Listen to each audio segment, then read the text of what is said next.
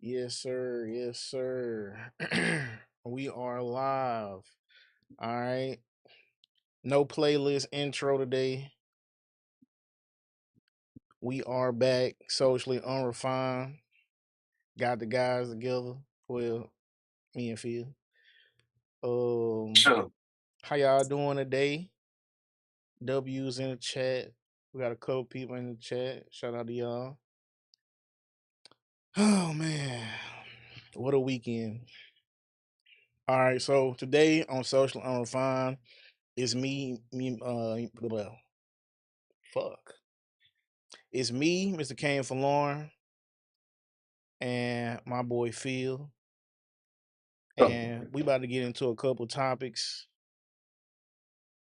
Um, you can find us over at K4 TV on most platforms. Shout out to K4 TV, brought to you by Supreme Ring. Before we get started, I'd like to thank everybody for shopping with us, spending your time with us. Today, we got like a cool little laid back stream, you know what I'm saying?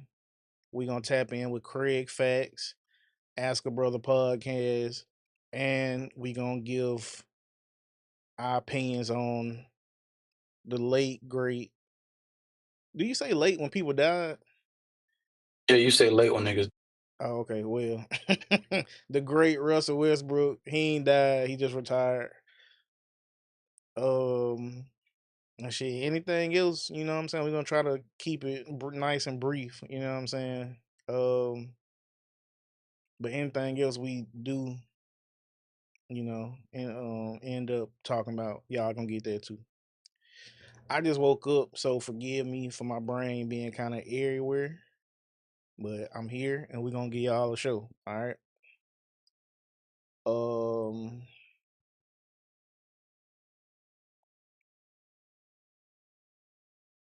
I'm trying to think.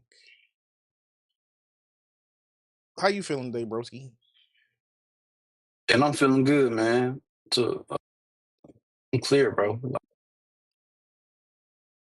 Best I I feel that. I feel that. Me myself, I've been having a week. That's how I'm gonna describe it. I've been having a week, but today was funny, bro, because I was hungry when I woke up, and then I lost my appetite, and then when I finally decided I'm gonna get something to eat, I couldn't get nothing I wanted.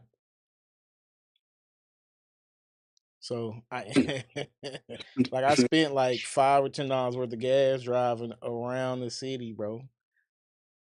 I wanted a burger from Jack Brown's, and on the you can only order on the website or in person, even if it's to go. You can't call ahead. So I'm trying to order me a burger on the website, say not accepting calls. I mean not accepting orders. I'm calling their phone, they ain't answer. So I'm like, man, they probably still open. You know what I'm saying? So I pull up. They got people outside waiting. I never seen them before, but I ain't think nothing of it. So I go to open the door, and I ain't even see this tall nigga. He was a white man, but I ain't even see this tall nigga with like a little, what you call them things, like the preacher be standing it on the stage. pews. Yeah, well, Well, not whatever, the pews, but I know what you're talking about. the thing where he be reading off of or whatever. He had one of them outside the door. And then when I reached the open door, he was like, "Can I help you, sir?" And I was like, He was like, "What you need?" I was like, "I'm trying to place an order to go." And he was like, "Yeah, man. Jack Brown's busy today, man. Our kitchen bagged up. We ain't been taking no orders all day." So I'm like, "Okay, cool, cool." So I left there. I just went home, and I ain't know what to eat. So I'm like, "All right, I'm just gonna give me a rotisserie chicken from Walmart. Call it a day." Why I went to Walmart and they sold out of their rotisserie chickens. So then I went down the road to Flavors. I don't know if it's reggae flavors or just flavors. They might be two different places. But I went to Flavors. I'm like, fuck it, man. I'm finna spend $20 on some food. Fuck it. When I get there, they talking about, oh, this shit made to order. What I wanted was made to order. I ain't feel like waiting. because the size that was there, they looked kind of like old. Like if the size that was out on the laid out was fresh, I probably would have ate it. You know what I'm saying? I probably would have waited on the on the food. But I ended up leaving. I'm like, let me just see what Publix got. Publix might have rotisserie chicken. So I went to Publix, and not only was the chicken $1 more than it would have been at Walmart, but it was disgusting. It tastes like white people made the chicken. No offense to Caucasians, but that shit was terrible. So I ended up just cutting that up, putting some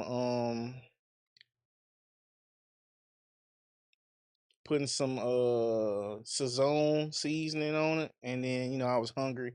So shit after that, oh, and I had like 3 raspberry cheesecake cookies from Subway Yeah. from yesterday that I didn't eat. So I ate that, man. I took a nap, crashed out. So my 7 o'clock alarm from when we used to do the podcast with T, I always, had it still set for 7 o'clock. If it weren't for that, I probably would still be asleep. um, but yeah, man, I woke up feeling rested though. You know what I'm saying? I feel good. I feel good. Ready to get into these topics, man. So as y'all can see on the screen right here, we got Kraig facts, and he is going to be talking about workplace politics exposed. Lakers sell for billions, and Earth loses gravity for 7 seconds. I don't know how that's possible. Maybe he gonna tell us. But Phil, man, give us a brief summary on why you felt like we should cover this. Man, I feel like ain't never heard nobody describe like workplace politics the way he did it. And it's like this shit funny, you know what I'm saying? And like, well, he got a great perspective, bro. Like it's a lot more to it. I just want the people to see it. Think we'll have like pretty much we could be his choir that he preaches to. Okay, okay.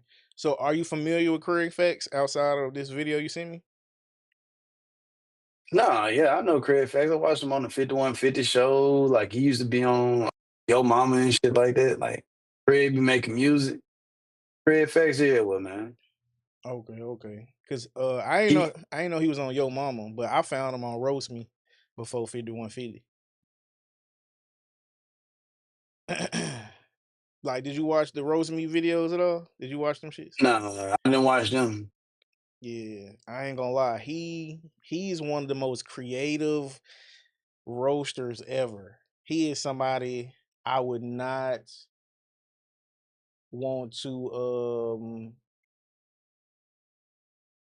he is somebody who I would not want to be in a roast session with. Not gonna lie to you.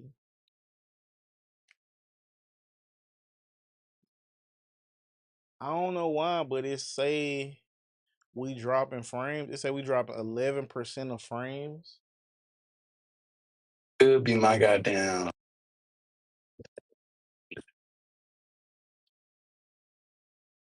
I don't know. I don't know. Um, let me see.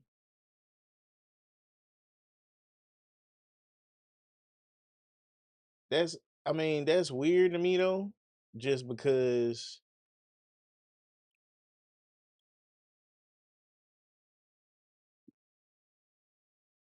Okay, I see. I see what's going on. I see what's going on. Yeah, man. So with Xfinity, you can choose like what device get like the best Wi-Fi or whatever. And I was looking, I'm like, man, I might just upgrade my Wi-Fi. It's gonna be like $25 more. But I'm like, shit, I might have to do that though. You know what I'm saying? So, but I was like, well, I could have did it earlier, but I decided to test, you know, making my Wi-Fi the focal point. I mean, my Mac the focal point of the Wi-Fi. See if that helps. See if that works. Either way, I'm recording this from the beginning, I just wanted to get the live. I just want to do the live because I feel like that's where content wise, you know what I'm saying, we could really use all the help because YouTube is like really pushing live channels or channels that go live. So I try to go live instead of recording it and uploading it that way. Also, Oh, once I put something out live, I can just kind of just let it be. You know what I'm saying? The spaces and talking and the ums and whatever, all that stuff kind of makes sense if it's a live video. So it also kind of keeps me from having to edit so much. Cause I can put it out just as a video, but if I do that mentally, I ain't gonna be able to just put it out without editing it. And editing take a lot of time. But I do got editors, I guess, now. So, you know, we gonna make it work. But let's get into this Kraig facts video. Um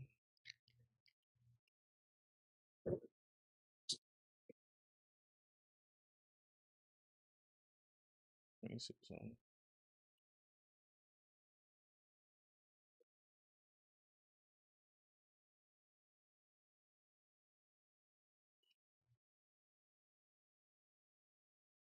All right.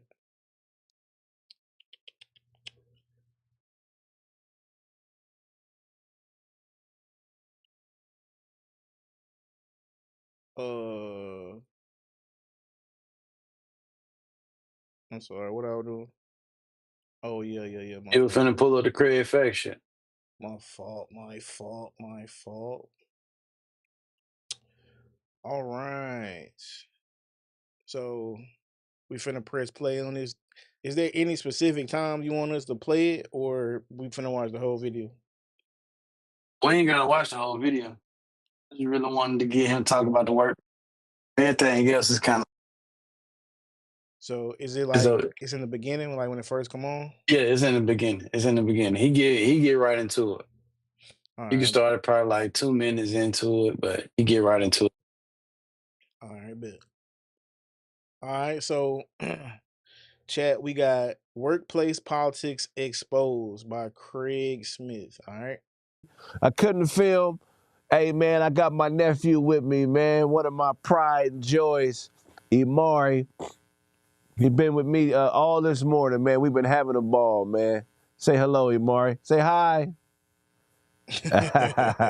He's in here with his uncle, man. We in here podcasting. Y'all know what time it is. If I owe you something, get it from God, God, God, God. The live streaming is in effect, man. Make sure y'all pile in. We're going to have an interesting conversation today. We're going to talk about a variety of topics, and then I got to make way. You dig? God, God, God. You know what some of y'all got to understand is some people will never like you because they can't control you. Mm, It's really that simple. Some people will never like you because they can't control you. damn, this nigga sick. You ever met somebody like that? They just want to be in control of everything. That cup is Why would crazy. somebody like you that can't control you? Let's He be said that nigga. logical to cut a lot of this torment people put themselves through when they get in situations and just people I just don't care for you, Bob. You work at a job. You're new to the job. You work construction. You in a union. You're new to the union. You know, when you're new to a job, they have the people that have been there longer than you, they train you. This how you do the job. This how you put a nail in a piece of wood. You take a hammer, you bang it with the hammer, and then you shellac it, and then you put it up, and now you got yourself something that's gonna hold a wall up. I don't know. When you get these type of jobs, they normally have people train, the older people train their eventual replacements. Now, you may not be replacing them on the job, like taking their job, but you filling in the workspace that the company needs because they got excess work and they don't have enough people to do the work. So normally when you get a good job, you get trained by the people who've been there. You're going to be fucking up on the job. It's just going to happen. Every time you get a good job, they give you a rule book with policies. They say, remember these 2,000 pages of policy. And if something goes wrong, there's no excuse for ignorance of the policies. You got to learn everything in this book. So now you're faced with two different obstacles on a new job. God in the comments if you follow me. You got two obstacles. You got to learn the job. Talk to us. So when I first seen this shit, first of all, like, I agree with him 100%. Like, when they can't control you, bro, they gonna fucking hate your guts. And that's on these jobs, bro. And I work in construction right now, but like, I be dealing with that type of shit. Like, if a motherfucker feel like he know better than you or he knows something that you don't know, bro, like he gonna try to like handle you, but fuck around, he gonna talk about it, bro. You fuck around anytime you do something new. Is something new, bro. So like you should have that grace, but niggas don't want to give you that grace, dog. And it's because they don't fuck with you. They say they fuck with you, but the real idea is that they just don't, bro. And like even to get into it, man, but I just had to say that. Like I had to say, like, this shit is finna be so 100% true, bro. Like, I don't think it could have been said no better.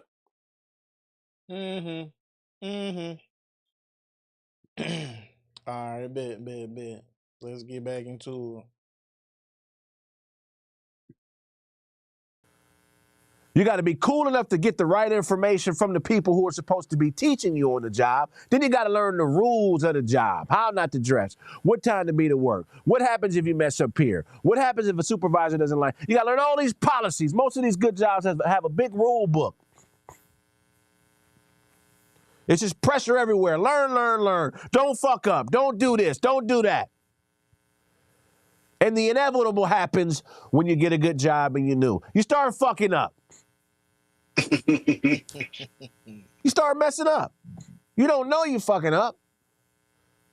You doing something like going to the bathroom at a peak time, and you got to piss, and you don't want to pee on yourself, but they think they don't think you're going to the bathroom. They think you're fucking off at the job.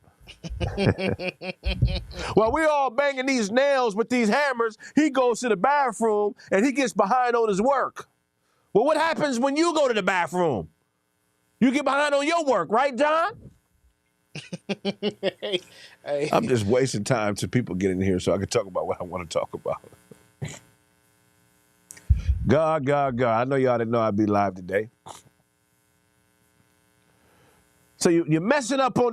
Not gonna lie.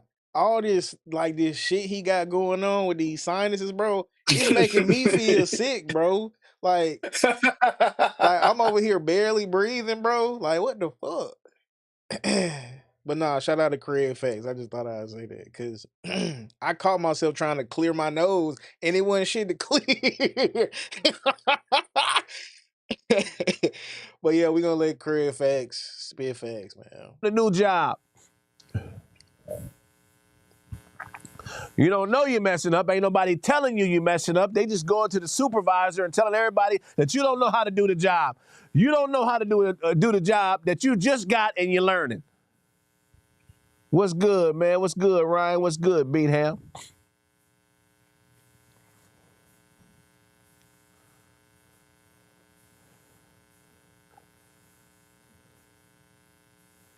These are real scenarios I'm giving you that I've been through at jobs that everybody has been through that has jobs.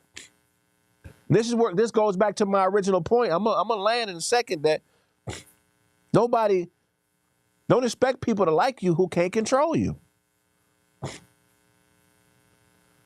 West, we in here. So you got this new job. You're trying your best at the job. Obviously, you're messing up. They gave you a little bit of training, but the training ain't up to par training. The training is just enough training to get you out there so they can get the work done that's not being done because they don't have enough employees. So now you're out here doing this job, and you think you're doing okay, but you're fucking up. You don't know you're fucking up. Ain't nobody else telling you you're fucking up, but they telling everybody else you fucking up. Oh, this new guy don't know what he's doing. I've been here 15 years. I've been here 5 years. Why would he do that? Good morning, people. These are job politics.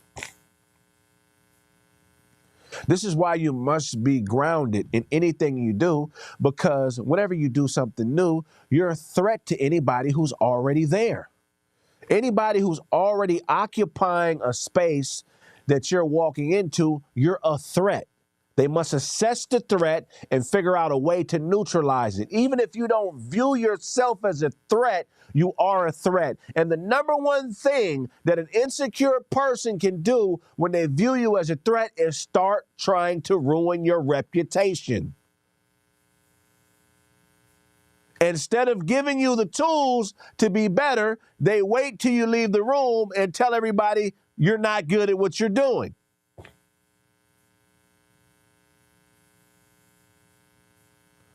This is what happens on jobs.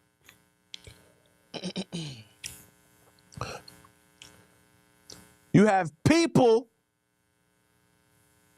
vying for supremacy, trying to put themselves in line to be promoted, and using manipulative tactics in order to do so. Somebody said, especially if you're the only black on the job. Not just if you're the only black on the job, because it could be jobs where it's a lot of black people too. You got to understand something. If you work in a diverse workforce, the way the manipulative mind works is, if, say, it's a black person on the job, you know, the cream of the crop, the cream always rises to the top. So what they're going to do is they're going to try to rise to the top of the black section of the job, and then they're going to try to politic for the blacks with the other races on the job. Then they're going to try to go to the top of that organizational structure and promote. You got to understand these basic politics of human behavior, because there are people who don't believe in themselves but are totally invested in structures, in organizations, in companies. So they've never lived in society where they've had to lean on their own talents and abilities in order to pay bills or in order to provide for themselves. They always had to plug into a structure, something that's already built, and they thrive in that structure. There's nothing wrong with people like that. But the error in perception that some of these folks have is that what they think is right is right. No. If you're a person that plugs in the structure for value and to take care of yourself and your family, what you think isn't right, what the company tells you is right is right. So whenever you work a job and they give you an employee handbook, I'm telling you right now, those people who work in unions or work in big companies, you must use that employee handbook like a Bible, because that handbook is what you need to beat politics. People who have been somewhere longer than you have, specifically a job, a union job, they understand these policies, and that's what they'll use to destroy you. What's up, 5150 all day? Hold on. You know what? Think about, you know what I'm saying? Like, whenever you get at one of these warehouses, I'm working in construction, so I know how it is. I know how it is. Every time the new nigga come around, they be like, oh, that's new nigga. You know, they be kind of like keeping their eye on you and shit, bro. They be trying to like figure you out, dog, because like just like how you said, it's a supremacy hierarchy. So they know that priority to like fuck you over, because their whole idea ain't to help you out, is to keep you from getting a job. And bro, like I feel like that shit has happened for the past like 5 or 6 years since I've been working. That shit has happened everywhere that motherfuckers see you and they'll realize, oh, he actually, he started to figure the job out, you know what I'm saying? He do the job pretty well. Now they like, now all of a sudden it's a problem. It's a problem that you doing good on the job. And they know that you actually pretty decent at what the fuck you doing, bro. But But in their head, they like, this is like he said, it's another nigga that's trying to get my shit. You been here 15 years, Jerry. You ain't going no higher, nigga.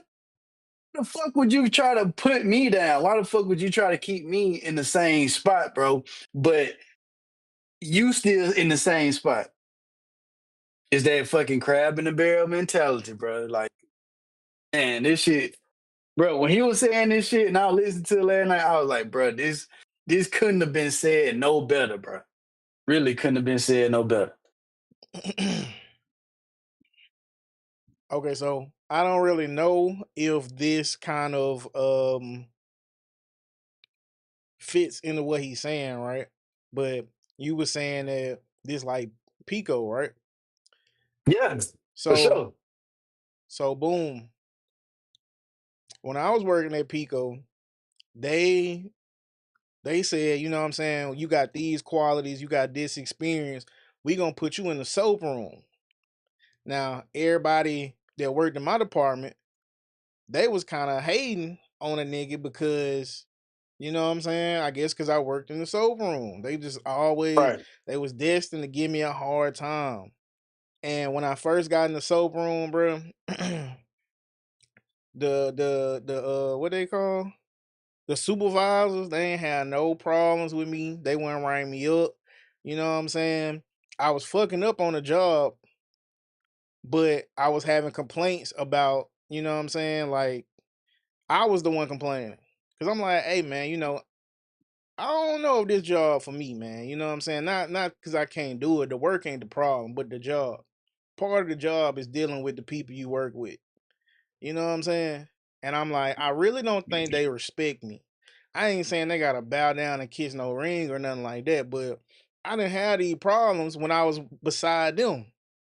Now that I done moved up in their eyes, you know what I'm saying? I'm still getting paid the same as them, or I should have been, you know what I'm saying?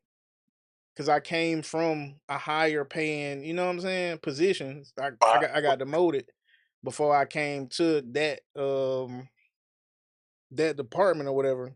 So they would like they would just have attitude towards me. They just give me a hard time or whatever. And everything was all good with the supervisors. So then when I found a way to work around it, you know what I'm saying? Now the supervisors, now I'm starting to get rolled up. Now I'm starting to get rolled Right. up. So I'm like, man, and it was at a certain point where I was like, you know what, bro? I don't even, you know what I'm saying? Go ahead, put me in the what's the room way in the back? Pick a room. Yeah, just go on put me in the pick room because I already know that's where you gonna put me. Anytime somebody don't like where they at, y'all want to put them in the worst place possible, the worst position possible, to make them go on quit or to just, you know what I'm saying, to show them who's boss or to, you know what I'm saying, to fuck with them. Whatever the mindset is behind it, don't make sense to me. But all right. Like, just gonna put me in the picking room. Cause that where if I don't do this no more, I already know y'all gonna try to show it to me. You know what I'm saying? Show me who's boss and put me in the picking room. So just go on do that, bro. Because when I was on the floor with them, I wasn't getting rolled up. You know what I'm saying? I'm on time every day. You know what I'm saying? And I'm gonna tell you what else it was too. I started calling in. Mm. Like, you feel me, dealing with people and all this shit. I'm like, you know what? I'm gonna take this Friday off.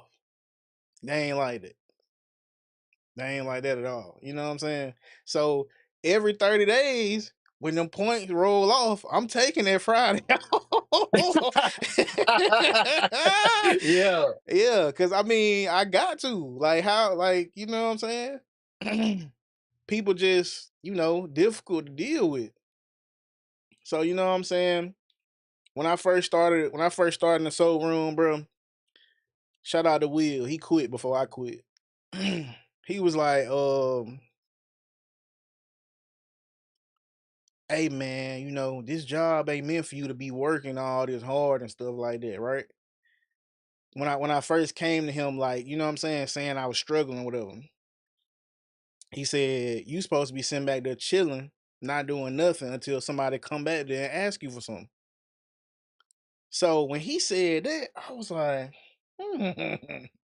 I was like, because it was somebody doing it before me. I forgot her name, but it was an older lady, and I replaced her. And sure, like most times when I went back there, well, I ain't gonna say most times, sometimes she would be sitting down and until, you know what I'm saying? Like until I came to the window or whatever. So I started making the job work for me. When I first started, they printed me out a piece of paper and it had about 6 different things that was my responsibility and my duty, right? Once me and Will had that conversation and I had a different perspective on it, different outlook on it, and I'm like, okay. Now, don't get me wrong, that didn't stop people from being difficult or giving me a hard time. Oh. But like I said, you know what I'm saying? I'm like, shit, make it work for me. Okay, cool. So I start doing things different. You know what I'm saying? Now, when they come back there, I'm chilling. You feel me? I'm chilling. Now you feel me? Now they like, hey, you gotta do this. Huh? Like, yeah, you know, they like every 2 weeks or twice a month, every month, at least once a month. More like every 2 or 3 weeks, they added something different onto my list of duties. I'm Um, serious. they added something different to my list of duties, bro, to kind of cause they ain't like how I was chilling and shit. You know what I'm saying? They ain't like that I was making the work for me. So eventually, you know what I'm saying? It just got to a point where they like, hey, bro, you can't be on your phone. You know what I'm saying? Like, hey, you gotta you should put your chair right in front of the door because people would come to the door. Like it was this dude, he was like, you know what I'm saying? I don't remember his name. And you know what I'm saying? This ain't no disrespect to him, but the only way I can like describe him or remember him was he was like a lady boy. And you know what I'm saying? You know, like with women, they just have attitudes, bro. You know what I'm saying? They just, you know what I'm saying? So with him, I guess with him being a lady boy, he used to being like discriminated against or picked on or something like that. You know what I'm saying? Yeah. So he like, why every time I ask for something, you got a problem or you gotta go and ask, can you give it to me? Or woo, woo, woo, woo. I'm like, bro, that's the job, bro. Like you ain't gotta do that for nobody else. And I'm like, bro, you not everybody else, bro. If this your second time coming, or you in a department or an area where they saying, hey, can't nobody over here get chemicals till the supervisor, you feel me, say so, or the shift leader say so, then it's different. People in the pick room, they on go. They have to be on go. You get what I'm saying? So Sure. and me and they little shift leader or whatever team lead, we already have like a little how we do it or whatever. So he started trying to go to like to the supervisors and the HR and report me and stuff. So one night, I guess, because I'm on my phone, I'm chilling like I always do. He comes to the door. He said he came to the door and didn't nobody help him or didn't nobody say nothing. All right. So I'm like, why didn't you say something? Like, obviously you seen me in here because you saying that I was on my phone and I didn't help you. But like, why didn't you say something? So it's like little shit like that where somebody will come to the door, see you on your phone and see you occupied, don't say nothing, and then just walk away or not walk away, leave and go tell the supervisor or go to HR and say, hey, this dude ain't helping me because he on his phone. Type of, you feel me? You see what type of games Mm-hmm. people be playing and shit like that? But in their head, Mm-hmm. it wasn't about him, obviously, you feel me, doing this or that. And Right. I'm like, obviously, dude could have just said, hey, got my attention, and I would have helped him. But they ain't want to hear that. You know what I'm saying? The supervisor, I guess, was taking the stance of you shouldn't be on your phone, or you shouldn't be off to the side where the chair is and where it's been before you even started. You get what I'm saying? Now they saying you can't be on your phone, but on top of you can't be on your phone, you should put your chair in front of the door so you can see when people come and they can see you. And I'm like, this has never been an issue ever. And the fact that he came to the door and he saw me in here and quote unquote to y'all sat there long enough. What is long enough without saying some shit? He didn't say nothing. I hear people come to the door all the time, even with like headphones on or whatever, because I hear footsteps or I hear them making a sound. Do you get what I'm saying? Yeah. So obviously this nigga was in stealth mode. You feel me? Yeah, for sure. You feel me? What that little perk is on Call of Duty. God. But I don't know. I can't remember. I ain't played this shit in so long. But And they had Ninja on. yeah, you feel me? Stealthy as fuck. So it just was little shit like that, bro, that made me like, bro, y'all see that these folks is coming for me for whatever reason. I'm like, bro, this nigga is tripping, bro. So I told them about the whatever you call it, the shit that we had going on, like behind pause. The the interactions we had at work outside of like that nobody told nobody. Because when these people come to me, I would stay in the supervisor's office or HR if I just went and reported every time somebody was moving funny towards me. You get what I'm saying? So it's on top of that, I learned early that they weren't gonna do nothing. You know what I'm saying? Will, all them, they weren't gonna do nothing. They just gonna tell me to figure it out or deal with it myself, which is terrible. You know what I'm saying? So I'm like, bro, this nigga made a comment that he feel like I'm acting funny towards him because he gay. And I'm telling him that's just the job. I'm like, can y'all I'm like, can y'all in these meetings we have every Wednesday tell these people, hey, this nigga is supposed to be asking y'all questions. This nigga is supposed to ask your supervisor if you need more than one thing of chlorine. You get what I'm saying? Like, Right. so that way they don't feel like I'm acting funny because y'all will tell me something and don't communicate it with nobody else. And then when I tell them, it's like when I'm enforcing y'all rules, it look like I'm just being difficult. It just seems like I'm just fucking with people, picking on people. Then when I call y'all down here and I tell them what's going on, y'all tell me to just give it to them. So y'all making me look like I'm just fucking with people, giving people a hard time for no fucking reason. You get what I'm saying? If you tell me one-on-one, hey, don't get them nothing, they can't have shit, call me, check in, whatever. And then when I do that, when y'all finally come down here because it's a problem and they cussing and they act like they want to do something, I want my job.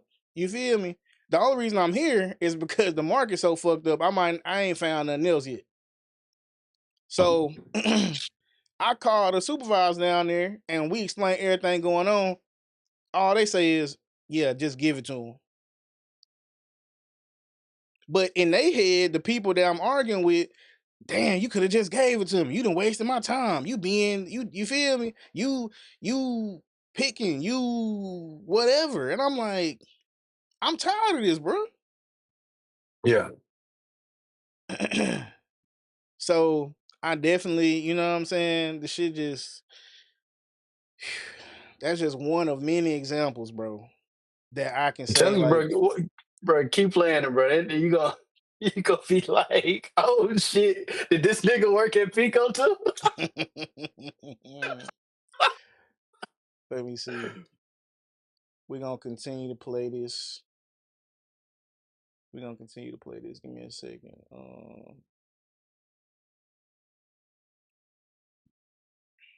What it is. Get familiar with the rules and guidelines. Because once you realize that someone is going to try to destroy your reputation in order to be above you or get rid of you as competition, now you understand it's a totally different game being played. You don't take it personal. You don't get angry. You just play the game in a different way. We in here. God, God, God. You don't play it like you do at the park when you hooping.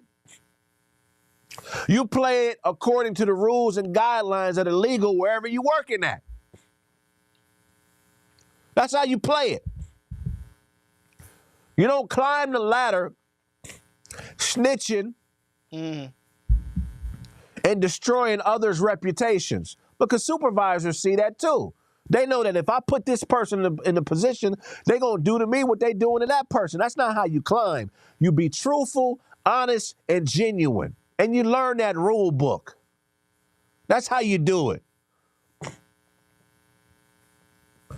Because there's people on jobs hustling for different reasons. You got women on the job, and they hustle in sexual harassment. So they befriend men and put themselves in positions where they can set the company up for a lawsuit. And they use dummies at the job to try to get that going. Wearing inappropriate stuff. That's funny. Always going out to drinks with dudes at the job. Doing sexually suggestive stuff, non-verbal, but they'll play with space. Hold on, Chad. Hold on, Chad. Feel. All right, I'm picking up what you putting down now. I know where you going with this. I You know where feel you, me? I know where you You going with feel this. me? You I know where feel you me? going with this. I'm finna let it play though. I'm finna let it play, and we can talk about it. He cooking. That chick that's at a For table with sure. 10 dudes all the time in the male conversations at work, you got to watch her. She could just be a good woman, which most of the time that's what it is, or she could be setting herself up for situational lawsuit. You got people at jobs, and they all hustling for different reasons. Let's really talk about it, though.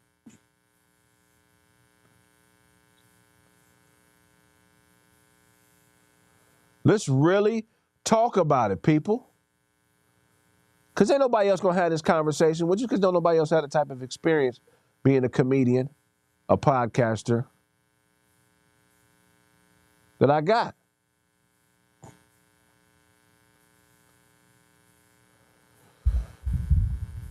You got to watch out for that chick at the job that's always around dudes, because what's going to happen is the dudes is going to try to be in competition for this chick, and she just going to find a way to manipulate the thirstiest person. Now, a lot of times these chicks will start with the weakest male supervisor. They're going to get to work early. They're going to bring them lunch. They're going to say cool things to them. They're going to build that relationship with that male supervisor so they can break rules, so they can get there late, so they can get the better shift, so they can get that OT. We talked about them 7 rules, the Lucifer effect. The number one rule was what? Small compromise. She's going to tell you look cute today in that outfit, and everybody wear the same uniform, but somehow your uniform look a little bit cuter than everybody else's uniform. Ain't that right, nephew? Nephew was bored. You okay, Mari? Nephew over there sleeping. His uncle over here talking work politics. He over here asleep on me. Wave to the people, Mari. Say hey.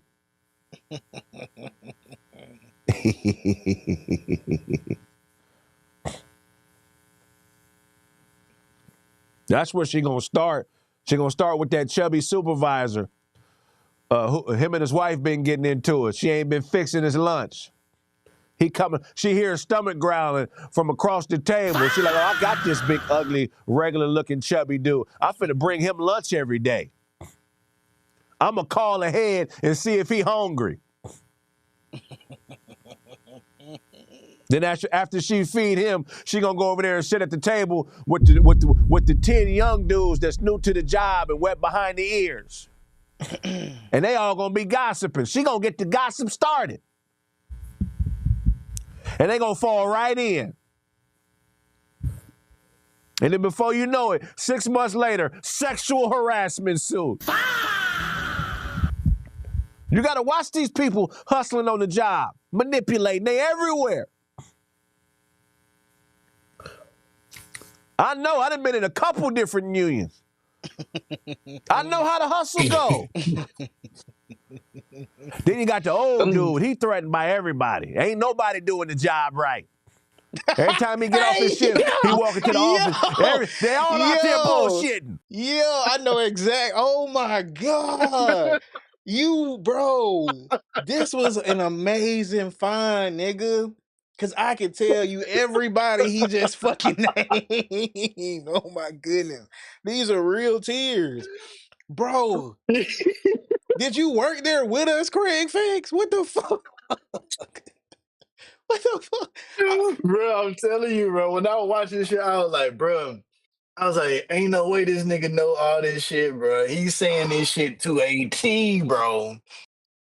To a motherfucking team. You got the woman in there that's playing on the weak niggas, getting them, getting whatever she can out of them, and then going out to the new niggas, saying suggestive ass shit to them, finna put them in a box.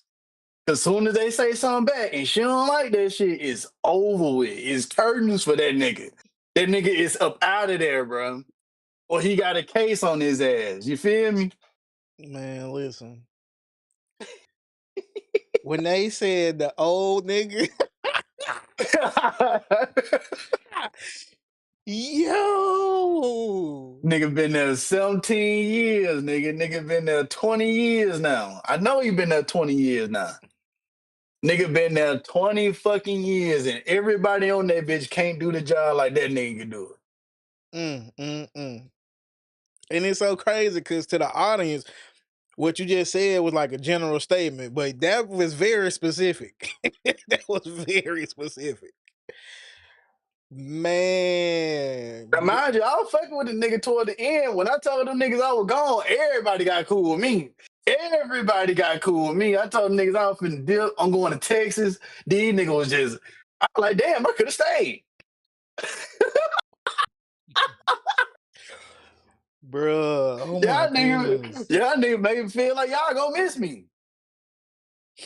Before then, I thought I was public enemy no more. Y'all trying to do everything y'all can to get me up out of here. Every day it was something new. See, Every day it was what Phil didn't do. listen. I replaced you, so you know I went through the same exact thing, nigga. The same thing, nigga. And you know what's crazy? When them niggas was like, shit, you know, your 90-day review is coming up, and I'm just gonna tell them, I'm just not gonna say nothing. I'm not gonna say you good or bad. I'm just, whatever. So, nigga, you feel me? Once he made that decision, that you know what I'm saying, he wasn't gonna just sign off on me once he made that decision. I ain't had no more issues out of that nigga, bro. Like, we still working like very close to each other in proximity. Same shift, like your department is like I'm literally right down the hallway. You get what I'm saying? So Right. now, anytime I need to talk to you, everything cool. Ain't no attitude, ain't no like ain't no type of like, you feel me? Like, ain't nothing in the air. Ain't no type of like disdain or nothing. Animosity. No No animosity. animosity. Animosity, No that's the word. smoke. No nothing. Nothing. And you just like, damn, man, this thing kind of cool. You feel This me, thing bro? kind of cool. You feel me? Now you kind of feel bad for being on edge around a nigga. You know what I'm You saying? feel me, bro? Bro, I swear to God, bro. I swear to God, bro. That shit's so crazy, bro. And like, not Bro, unless, okay, go ahead.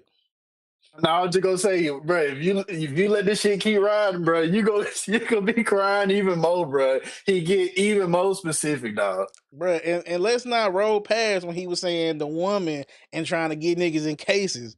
Bruh, when I heard it, I was like, oh,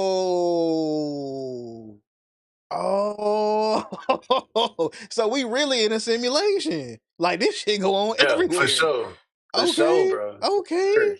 Bruh, real tears, bruh. You see me wipe my face, bruh? Yeah, I know it. I cried a few too, because I'm like, damn, this shit here is crazy, This bro. shit is crazy, bruh. Hold on, I'm finna play it again. God damn. Don't nobody do this job right except me. Earl Sanders. Earl Sanders is fucking crazy. I seen one of the young dudes out there trying to buy pussy instead of just doing his job. Y'all know the young dude be out there buying pussy, playing on the job. He don't do his job right like me. Earl Sanders. Earl telling on everybody. And he know that rule book. He know that rule book. Earl gonna quote 2-5. Uniform must be tucked in 3/4. Oh, sorry, chat. Yo, 2-5, bruh. That's so fucking funny, dog. Oh my God, bruh. I'm trying to let this shit play, bruh, but god damn. Oh, that's funny. Oh, oh man. He said he buying pussy. He buying pussy. Oh boy, hold on. God damn. Oh, chat. If y'all don't understand why me and Phil laughing, bro, we both went through the exact same shit, same place of employment, same position in the same department, same employees, same team leaders, shift leaders, supervisors, superintendents, however you want to spend it. We live the same exact life for some time working at this particular job. Inches to the left anytime they come in the job. And Earl gonna be at the supervisor desk like he came in, uniform wasn't tucked 3/4 inches. It was 9/4 inches. That's a whole nother inch. Y'all should be writing him up for that. Well, if he don't do the job, get rid of him. He got to know the job. Get rid of him if he don't know the job. Write him up. Y'all don't want to have no real life conversation. Y'all just want to talk about who Cardi B fucking. That's what y'all want to talk about. Y'all don't want to have no real life conversation. I know what type of audience this is. Y'all just want to talk about who Cardi B fucking. I'm talking about real shit, man. Real life shit for real. Somebody said Kraig got a low ride hairline. Y'all funny to the motherfucker, man. I promise you, man. Let me see these comments. Hold on. You know, Earl telling on everybody. Well, Earl got a history too, though. Yeah. Earl coming back on his lunch break and eating other people's lunches and ain't saying nothing. What? That's what Earl is doing. Earl is out there eating other people's lunches and he ain't saying nothing. Oh man. We know what Earl up to. He ain't just telling. He eating people lunches without their permission. And all that who fucking up shit is just a way for him to get the attention off him. He don't even know. Ain't nobody really paying attention to him. But he feel like if he put the heat on somebody else, the little bullshit he doing, they ain't never gonna find out. That's how old niggas think. Let me tell you who fucking up so I can fuck up on the low. Hey, man.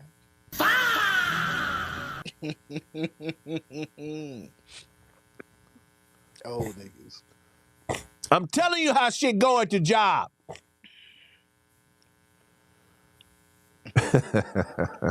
You better listen and learn, because I'm telling you right now, it's always bullshit to be had, and one day it's going to be your turn. Mm-hmm. You think I'm playing? You think I'm playing till it happened to you? Then you got the one youngster at the job, he overly horny. He wearing Jordans to work. He got a fresh lineup. He at the job for pussy. He trying to holler at every chick walking around. He think he cool and suave, and he trying to knock every bitch at the job. He doing everything but the job.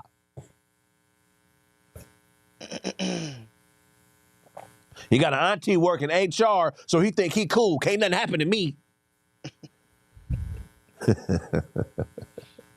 Can't nothing happen to me. I've been here 3-4 years.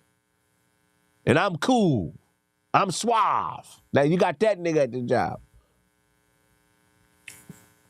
Only problem with that nigga is every time he look at his check, it ain't no money there because he owed so much child support. This nigga getting garnished by everybody. Child support, Foot Locker. This the only nigga at the job with a Foot Locker garnishment on his check. He like Jordan so much, he letting Foot Locker take auto pay payments out his checking account. He just getting garnished in every direction because he give a fuck about everything but the stuff he should be giving a fuck about.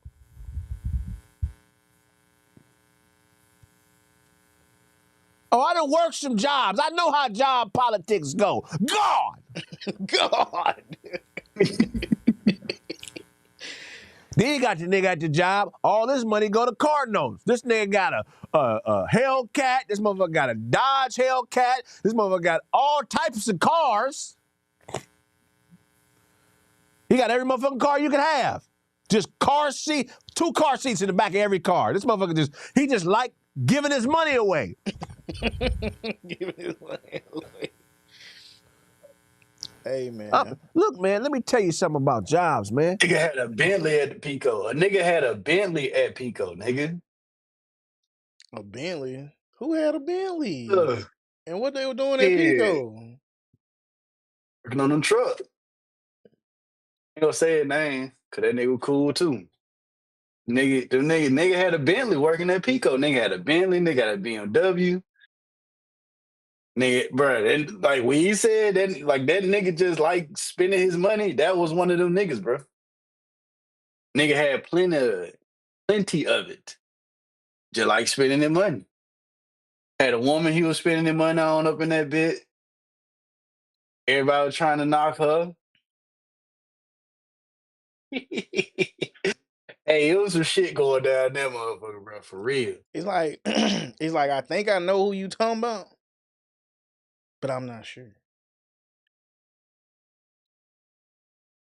Keep it rolling. You'll think about it. No. I mean, I know who I got in mind, but I'm trying to figure out who the nigga is. Who, like, I guess we can't say, like, online, right? But do you feel like it was a nigga there that was, like, trying to, like, fuck everything moving? And a young nigga Yeah. who was, like, fresh as fuck all the time? Maybe not the young nigga that was fresh as fuck all the time, but shit, you told me that the motherfucker had came on after I had dipped. Pretty much like doing whatever he wanted to do because his mama, you feel me?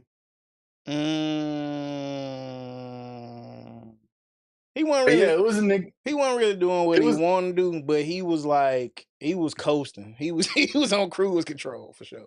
feel me? And then the nigga that wanted to fuck everything, you know what I'm saying? I like I said, I ain't gonna say the nigga name, you know what I'm saying? But then they work night shift. Feel me? But he caught both of them. He was on when the line started, and then when the morning shift came in, he seen them coming in. You feel me? So he would always catch a little harassment case here and there too, but nigga was in the union, so he was always protected. You feel me? Damn, bro, I know all these folks. I You know feel all me? these folks.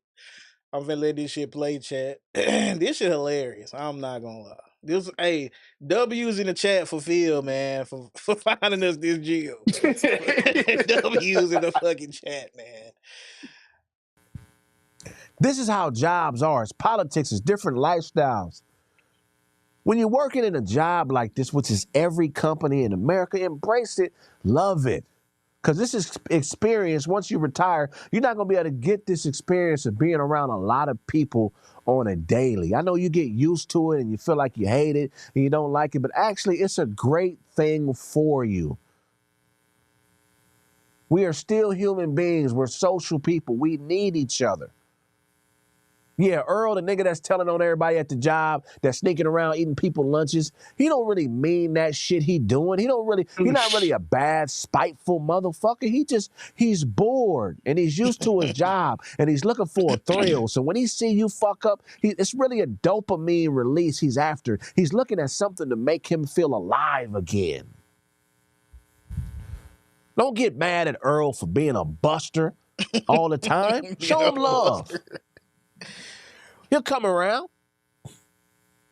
And the little nigga with the Foot Locker garnishment, he not a bad dude. He just suffers from materialism. He's a capitalist. And he's not on the strong side of capitalism. He's a consumer within capitalism. So he gets his feel from buying and purchasing. That's where he feels power. That's where he feels like a man.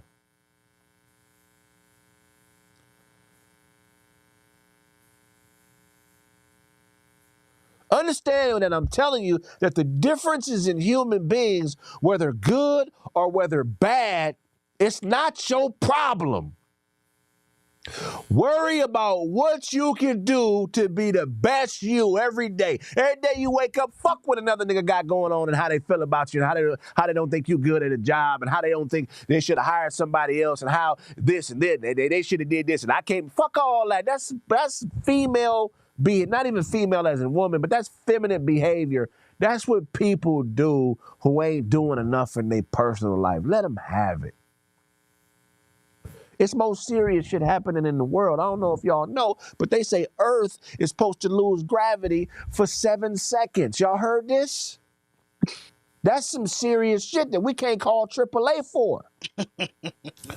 Earth is supposed to lose gravity for 7 seconds? Where can you hide? Nigga, you can't go on no table. Look this up. Google this. Earth is supposed to lose gravity for 7 seconds. Some people say it's impossible. How can they scientifically prove this is going to happen? I don't know, but I'm worried. It's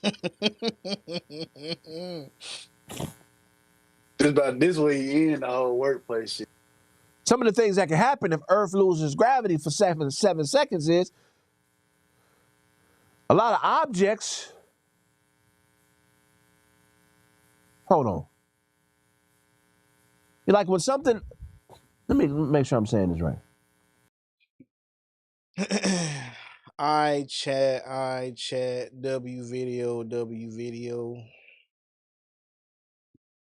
But yeah, man, the main thing is though, everybody that's out there, focus on yourself. Motherfucker that's giving you hell at the job, bro, that's fucking with you, that's talking that bullshit to you, that's trying to get you fucked over, bro, that nigga don't got nothing else to do. He bored as fuck. It's like driving your car down the same road every day. You can have your phone in your hand while you driving your car, and you not gonna hit nobody because you done been driving on the same road, understanding that the traffic gonna be just like this at this time because I done did this 1,000 times before. So, like you said, you wake up in the morning, you thank the Lord that you got another 24, and you focus on your fucking self. And when they bring that shit to you, know that rule book, nigga.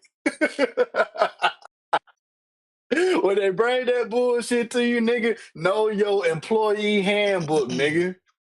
So when they try to pull a fast one on you, bro, you say, not so fast. You feel me? Like that's really why I wanted to share that shit with the people, man, because I'm sure a million motherfuckers, billions of motherfuckers is going through that shit each and every day at their job where a motherfucker trying to hold them for some bullshit. And then if you get to looking for the bullshit that they do, you're gonna be able to hold them. But now it's gonna create animosity. Now it's gonna create beef. Now y'all going tit for tat. And man, all you gotta do is once you understand that employee handbook, you work within the parameters of that motherfucker. But don't get it twisted. Them niggas will manipulate and will twist that shit to box your ass in when they trying to get you up out of there. Because when they trying to get you up out of there and your ass is in them crosshairs, they gonna get you. You just gotta stay on your shit.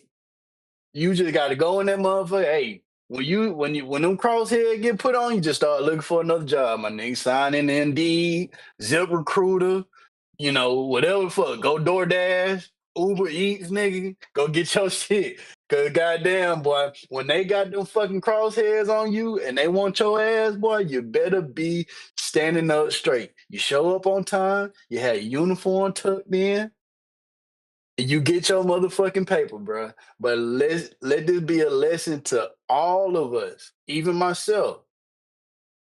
Don't focus on what the next motherfucker got going on because that motherfucker they doing this shit for no reason, bro. No good reason anyway. No good reason. It's no good reason, bro. You're not gonna be satisfied with the reason why they say that shit. And just like how we said earlier, you tell the niggas, "Oh, I'm finna dip." Man, them niggas be the coolest motherfuckers in the world. No longer a threat. This shit crazy, bro. I'm gonna say this, man. As far as like, if you in a union, you got a little bit more protection, right? So if you're not in a union, pick your battles. Document Oh, everything, right? But pick your battles. Cause if it ain't, what the if niggas say? CYA. you said what? Cover your Oh, ass. cover. This is Yes, yes, yes, yes. Document everything, bro. But pick your battles. Cause if you can't go for the jugular, then you might need to, you feel me? Just keep documenting everything. Cause once you know what I'm saying, you try to, like, let's just say you and your supervisor, y'all get into a figurative, you know what I'm saying, kerfluffle or whatever. You know what I'm saying? Y'all jousting. You know what I'm saying? If you nick that nigga, but you don't severely, what's that? He like, oh, all right. It's like in the movies where the little nigga punched the big nigga, and then he like, okay. You know what I'm saying? So yeah, like in the wood. when he was saying tit for tat, you don't want to do that because you can't win. You can't win. It's gonna make shit worse. Cause now you even more of a threat. Cause now they saying you got a little bite to you. You got a little, you know what I'm saying? Your claws, you got, you know what I'm saying? So now you really a threat. Cause before you were just a threat by consent, you know what I'm saying? In theory. You was a threat in theory. You know what I'm saying? But For now sure. you a threat for real, right? So I would just say document everything and pick your battles. And I ain't gonna say I'm a hypocrite, but I'm still working on this too. You feel me? Because as men, you know what I'm saying, sometimes it's hard to let shit go. You know what I'm saying? Just off the principle of certain things. Sometimes in principle, it's everything. But in the bigger picture, considering what you got to lose, you know what I'm saying? What's at stake, you know what I'm saying? It's not, you know what I'm saying? It's not the end of the world. So you got to consider all things before you go with your move, right? Now, my second piece of advice. If you are in a union, like he said, learn that motherfucking handbook, but don't just learn that motherfucker. Tuck that shit in your pants, nigga. Keep that shit on you like the strap. So when they call you to the when they call you to the HR, you up that bitch like a handkerchief, nigga. Quick draw McGraw. That's the best I can tell you, man.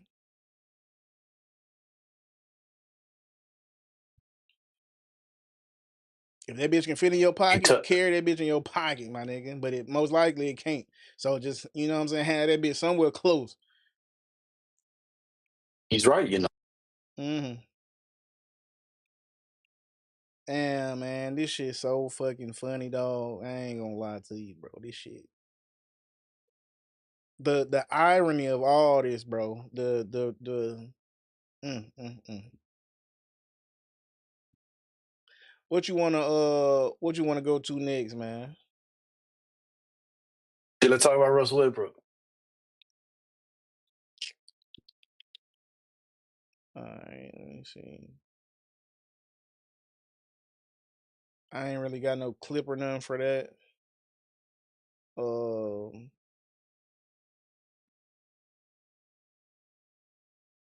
so I'm gonna end the what's the name. All right, so earlier this week, Russell Westbrook announced his retirement.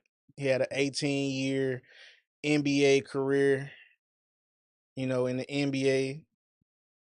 Um, love him or hate him, he was the same player from when he got here to when he left. Um, I didn't really have nothing prepared for this. I don't have nothing in front of me. I'm just going based off the head. So I'm gonna really get this to you because you were a Oklahoma City Thunder fan early on back in the day. So I know you will have, and you can articulate yourself better when it comes to the NBA and other stuff like outside of you can articulate stuff on a deeper surface than surface level. You know what I'm saying? So Yeah. how would you describe Russell Westbrook's career? Man, he said the best, bro. He the best rebounding guard of all time. You know what I'm saying? Um, what I appreciated the most about him was his ability to kind of just keep on going. You know what I'm saying? Like everything about him was really just like one of them things where, you know, like everything about him really was just like I think Kevin Durant said it the best, bro. Let me see if I can pull it up real quick. Hold on. But Kevin Durant said it the best, like when he asked Mo Cheeks, like, what is the best thing about what's the best thing about like Russ? Let me see if I can share this with y'all.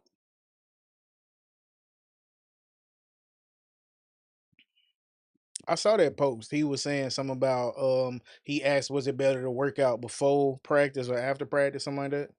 Right, right, right, right.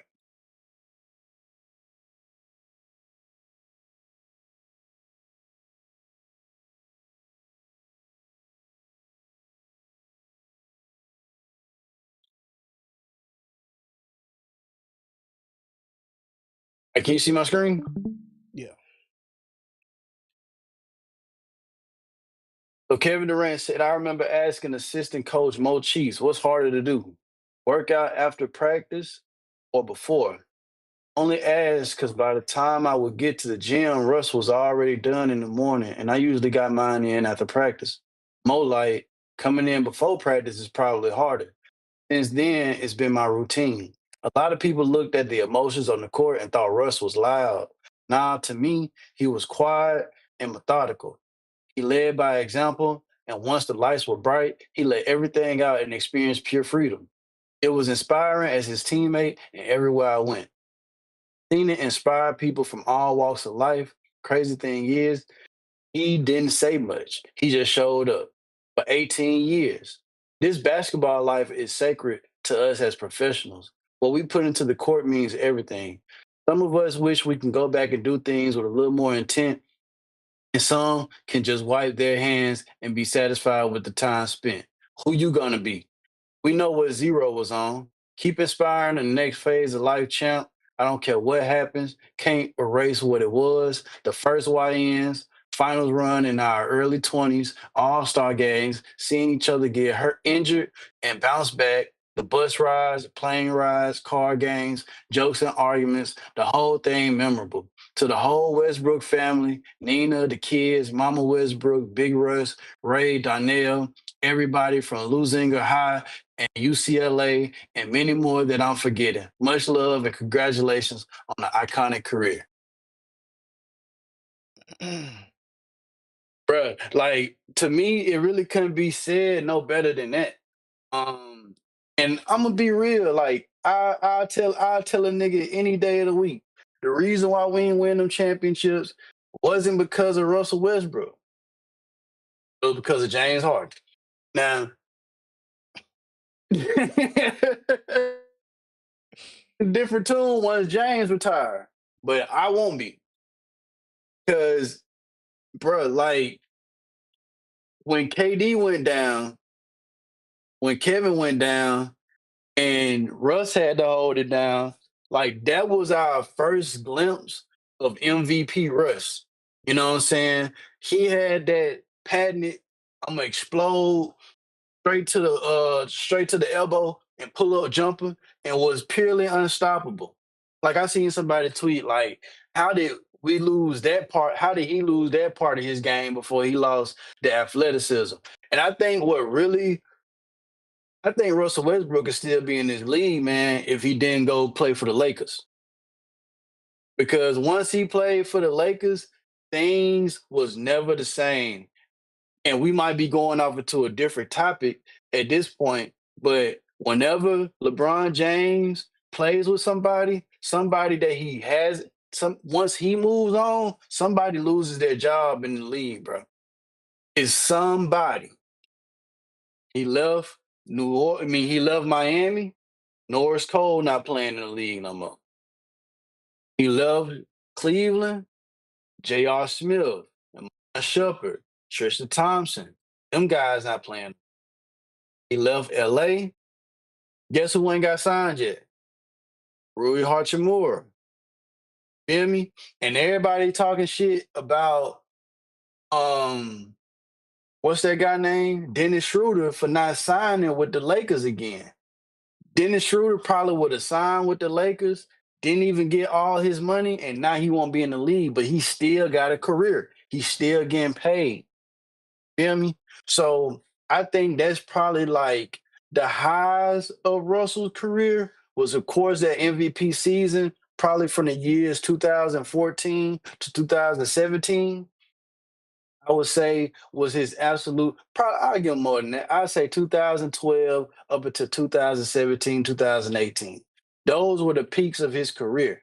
Once he moved on to Washington, he still was hooping, he still was balling, but it wasn't the same. It wasn't the same because we always thought that he would be one of them ones that would stay in a OKC jersey. He played alongside greats too.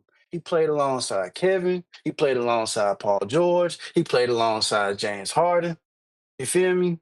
He played alongside, I mean, Bradley Beal, not no great, but he played alongside great players, man. And he always gave more, or it seemed like he always gave more than they did, even though those guys can be argued that they were more talented than him. So as far as having a motor, as far as having like Hall of Fame effort, he should be a Hall of Famer based on his effort alone, bro. Like is I'm pretty sure if we pull up the tape, it ain't too many people who worked as hard as him, who had the same level of talent as him, and who impacted the game just as much as he did. You feel me? And because of that, bro, I think we should all appreciate Russell Westbrook. So this is our tribute here at Socially Unrefined to Mr. Westbrook and his career. Hopefully, he get his jersey hung up in the rafters at OKC before Kevin Durant. Real shit, before Kevin. Because what he gave to Brick City, bro, like ain't nobody ever gave that shit to it until Shea Gilgeous Alexander came, bro. And the only difference between him and Shea is that Shea actually won. But as far as effort, as far as energy, as far as electricity, as far as putting that city on the map, bro, he was just as much of a part of that shit as Kevin Durant was. And I would believe that a lot of Oklahoma City fans to this day will argue that they love Russell Westbrook more than they love Kevin Durant. And Kevin Durant is the greatest player to ever come through that franchise, even better than Shea Gilgeous.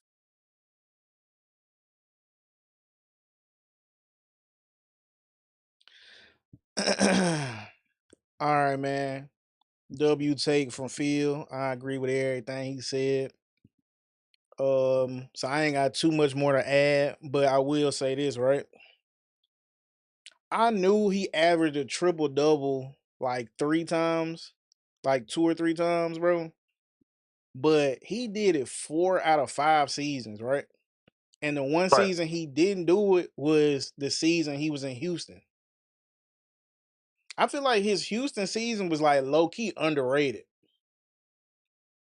He averaged like he was 3 assists and 3 rebounds away from averaging a triple double then.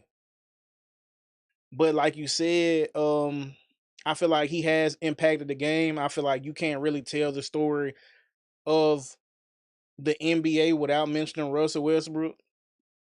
Guards like him and Derrick Rose, if it wasn't for them, then how point guards play today might not be accepted to the extent that they are now.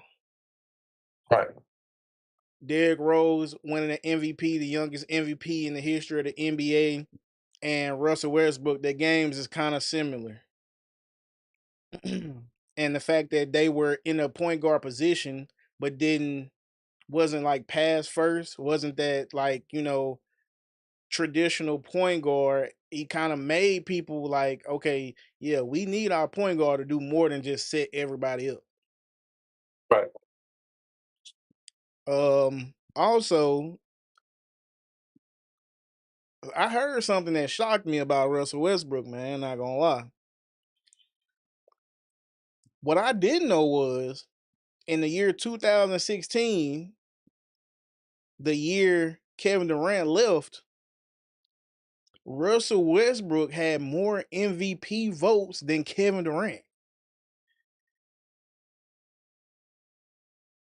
It's not surprising. Because Steph was unanimous 2015. And then he won it again 2016. But Russ had more votes, MVP votes, than Kevin Durant. I feel It don't like surprise me at all. people I feel like Thunder fans do appreciate Russell Westbrook more. And if you took a poll within fans, they would say Westbrook is the greatest Thunder player ever. Sure. Now, SGA, also a Thunder, currently has won 2 back-to-back MVPs and led his team to a title. But a lot of people outside of a lot of people that respect Westbrook and what he contributed to the game and to the league, they feel like Russ has it right now, but SGA has to stay there a little bit longer and maybe do some more things. A lot of people didn't know Westbrook had 2 scoring titles. You know what I'm saying? A lot of people, it's really crazy, bro. It's really crazy, bro, because like you said, he played with Bradley Beal, but did Bradley Beal win the scoring title that year when he was playing with Russ, or was that? I think that was like a couple years before. I thought he got traded the year after he won that scoring title. Bradley Beal? Yeah. Then he win like then he get traded like the next season, or he was nah, you know what? He probably was faking hurt. He probably was just like not playing and trying to get traded. But kind of getting off topic. Westbrook, man,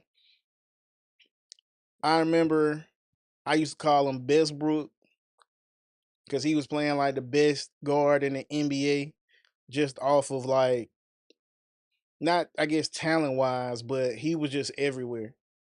For you to hold it down after Kevin Durant left and you being blamed by some people as holding Kevin Durant back, and you was to like take a I was team, one of those people. I was one of those people. you know what I'm saying? And then you take Oladipo and Paul George, and you make Paul George a top 3 MVP candidate. Oh. I saw some stuff. Nah, Bradley Beal doesn't got it. He don't have a scoring title. Oh, okay, okay. Forgive me then. Forgive me for that, because I thought he like averaged 30 one season and won it out, but like He point. averaged 30, but Steph edged him out. Oh, damn, I don't remember that. I thought, okay, okay, okay. Damn, so Steph got a scoring title too. Shout out to Steph. But it's about Westbrook. All right, so I also saw, bro. I don't know if it was the season before KD left, but it was one season where with Kevin Durant and Russell Westbrook on the floor, they had like one of the best offenses like of all time. Not maybe of not all time, but in the league, right? And with Kevin Durant off and just Westbrook, because I don't know if it was the season where KD was injured, 14, 15. I don't know if it was that season, but with just Russell Westbrook, the numbers, you know what I'm saying, analytically did not change. And you can argue because I don't remember the stats, but they were so similar, and the Russell Westbrook offense might have been like a little bit better. You know what I'm saying? By like a couple points or maybe some decimals. You know what I'm saying? Whatever. You know. So yeah, man, him going to play for LA, man, sad to say, was probably the detriment of his career. Um, I feel like he was very happy to play for it. You know what I'm saying? The team out there. But like you said, playing with LeBron, man, you know, it can it can be heavy, That man. should have ended your career. That should have ended your career. So he ended his career averaging 20 points, 6 rebounds a game, 8 assists a game, shooting 43% from the field, 30% from the 3 point line, 77% from the free throw line. He had an efficiency field goal percentage, excuse me, of 47% for his career. He had a career PER amazing, and he had a win share total of 113 all around. Mm. But he won 113 games by himself over his career. I will say this too. It's very disheartening for people to say, you know what I'm saying, Russell Westbrook plays for stats or all he is a stat patter. Because I feel like it might be fair to say he played for stats, but to say he's just a stat patter as if the stats are empty stats some kind of way is crazy because I saw a stat, bro, and this was when he was with the Nuggets. So this is probably like last season. Well, no, last season he's with the Kings. So season before last, he was with the Nuggets. I saw a Mhm. stat that said he won 73% of the games, bro, that he had a triple double in, bro. Do you, bro? It's bro, It's that's tough, man. crazy, bro. For you to be the Tough. all-time leader in triple doubles, bro, and you won 73% of those games, bro. Now, Nikola Jokic is probably gonna at this pace should pass him as you know what I'm Yeah, saying, for sure. triple double leaders. I think it's Yeah. like 18 games or whatever separating them, 10, 20, 30 at the most. Um, but yeah, man. Shout out to Brody. Um, 9 time All Star, 2 time scoring champ, 3 time assist champ, 9 times All NBA, All Rookie, 2008, 2009, 2 times All Star MVP, won the MVP in 2016, 2017, and he a part of the top 75 anniversary team. Congratulations to Russell Westbrook on a glorious career. Can't take nothing from you. A lot of niggas hold niggas for not winning championships, but like I feel like they only do that when you're actually in a league. Like once you retire and we take a real look at your career, bro, it doesn't fucking matter if you didn't win a championship. You still can be a Hall of Famer without one. Period. yeah, especially when you seeing people like Amari Stoudemire getting the Hall of Fame. And no disrespect to him, but Yeah, Russell Westbrook had a better career than him, for sure. But man, a lot of people will probably remember him for his lows, but I think we should just out of respect try to remember him at his best and what he was best at. You know, I ain't gonna lie, I have kind of been disappointed in Russell Westbrook, really, like in his Laker tenure. You know what I'm saying? But I ain't, and I don't want to say like, you know what I'm saying. I never said he was trash or nothing like that, man. I might have said something like that once or twice, but I never tore down Westbrook as a player. I never like disrespected his career, um, because I know how it is. A lot of people saw that him playing a song alongside LeBron James would not be a good fit. You know what I'm saying? And LeBron championed for him because in LeBron mind, Russell Westbrook can carry us through the regular season. At least that's what I'm thinking. I'm just speculating. But Russell, like Westbrook, he can carry us through the regular season and I can take a break. I can take my foot off the gas, let him, you know what I'm saying? Let him carry. Mhm. And then in the playoffs, I have enough energy saved up to really take us the rest of the way there. And it was at Westbrook detriment for LeBron to be like, hey, y'all need to do this.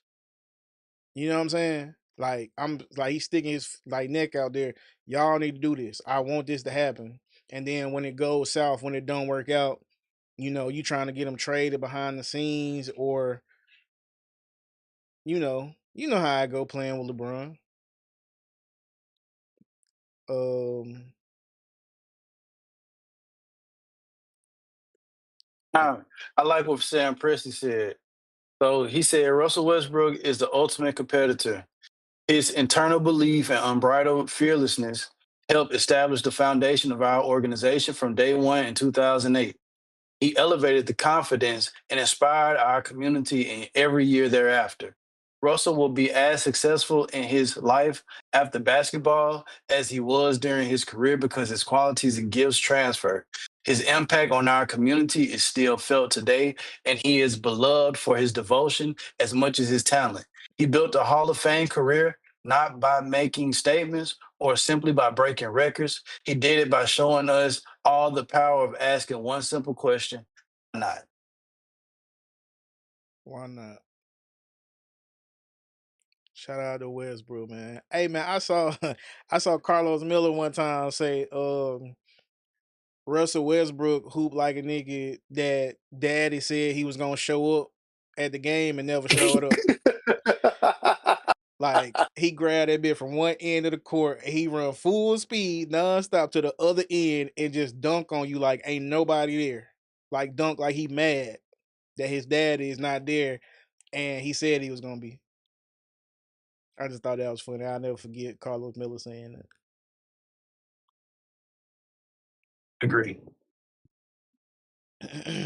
Hey man, shout out to Brody, man. Only thing I ain't gonna lie, I know this is like a Russell Westbrook, like you know what I'm saying, appreciation, giving him his flowers. I'm gonna give you the real. I'm gonna give you the real. I'm gonna give you the real point of time where I stopped fucking with Russell Westbrook. When I seen him on some type of red carpet or something, wearing a dress or a skirt or something like that, Yeah, man. Yeah, yeah, for sure. that's when I was like, oh, Yeah, this nigga tweaking, right? yeah. But like outside of it, like before that, you know what I'm saying? I was one of them ones like Bestbrook, hashtag Bestbrook. You know what I'm saying? So shout out to Russ. You know what I'm saying? He a family man. He is a role model for his community, for the league he played in, for the sport he played. You know what I'm saying? And I think I can speak for us all when we say we wish him the best, man. Salute to Russell. Luke.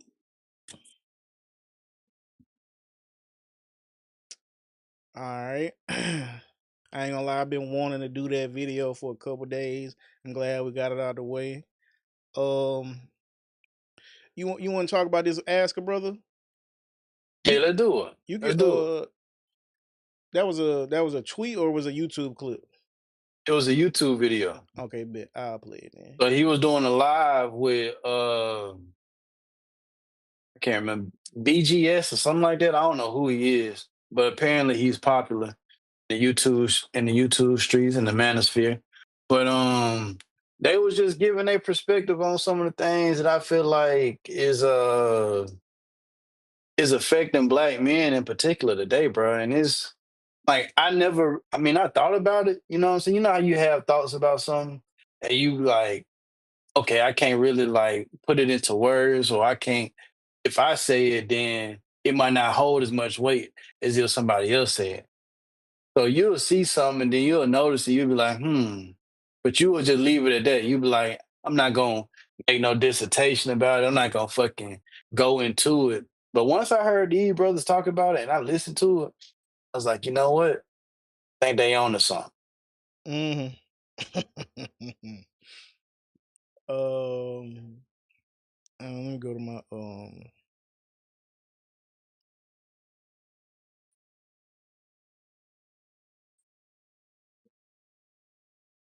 You gotta know my shit. Yeah, Oh, you can play it from your end. yeah, yeah, I Okay, can. okay, bet.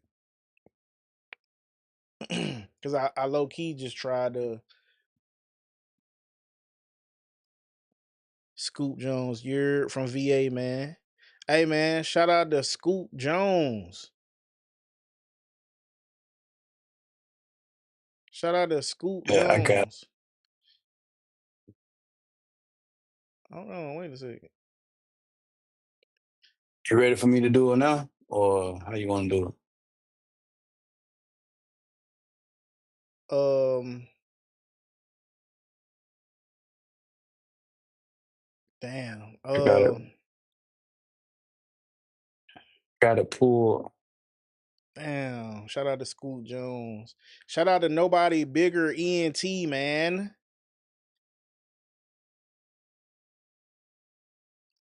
I ain't gonna lie, I'm all over the place. I'm seeing comments in the chat. Shout out to Facts.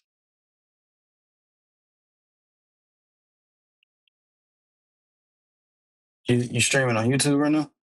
Yes, sir. Yes, sir.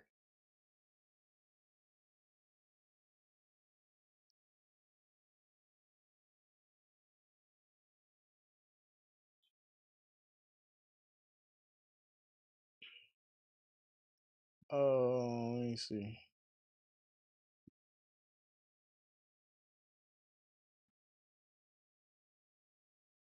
And it, what the fuck? Hold on, man.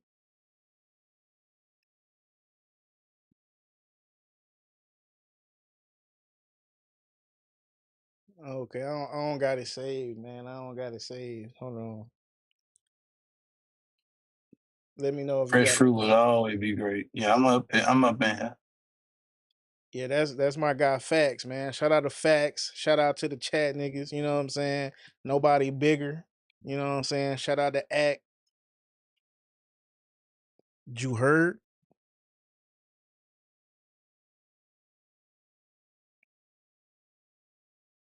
Let me know if you're ready for me to do what I need to do.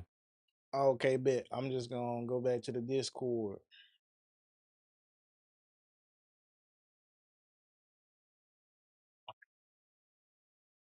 Uh, okay, wait. You okay? I'm ready for you to share whenever you're ready.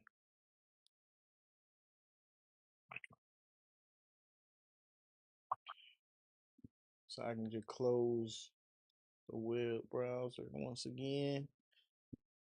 Hopefully that'll give us. No, All right, bet.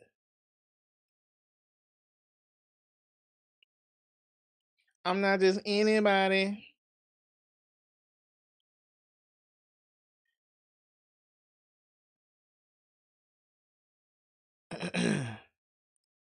Shout out to Jack Browns, man. They so busy today they ain't even taking no to go orders. I don't know how to feel about that.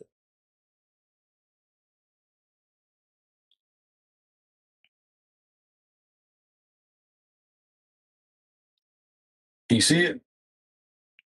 They say I've been disconnected. Sit tight. You put me back in. I don't know what that means. I can. Oh, it say the stream ended. Did you end it? Yeah, yeah. I just ended.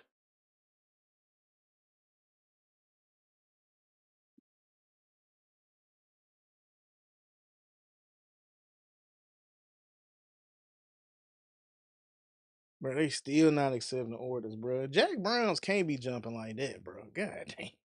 Nigga just want a cheeseburger.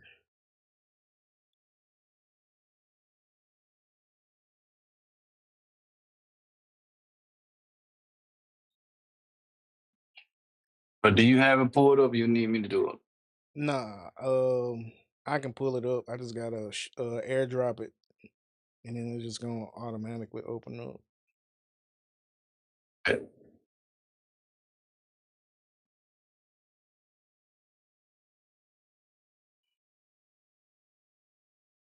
I did not mean to press that.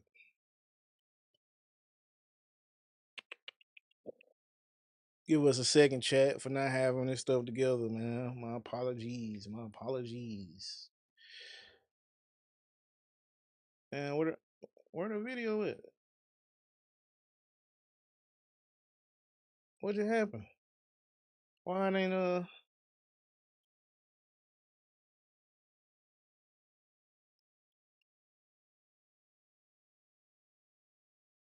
Am I tripping? Where is this shit at? Okay, it's in a different window.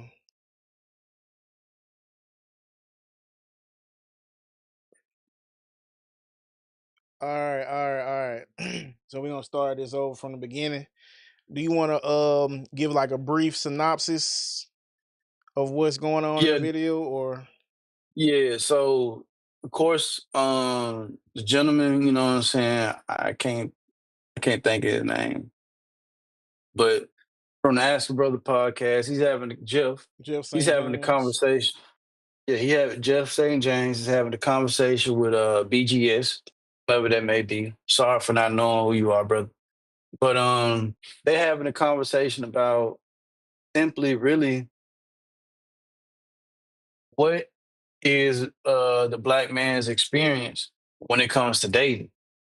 Has it become more of a humiliation ritual than something that could be fulfilling, something that could be something that we can look forward to and actually gain something from? So they're gonna talk about it. You know what I'm saying? We're gonna watch along with them. And we're gonna see if it's something that we can relate to. Alright. Uh Chad, let's get into it.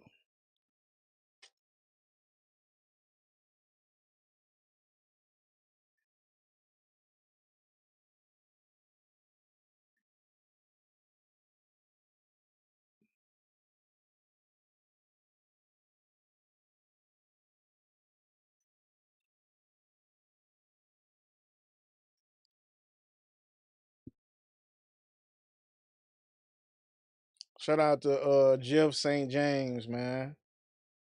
He be putting in some work.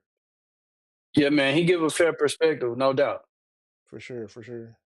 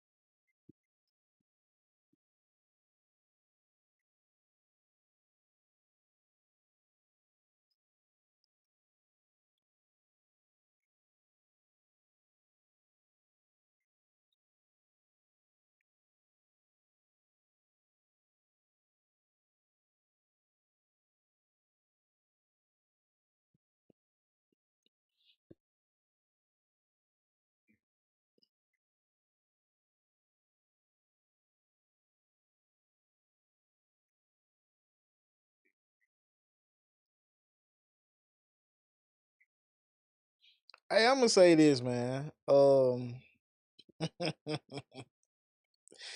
This dude is really good at acting like this is first time hearing some shit. Cause he just sitting there like, wow.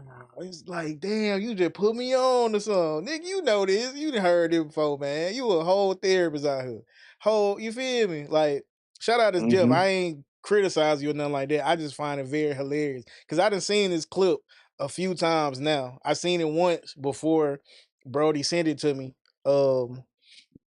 And when I saw it the first time, well, actually, I heard it before I saw it because it just kind of, you watching the video and then some just automatically play after it. So Yeah. I was at work and I didn't really have time to just whoop, whoop, whoop. So I heard it and then I'm like, damn, you nigga spinning. So I go back and I'm looking and then I'm watching it and it's like, wow. You know what I'm saying? And that's just funny to me. So again, shout out to Jeff. You know, we're going to continue on though.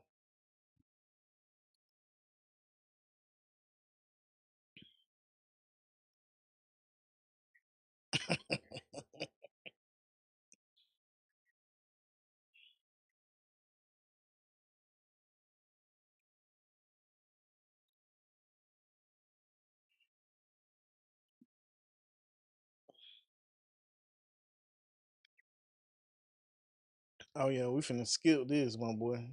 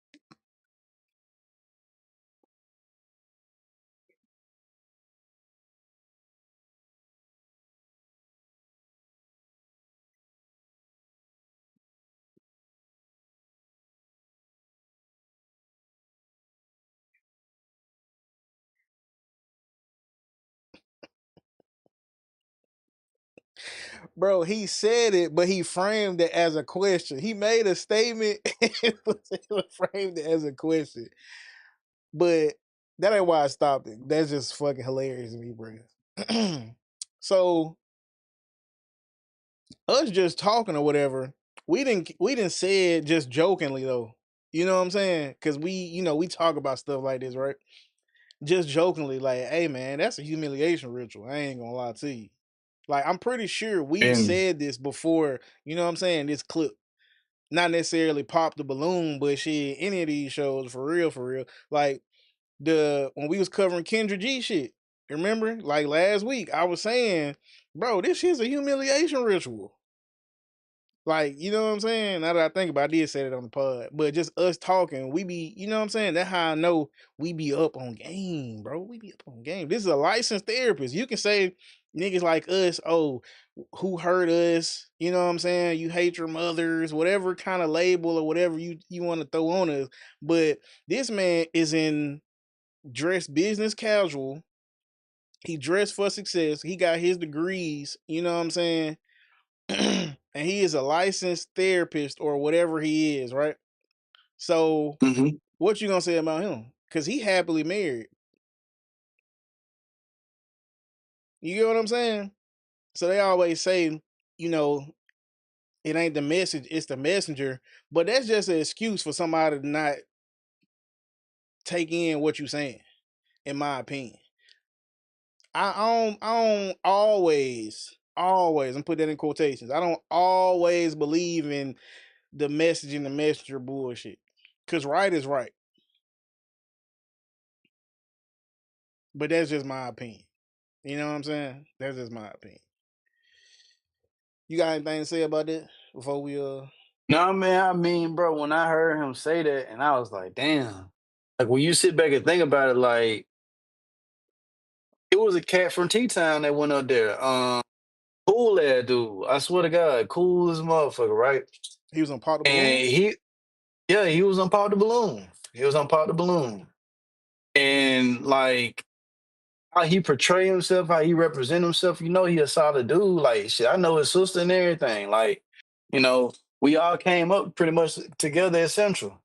And you know, they was just kind of like he carries himself as a gentleman, as a man. You know what I'm saying? He would be what sometimes like these ladies say that they would want. But you get up on there and he'll probably be able to like approach one of them like outside of the show. You feel me? And be able to holler at them. You know what I'm saying? But he on the show and they just all part of the balloon. You feel me? And it's just like, damn. Like when I heard him say that, I instantly thought about him being on that show, and it was just like he was good. He was a good sport about it. He wasn't like trying to handle them women like some of them cats get up on there and try to do. But that's because that nigga from what I'm saying, from the team, man. You know what I'm saying? We some stand up guys. Sure, not all of us, but most of us. You know what I'm saying? If I stamp you, I ain't gonna lie, bro. Like, I don't know. I might react. I ain't gonna lie. I might be like, bro, like, I don't know. I probably wouldn't react. It just depends on how disrespectful they get for real, for real. I probably wouldn't be like go as low to like start roasting them or nothing like that. But I probably would react, not gonna lie. Cause sometimes, bro, it's like the audacity, bro. Like, I'm gonna tell you this, right? You said you know a guy that's been on there, right? I know a mm-hmm. girl that's been on there. I don't Okay, know if she was from Tuscaloosa, but she lived in Tuscaloosa because I worked with her at the Jacks on campus. I don't know if you remember, but it was like 2014. I think it was the year. It might have been 2015. It might have been the year I moved to Cali, right? But okay. Tab used to throw a party for my birthday every year at her apartment. I don't know if you was there. You should have been there. I don't think you had nowhere else to be. I'm pretty sure you was there, right? Right. But I had left. I had picked up this dude named D Mall, and I had picked up this girl named Alex. All three of us worked at Jack's. Now D Mall, he a little bit younger than me. I don't remember how old Alex was, but this was like D-Mob from the West Side? his name DeMarcus. I just call him D Mall, but his name Everybody call him D-Mob. well, nah, I Might don't be think. might be the same nigga we talking about. Nah, I think I'm the only person that called it dude D Mall. I don't think nobody called him DeMarcus. I think he actually got another nickname, but but yeah, cool dude. But I remember him wanting her to go. I didn't really care for her. Like she was like this girl. Now don't get me wrong, she had a fat ass back then, but I didn't really care for her attitude, and her hair was never done. Like she wore her natural hair, but it was always looking any kind of way. You know what I'm saying? So I'm assuming she ain't never really have to do nothing to her hair because that ass was fat. But that's neither here nor there. I saw her on Pop the Balloon, and that ass was fatter than fat. That shit like proportion, like how she got a little bit taller, everything just I'm like, damn, that ain't even like my first thought wasn't even no BBL because I'm like, damn, like her ass was fat back then. She was like a little smaller. Like she wasn't big on Pop the Balloon, but that ass was big. But you get what I'm saying? Like when chicks Yeah, I get are what you're saying. like, I guess smaller in frame, but still have a fat ass, it's like more of like a slim, thick build. So Yeah. she grew up and like got older and got like, you know what I'm saying, a fatter ass or whatever. But anyway, she was on there. She had the same attitude as when we worked at Jack's. But this the thing. People, I didn't watch the shit. I just saw like a little clip of her, and I don't really remember her saying nothing or doing nothing to go viral. But on Facebook, they gonna take any chance to kind of like tear you down or you know what I'm saying. So Yeah. whether it was because they was hating on her because her ass was fat, or because her hair looked a mess, or maybe it was kind of warranted by how she was talking to dudes on there. I don't remember. I just remember they was on her because her shoes were too small. Like, you know, when women wear heels sometimes and they toes be touching And they earth. yeah. Yeah. Yeah. Her toes was touching earth and she was wearing heels or whatever. So they was on her about that. So, but I just know like them type of chicks though, like, why you talking to me? Or just, you know what I'm saying? Like, I don't know. I wasn't thinking about her till you said somebody from Tuscaloosa. You know what I'm saying? But her name was For sure. Alex McCall, Alexia McCall, Alex McCall, something like that. Yeah. Fat ass for sure. But I think that's one of them situations where, like you said, if dude was to holler at them outside of the show, you know what I'm saying, things might have went different. But since they're on the show, everybody's looking for a viral moment and also an opportunity to flex in front of the masses to kind of present themselves as something they not really are. Yeah, for sure. You know what I'm saying? So a lot of chicks, you know what I'm saying? And a lot of chicks, they be like losing so much, like Rashad said, that they'll take any chance they get a W, even if it's at your expense. Yeah. We're gonna get back into the video.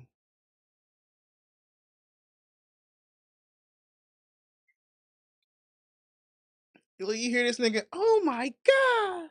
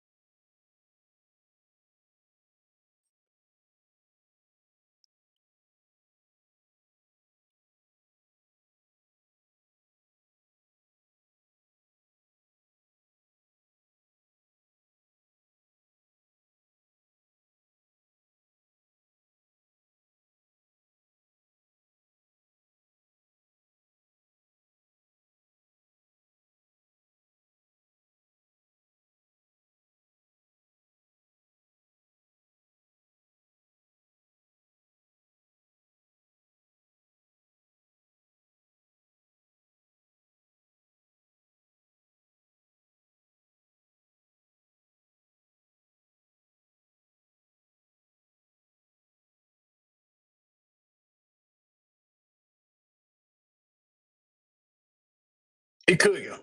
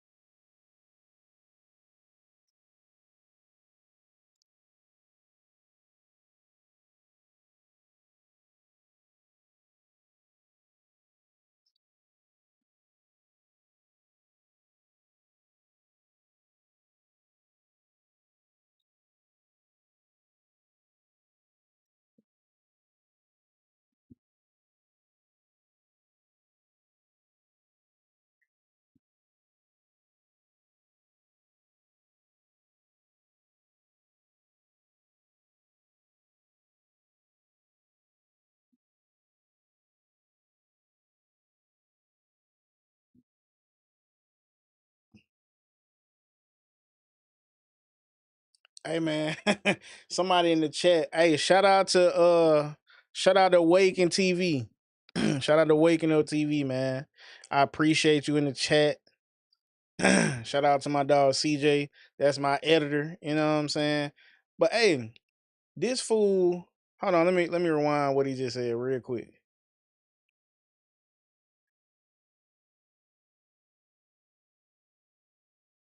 Oh. That's what I was gonna say. Dude, somebody commented on the video, like from their end, and said it's a blood sport. That's a crazy way to describe like the dating scene, I guess you would say. Saying that it's a blood sport. Like, it's really wild, bro, because I keep trying to tell people, bro, this is like high school, bro. All this shit is an extension of high school, bro. I don't know if you call it arrested development or what, bro, but people never matured in the sense of how to act as an adult.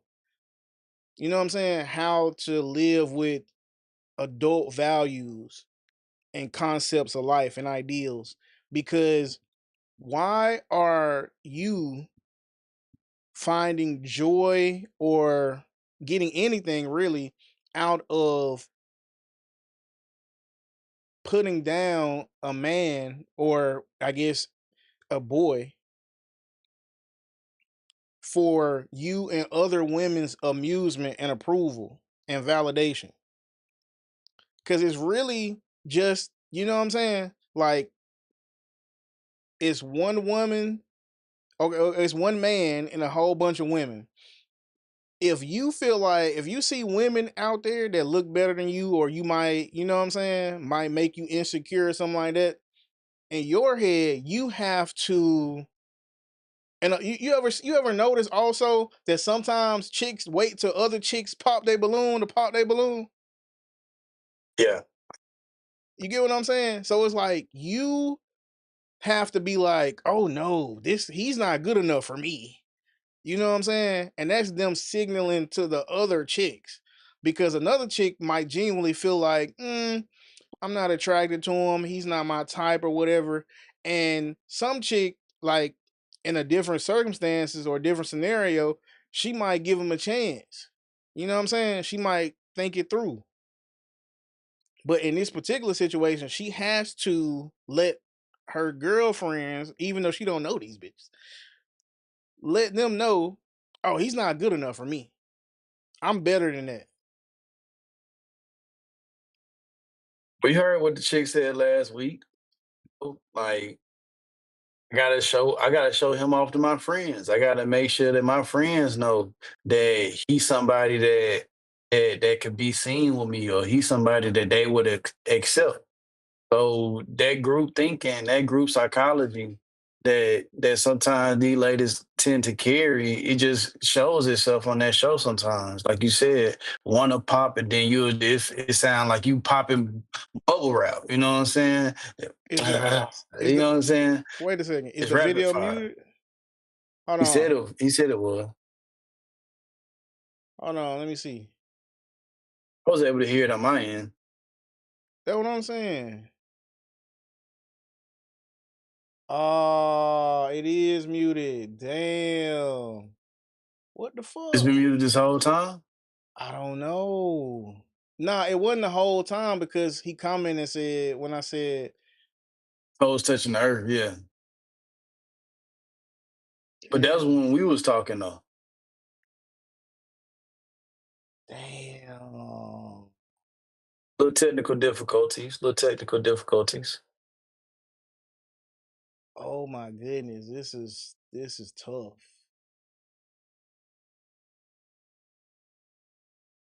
Why would it stop? Oh my god, bro. I hate when this happens. To the boys. Bring All right. Appreciate that, CJ. W's in the chat for the editor, man. Ah, fuck. We've been in listening to this for 8 minutes. Ain't that some shit? Here you go down. Wow. People saying you talking that talk and absolutely see it as a humiliation ritual too. And I'll throw this out there. I think the high profile men, Will Smith, Akash, and other people, Steph Curry. I think that is also, even Barack Obama. I think that those are all examples of men that are subservient and accepting of humiliation rituals. Yes. Where their wives and get behind microphones and can say things about him in the relationship that we know those women would lose their shit if the men did it in return. Can you imagine the men saying, I didn't love my wife for 10 years? How insane that sounds. Yes. Right? Yeah, in public. Out In public. loud. Oh, yeah. Oh, humiliation rituals, man. And the first ladies, the white first ladies, get on about that stuff all the time. You can't say that about your husband. I don't even hear from most of the white first ladies other than Hillary Clinton. Yes. To be honest with you, she would never say that about Bill. Now, mind you, Bill has humiliated this woman in so many different ways. Yes, publicly. And Michelle Obama has still spoken worse about Barack Obama. Yes. Man. and guess who loves it? Bro, Black women love it because they. You say what? To hear that shit out loud, bro. Like, hear him saying that, bro. Like, you really never hear anything bad coming from these first ladies who, like, prior to Barack Obama and even with the current president, Donald Trump, Ivanka never gonna come out and say nothing bad about him. Ivanka never gonna say nothing like, basically was a single mom. You know what I'm saying? Even though she didn't mother any of Donald Trump's children, I'm just saying, like, she'll never speak disparagingly about Donald Trump in a way that Michelle Obama will fix her lips to speak bad about the quote unquote first black president. You know what I'm saying? Like, this is fucking insane, bro. Like, it's crazy that we have it's gotten to this point, bro. It's crazy that it's gotten to this point. And like that's why I was so, even though we didn't really hear much of what was being said at the first beginning, like this little snippet that we was able to hear all together, I think that was like one of the most important like things to be shown, because it goes beyond a humiliation ritual, bro. It goes to just utter disrespect. Like, guys are willing to accept that their wives will get on screen and talk so bad about them, and then you got people who will say, "Oh, those are good men." They're good men because, and they're gonna talk about it soon. They're good men because they don't defend themselves. They're good men because they don't fight back when the tyranny of a black woman, and I'm not saying this to diss black women at all. I'm just saying it is what it is. When you have somebody of influence like Michelle Obama talking down of somebody who has more influence than her and saying that he didn't raise his children, when you just as much as you saw him, you saw his daughters. And how could a man be the president and a decent father? Not saying that you can't do that, but how could that happen when you have a million and one things that you have to filter through? Like, I'd imagine that the president really don't get a good night's sleep. You saw the way that he aged during his time as being a president. Like, them guys probably they have a 24/7 job, no matter who's the president, no matter how I see it. You feel what I'm saying? Those guys they're on duty all the time. So they can't take a break. They can't go be a president. Well, unless you're Donald Trump, who goes golfing all out there. But unless you But even when he goes golfing, he got anti-aircraft units sitting right beside him as he golfs. He got secret services around him at all times. Like your children probably got to get a pat down just to be around you. And then you get up here and you say, and this man put him, and he got both of y'all in the museum. He got him and his wife in the museum in Chicago. And all she did was fuck up school lunches. Talking about, so you used to grub before them Obamas came into school, bro. You used to grub. You used to have some good food.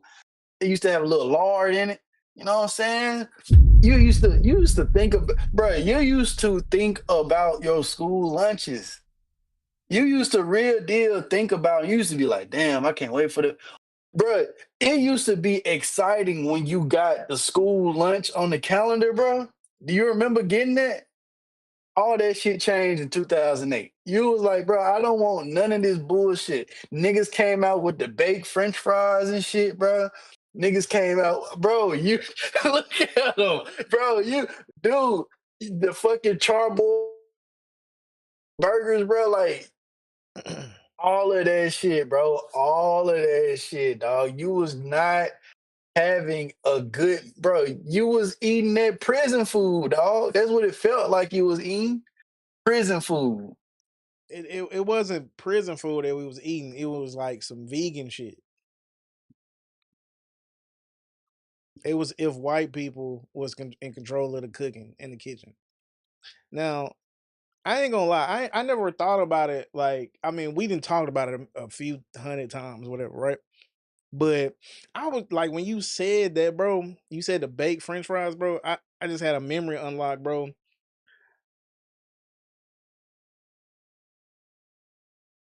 Ooh, CJ said you gonna go viral for that clip. But now I remember, bro, at Eastwood, bro, we used to have these burgers, bro, and the burgers would be like hot and they would be like not dry. You know what I'm saying? Yes. They would be Yeah. like juicy, Yes. bro, and the cheese would have been melted, bro. Yes. Totally different, bro. And it's so crazy, bro, because as kids, don't get me wrong, that was the most impact they had on us directly. Not gonna lie. Like, For sure. my 10th grade year, shit changed, bro. You know what I'm saying? It wasn't no more sodas in the vending machine, bro. Oh. Water Oh. and Gatorade. And the Minute Maid juices. And the Minute Maid juice. And let me tell you something. If you didn't get your shit soon enough, it wasn't no Gatorade. Because them Gatorade is the first thing to go. Yep. Them Gatorade is the first thing to go. Then we talk about the chips. We ain't got we are all healthy snacks. Who the fuck want baked Sun off chips, bro. sun Sun chips? chips, bro. Yes, sun chips. Who eating that? Body. You was forced to eat them shits. And then once the red bag was gone, you was like, God damn, I ain't got nothing. Nothing. I ain't eating none of that shit. I tried that shit one time. I'm spitting that Yeah, shit and out. then it had the baked lays, bro. You can't go find no baked lays on the in the stores right now. Man, listen, even Subway got regular chips in that hole. They don't even carry baked chips no more. Crazy. I ain't gonna Crazy, lie. bro. I ain't gonna lie. we gonna finish this, right? We gonna finish this, right? But while we on the subject, can we talk about, or should we wait? Because I wanna talk about how this theory we have, right, of like the black community going to shit with Obama entering the office. We gonna say that. We gonna We table that. We need to table that. Yeah, we gonna talk about this. Let's finish this. Let's finish this. But yeah, we'll talk about that soon. Yeah, we gonna talk about that after Ask a Brother and his guest finish preaching us. Hold on, man, cause yeah, I need to get that off. I need to get that off. I need to get that off. You know, even before he actually became president, she was saying this stuff. It's not new. Oof. Oof. But thing is, that's her loving way of talking about her black man. That's very common. Y'all, we are at 690 or so people. So y'all, we are almost there at the 700 goal, which is what I was aiming for this particular show. So y'all just send this to a few more people and we are going to hit that number. I got a couple more questions. And Yolanda, real quick, 10 gems. Thank you, ma'am, for the 10 gems, the floating heart. Will again, thank you another sir again for the $5. Shout out to BGS who coined the phrase the Winter Soldier simp. The Winter Soldier chip. Yep. Yeah. Yeah. I am Waffles. Thank you for the $5. BGS, when you refer to Kevin Samuels as a messiah, do you mean he would have had influence comparable to MLK or Malcolm? You can already see it. Okay, globally, the Black manosphere, he is our Malcolm. He's our MLK. Wow. Globally, okay, it didn't happen before him. Wow. It didn't happen before him. I mean, I think the person before him who had the chance to be next up was Dr. Umar. I think Dr. Umar, when the brother first came out, before we see everything that we've seen now and know everything we know now, back when he first came out, remember he was educated. Yes. He had his credentials in order. Yes. He was smart, intelligent. He could debate with the best of them. He was very charismatic, great orator. Yes. And he had a message that a lot of people resonated with. Yes. So I honestly thought that he was next up. And then when Kevin came and it kind of exposed what he wasn't ever going to be or become, I saw the switch happen. Dr. Umar is part of the pro-Black sector, the conscious community, right? Who holds the purse strings in that arena? Women. Okay. If he says the wrong thing, he's gonna get his money taken. And look, it's crazy that they say that because, and I never made it this far into the video when I saw it the first time, or if I did, I was zoned out because I was working, right? But I was just about to say the difference between Dr. Umar and the reason he can never be what Kevin Samuel was is because Dr. Umar can be bought. Yeah. Dr. Umar, he trying to like build this school, he need funding and all this, and he not trying to say the wrong thing to, you know what I'm saying, to cut himself off from potential, you know what I'm saying, whether it's payments, funding, sponsoring, whatever. I've seen him kind of make sense, but not make sense at the same time. Like they say, he can articulate himself well, he can debate, so he know how to play with words and stuff like that. And if you not really capable to challenge him on some of the stuff he say, he might look smart as hell to somebody who dumb as hell. But I've seen him say some things in reference to the Black community, in more reference to men and women and who's to blame and who needs to be held accountable, whatever. And his stance was, we don't need to blame women. We don't need to hold women accountable because they're at the way they are is because of what we did or what we didn't do. Like he didn't say they need, like, I could find a clip one day and we could watch it. But you know, this ain't about that. But I've just seen him say some wild stuff, man. And you know, I feel like the reason he can be around a Suki Hana and embrace her is because he needs women on his side. So if he can fully embrace a Suki Hana, even though like the message she kind of sends out into the world is not conducive to what he preaches he wants for the Black community, is because he knows that, or in his mind, that if he say the wrong thing or puts her in a box or make her feel some type of way, the people that resonate with her or the people that stand with her will stand against him. And women are hive-minded, so all they need is enough people or enough women or the right women to say something, and then that's law. Oh, Cardi B said this, that's what it is. You know what I'm saying? Like, so, you know, I'm gonna go back and I let would say, oh, go ahead. I would say, I agree with them as far as like Umar, because when he first popped on the scene, like he did have a strong following. He was able to build a lot of momentum. But once them years started rolling, once the men started to acknowledge that, hey, this nigga not doing what he's supposed to be doing, that's when the men fell off that train. So, like you said, when you're not self-made, when you're not self-made Black man, which Kevin Samuels, for the most part, was, you know what I'm saying? When you're not that guy, it is very, very, very hard to be able to project whatever message it is, no matter how. Like, if you want to put black men first, you have to be self-made. That's what he was, and like you said, Umar really isn't. Because of that, he can't speak the unbridled truth. He can't speak socially unrefined because he's not the type of man to be able to do that. Not because he can't do that, but because he understands what his bread is buttered. And shout out to him for understanding that, because you got to know what faucet to turn on when you want the water to bring that tap. You feel what I'm saying? If you go to black men, we're gonna ask you for receipts. If you go to black women, they might ask you for sentiment, and he could provide a whole bunch of that. W take from Phil. I agree. He knows it. I knew it. Okay, I've interviewed Dr. Umar like 3 times, so I know. Bright man, very bright man. He knows the game. I don't know if he would ever come through to my joint. He would ask him. Okay.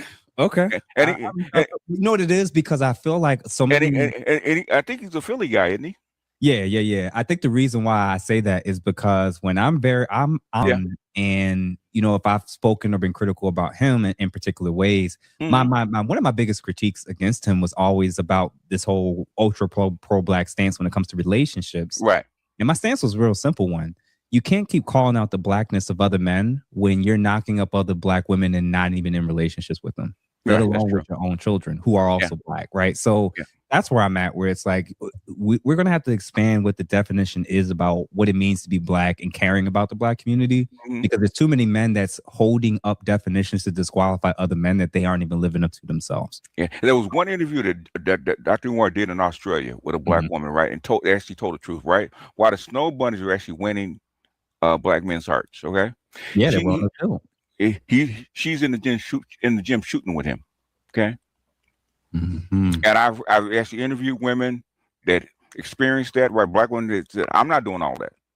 Hey, that's why you waiting at the finish line. You may have to share or die alone. I'm not gonna let him drive my car. I'm not gonna loan him my credit card. I'm not gonna help him with his homework. I'm not doing all that. Okay. But the white girl says, like, I'll help you succeed any way you can. Okay. I'm willing to bow down and help you. Okay. Black women are not willing to do that. And that's why they get that woman, get that guy. Like what's his name? The guy, the Nick guy, right? Okay. Oh, Jay, I know you're talking about from the Knicks. Jalen Brunson, right? Brunson, He's been with that girl since high school. A lot of these guys have been with these girls since college or high school. Yeah. And that's quiet as kept. And a lot of these guys are also biracial. They don't realize, like, a lot of these guys they're trying to call out. Biracial.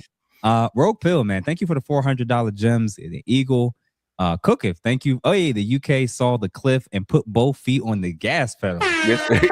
Yeah. We have to talk about the UK, especially with the when them wanting to leave the EU and stuff like that. The whole thing behind that, and the Queen dying and Prince Charles taking over, changed the whole mood of how they actually go down and do business. Prince Charles does not play.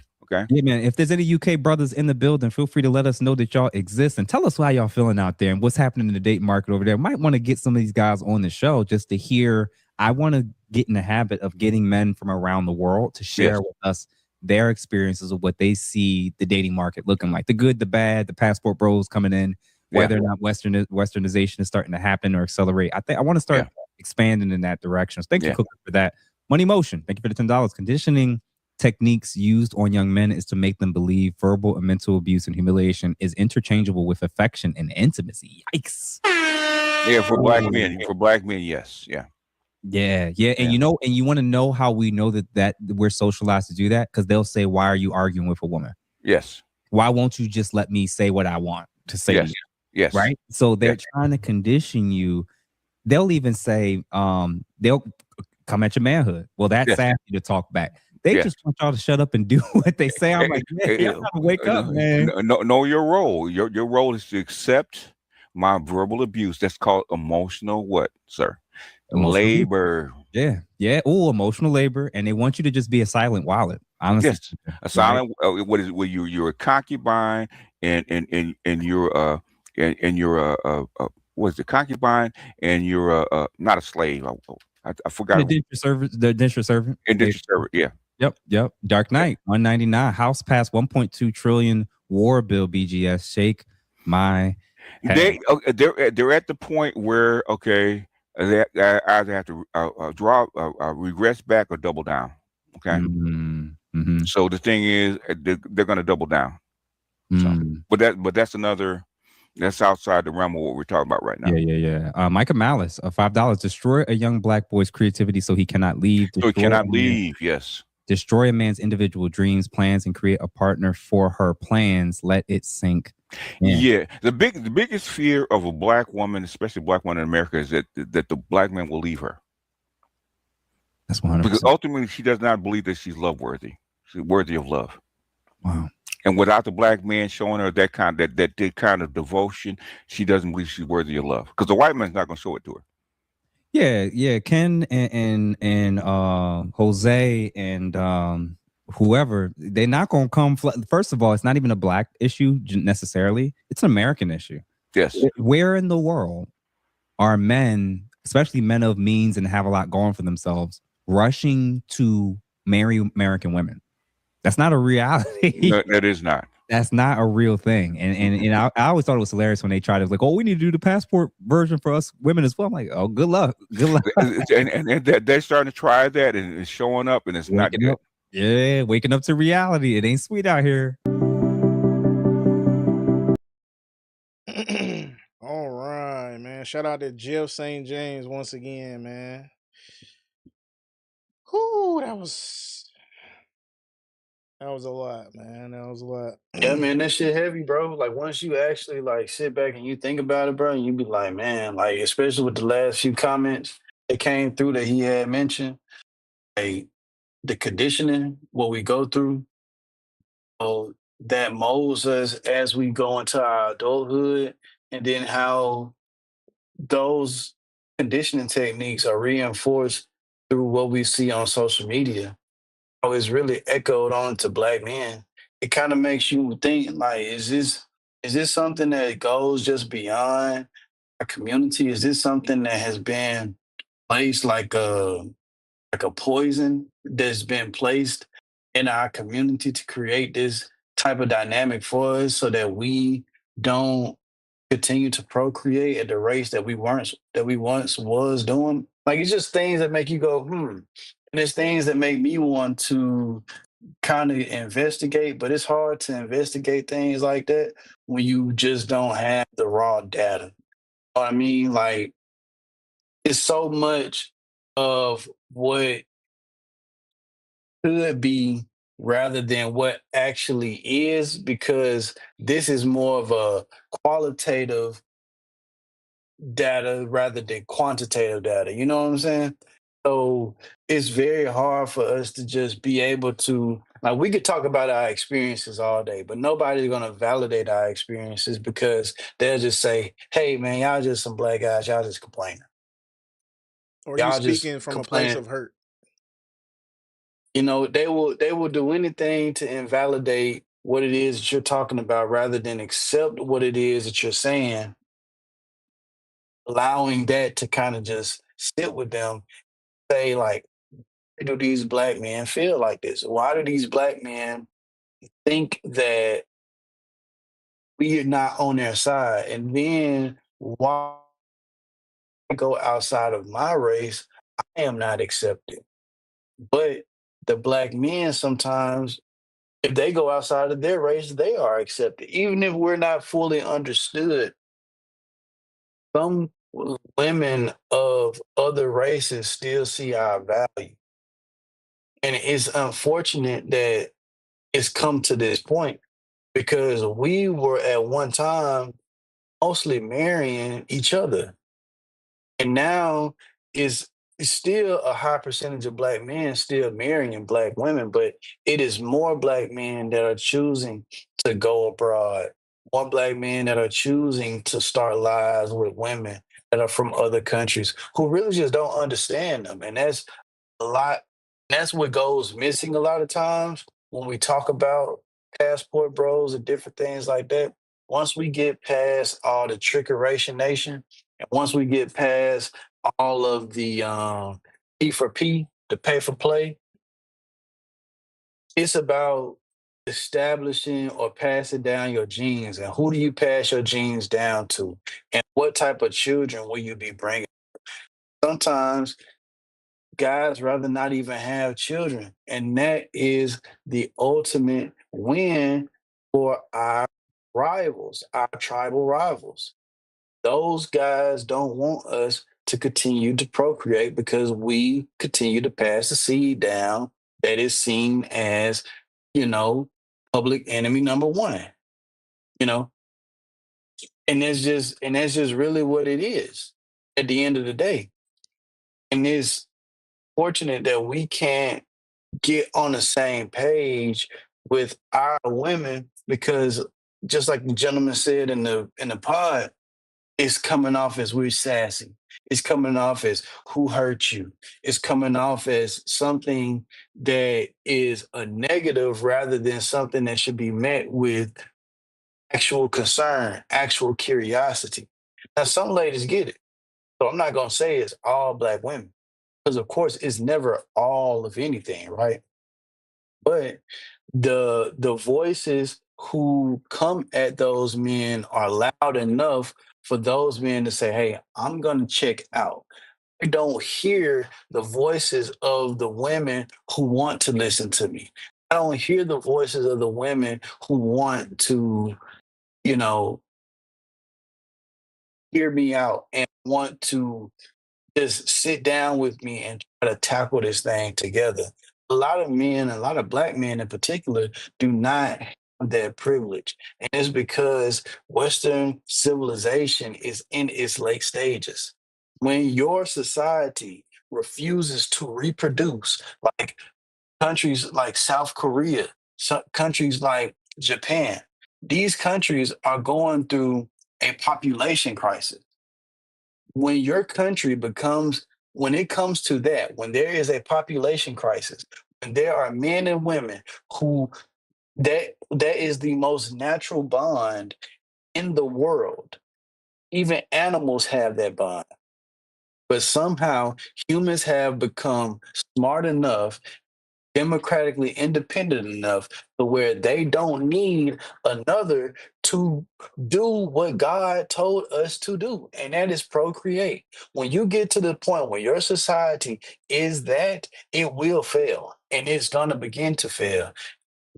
We can do something about this right now, but once AI comes along and once they have enough technology to cut us out, they have this quote unquote mass extinction of humans, bro, then what?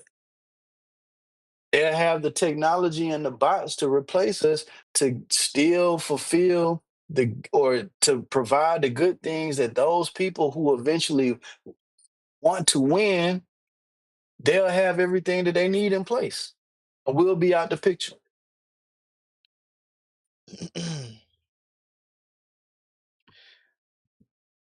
Man, you cooking. I ain't gonna lie. W in the chat for Phil, man. You know what I'm saying? He always shine when it comes to these type of subjects. You know what I'm saying? That's why it ain't nobody who I would rather, you know what I'm saying, have up here with me talking about this type of stuff, right? So let me say this, right? I don't know when this might have started. I have to kind of sit and gather some more information, kind of like think, you know what I'm saying, exchange information type shit. But in 2000, what year did Get Rich or Die Trying come out? 2000. Okay, so yeah, year 2000, 2001, whatever, right? No, no, no, not that early. Probably like 2003, 2003, 2004. Okay, okay, oh 03. All right, whatever, right? So I can't remember what song it was, but 50 Cent got a line that say, Snoop said it in 94. We don't love them hoes, right? Now, think about, you know what I'm saying, in the 90s or whatever, you had your Snoop Dogs, you had your Too Shorts, Sugar Free, you know what I'm saying? Everybody else on that, you know what I'm saying, hard on thoughts type of movement, you know what I'm saying? All the pimping, you know what I'm saying, era, whatever, right? Yeah. Now, this is in music, right? Now, I know this is just music, this is just rap at that, you know what I'm saying? So this not the end all be all, but I'm just kind of thinking as we talking or whatever, I'm like, man, when we as men wasn't scared to really say how we felt or to really stand on business with shit was a little different. Now I'm not saying black women wasn't on their bullshit or whatever, and that's not just to say black women was the only people on bullshit. Because as men, we dropped the ball in a lot of places leading up to now. So that's not we not really saying like black women is the total blame, right? But when you had people really standing on what they believed in and how they felt and what they felt was right or how to survive as a man, maybe, you know what I'm saying? So I'm thinking like, at what point did this really start cooking? Because I feel like over time, you know what I'm saying, it was kind of wild to be like, fuck these hoes. Now you might say it in a lesser way, you know what I'm saying? Like, oh, money over everything, or I'm never putting a bitch before my money or whatever, but that's not entirely the same. Because if you think about it, on one end of the spectrum, you got pimping, I don't love these hoes, fuck a bitch, whatever, whatever. And now on the other end of the spectrum, whereas today, you got niggas that make specifically make tricking music. You know what I'm saying? Buy her this, buy her that. It's her world. It's all about her. You know what I'm saying? So I just feel like I said all that to say that, you know what I'm saying, however long it's been cooking and it's been going on, is starting to work. Cause these young niggas, they don't give a fuck about tricking or buying her this or buying her that or seeing her with so many other rappers or whatever, you know what I'm saying, before him. You know what I'm saying? Secondly, damn, it was some old shit. Damn, bro, I wish my memory went like ass. Cause in my head I was cooking. I ain't gonna lie, I was cooking. Oh yeah, yeah. You said that black men and black women for in history kind of have always been together. We were the most married demographic at one point, like as late as the 80s. I don't know exactly when it stopped, but in the 80s, you know what I'm saying? And maybe it was before the crack epidemic.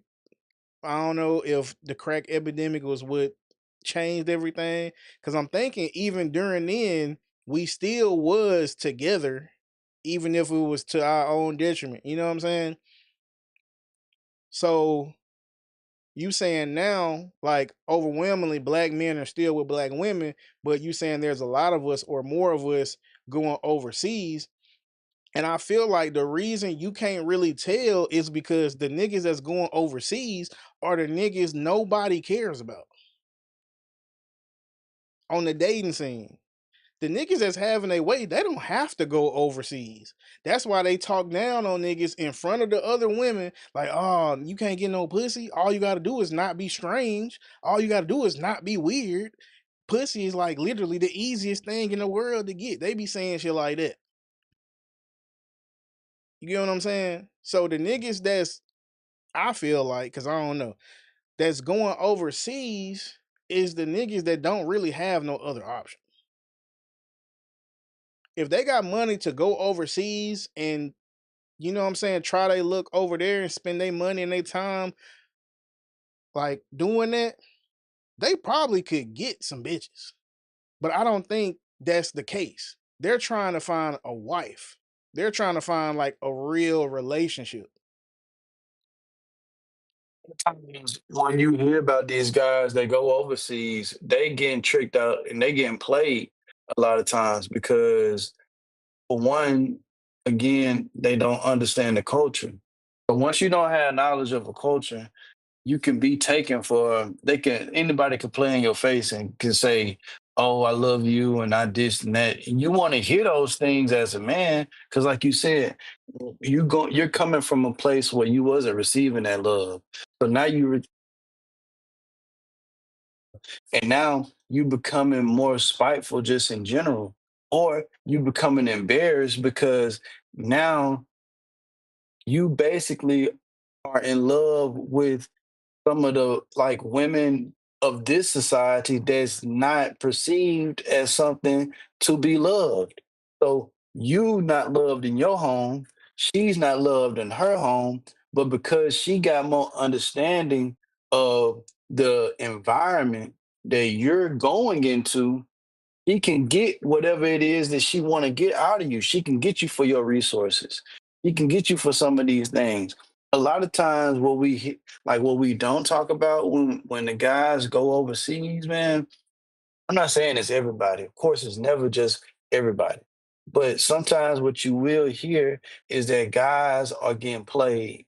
Guys are getting tricked out. Guys are going because think about it, dog. Some of these guys that are going to these places are getting with women who are street workers. You dig what I'm saying? And they get with these women who might have connections to other men of their own society. And so once they get what they want from you, and you going around and you feeling some type of way, you feeling good, now you mad. Now you angry about the fact that she might be giving that sweet loving to another man.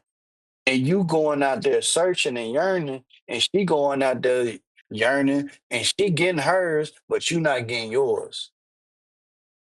And you'll probably be able to more easily identify if you was dealing with women that are from your own culture. Okay, so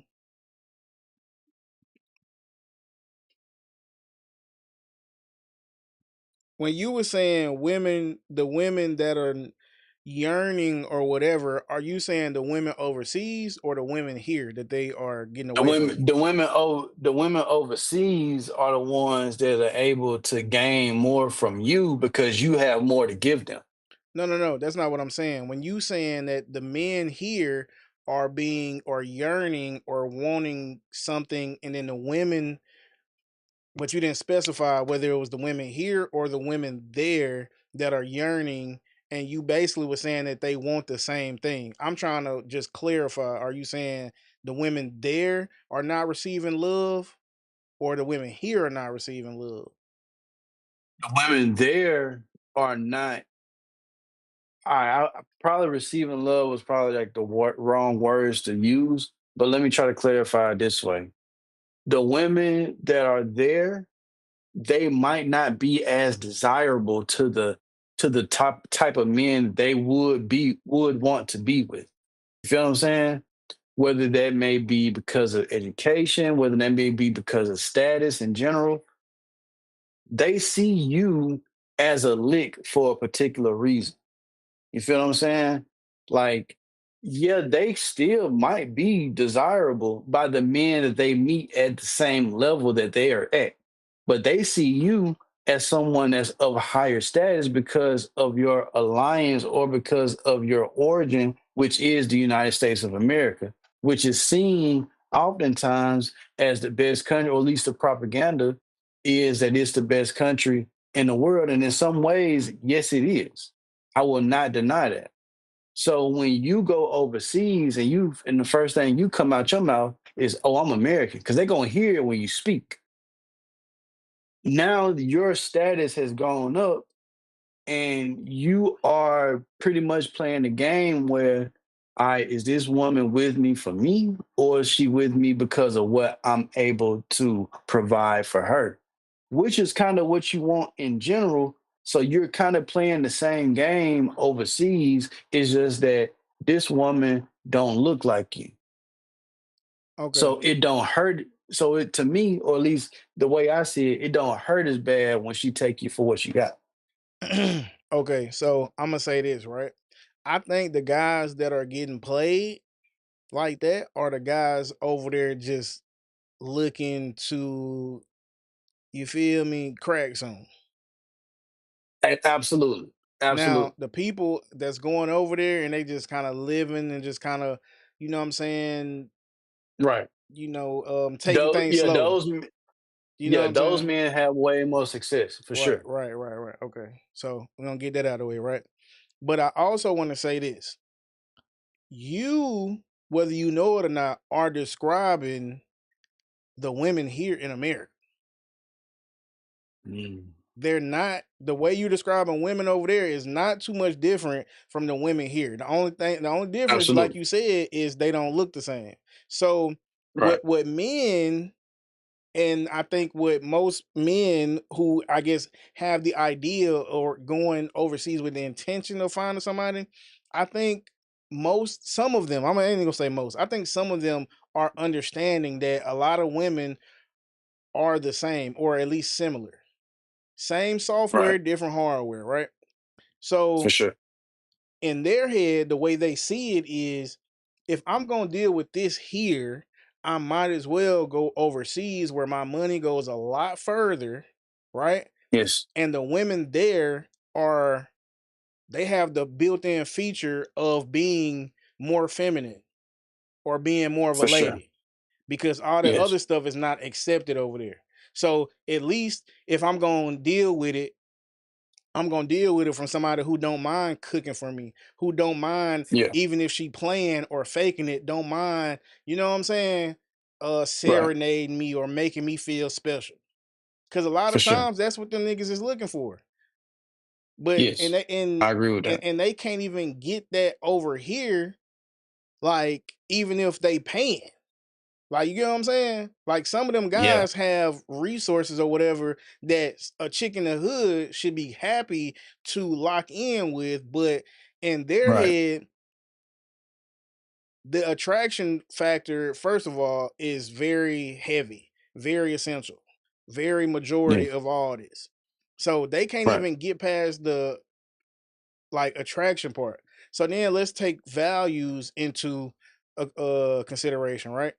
So Hmm. now they might not even value that he is a good man and he don't want to cheat or he want to be married and he want to build a life for y'all and take good care of y'all kids and see it all the way through. Yes, So they're not even giving them the chance. And if they do give them the chance, they treat them with disdain. They treat them like they resent them. And that's because that's the best they can do. That's why they're with yeah, them, but treat them like shit because they know that that's the best they can do. right. You got a So, point. No, for real. so a lot of guys are just spending that extra money or that time or whatever, taking their resources and playing over here because they know at the end of the day, a woman is a woman, and For sure. they gonna do how women, you know what I'm saying? And a lot of times, like you said, they're like, man, I know, like, you know what I'm saying? Like this is the energy, like pattern recognition, you know what I'm saying? Like I've been here before. I know what this is. But for one, they kind of give them the benefit of the doubt because Yeah. they from overseas, so you don't really know, you know what I'm saying? It's like it's a good Hmm. chance, you know what I'm saying? But I'm gonna let it play out. I'm just gonna see Yeah. where it goes. You know what I'm saying? And then Right. they look different. You know what I'm saying? So Yeah, that's the main thing. now you got somebody who is in better shape. You know what I'm saying? Like no shade Hmm. to black women. I'm just saying women in America in general. You know what I'm saying? All Right. of us, men Yeah. and women, I feel like on average are kind of overweight because we got to allow us to eat such terrible food and such terrible things in our food that we are bigger than most countries and continents around the world, most nations around the world, most cultures around the world, right? So Yes.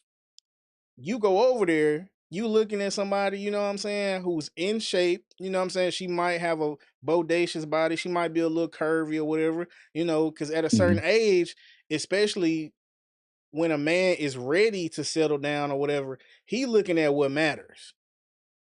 Right. Because at the end of the day, if a man's goal is to get married and to settle down, that's what he gonna do with whoever he see as the best option to do that with.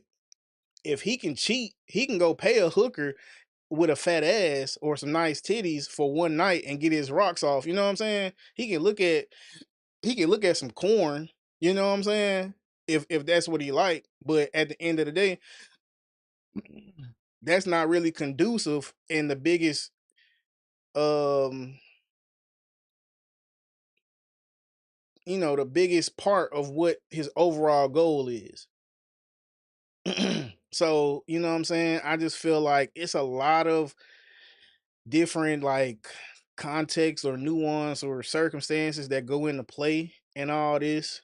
But I mean, you're not wrong though. Like I've always said, if you're going to play that overseas game, you better keep her there and be long distance and just pop in and visit every now and then, but you run the risk of her playing you and having a double life when you're not there, or you move over there. Because when you For sure. bring her over here, it's gonna be like on the Matrix when them agents put their hand in you and turn you into an agent. That's what them women, you know what I'm saying? She get a job or she start making friends with the neighbors. She started looking at things on the internet and get influenced by other women. You know what I'm saying? She gonna turn into one of them because not even that's because who she was or the whole time, but she can. A lot of Yeah. times you might think, oh, I would never do this. I would never steal. I would never lie because you ain't never been in the opportunity to do so. Yeah. You might say you'll die for your niggas, but you ain't never been in a situation where you had to prove that even a little bit. Yeah. You know what I'm saying? So, hey man, it's everything worth having. You know what I'm saying? Is risky, man. You know what I'm saying? Like For sure. life is about choices and trade offs. That Yep. I'll never forget. Like Kevin Samuels used to say that all the time. Life is about choices and trade offs. So, you know, it just all depends, man. It just all depends. Yeah, it like going to it's like, shoot, am I gonna play at FanDuel where it's a sports bookie or am I gonna play on Polymarket? I mean, I'm still taking the same risk, you know what I mean? Like they telling me that hey, you playing against other players here, and they saying, hey, well, you playing against a sport bookie here. Which one works better for you? Should I go to the Palace or should I go to Pearl River Resort? You know what I'm saying? Like they both about the same distance away. You feel me? Like some folks might think they got a better chance at the Palace. Some folks might think they got a better chance at Pearl River. It all depends on where you want to spend your bread at the end of the day, dog. You gotta pick your poison, man. Sometimes Can't have everything. sometimes you can't look at, you know what I'm saying, the winning outcome. You gotta look at it like what's the best way to lose? Like if I'm gonna lose in every situation, if every outcome, you know what I'm saying, results in a loss, how do I want to lose? You know what I'm saying? Hmm. But Yep. but while we still on this topic, man, we still in this like realm of conversation, right? I ain't gonna lie, me and you had this conversation. We done had different iterations of it. We didn't talk about it like 2 or 3 times, right? Over the past 10 years. All right. So me and you just had random conversations because we talk about shit like this all the time, right? When Right. exactly did the black culture or like when did like all that shit like start going to shit? When was the downfall of the black community? Because we not talking about crack. We not talking about the crack era. We know what that was and how that contributed to everything and you know how it led to where we're at now, right? But we not talking about that. Right. Because in the 70s, 80s, 90s, shit, even most of the 2000s, You know what I'm saying? Black people was just happy to be black people, good or bad. We were wearing FUBU and shit. We was wearing FUBU. What else we had going on, man? We was doing our movies, baby fats. You know what I'm saying? Sean Johns, G Units, Rockaware. You know what I'm saying? Yep. All those black owned like companies or products we supported. You know what I'm saying? And we weren't so divisive.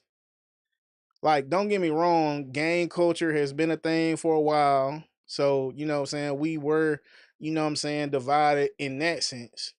But as a community, outside of like as a matter of fact, the gangs used to be, it didn't used to be this gang and this gang. It used to be the gangs and us regular folks. You know what I'm saying? Right. Like, we used to want to get the gang members out of the community. You know what I'm saying? We wanted to separate ourselves from that. You know what I'm saying? So we thought about it and I ain't gonna lie, bro. The answer I came up with was I feel like the downfall of black people, or when we started spiraling, was when Obama got elected. When it was announced that Obama was running for office and he had a real chance to beat it, to actually win and make history and be the first black president, I feel like that switched everything. Right. That was the shift, because before then everybody was just happy to be black. You know what I'm saying? For the better or for the worse. It wasn't about how white people looked at us. It wasn't about nobody else's perception of us. We was black and we was proud. I'm black and I'm proud. Say it loud. I'm black and I'm proud. You know what I'm saying? We had our movies, we had our food. You know what I'm saying? Our women looked away and we didn't really care. We didn't look at them no way for however they looked. You know what I'm saying? We accepted them, whether or not, I can't, call on whether or not they accepted us, but because now with social media, they have more of a voice.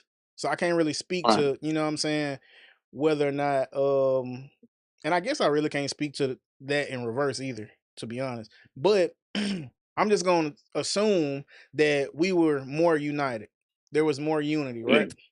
And my theory for Obama being elected was the downfall of black people or black culture was because, like I said, everybody was just happy to be black. Everybody loved being black. We were so proud of being black.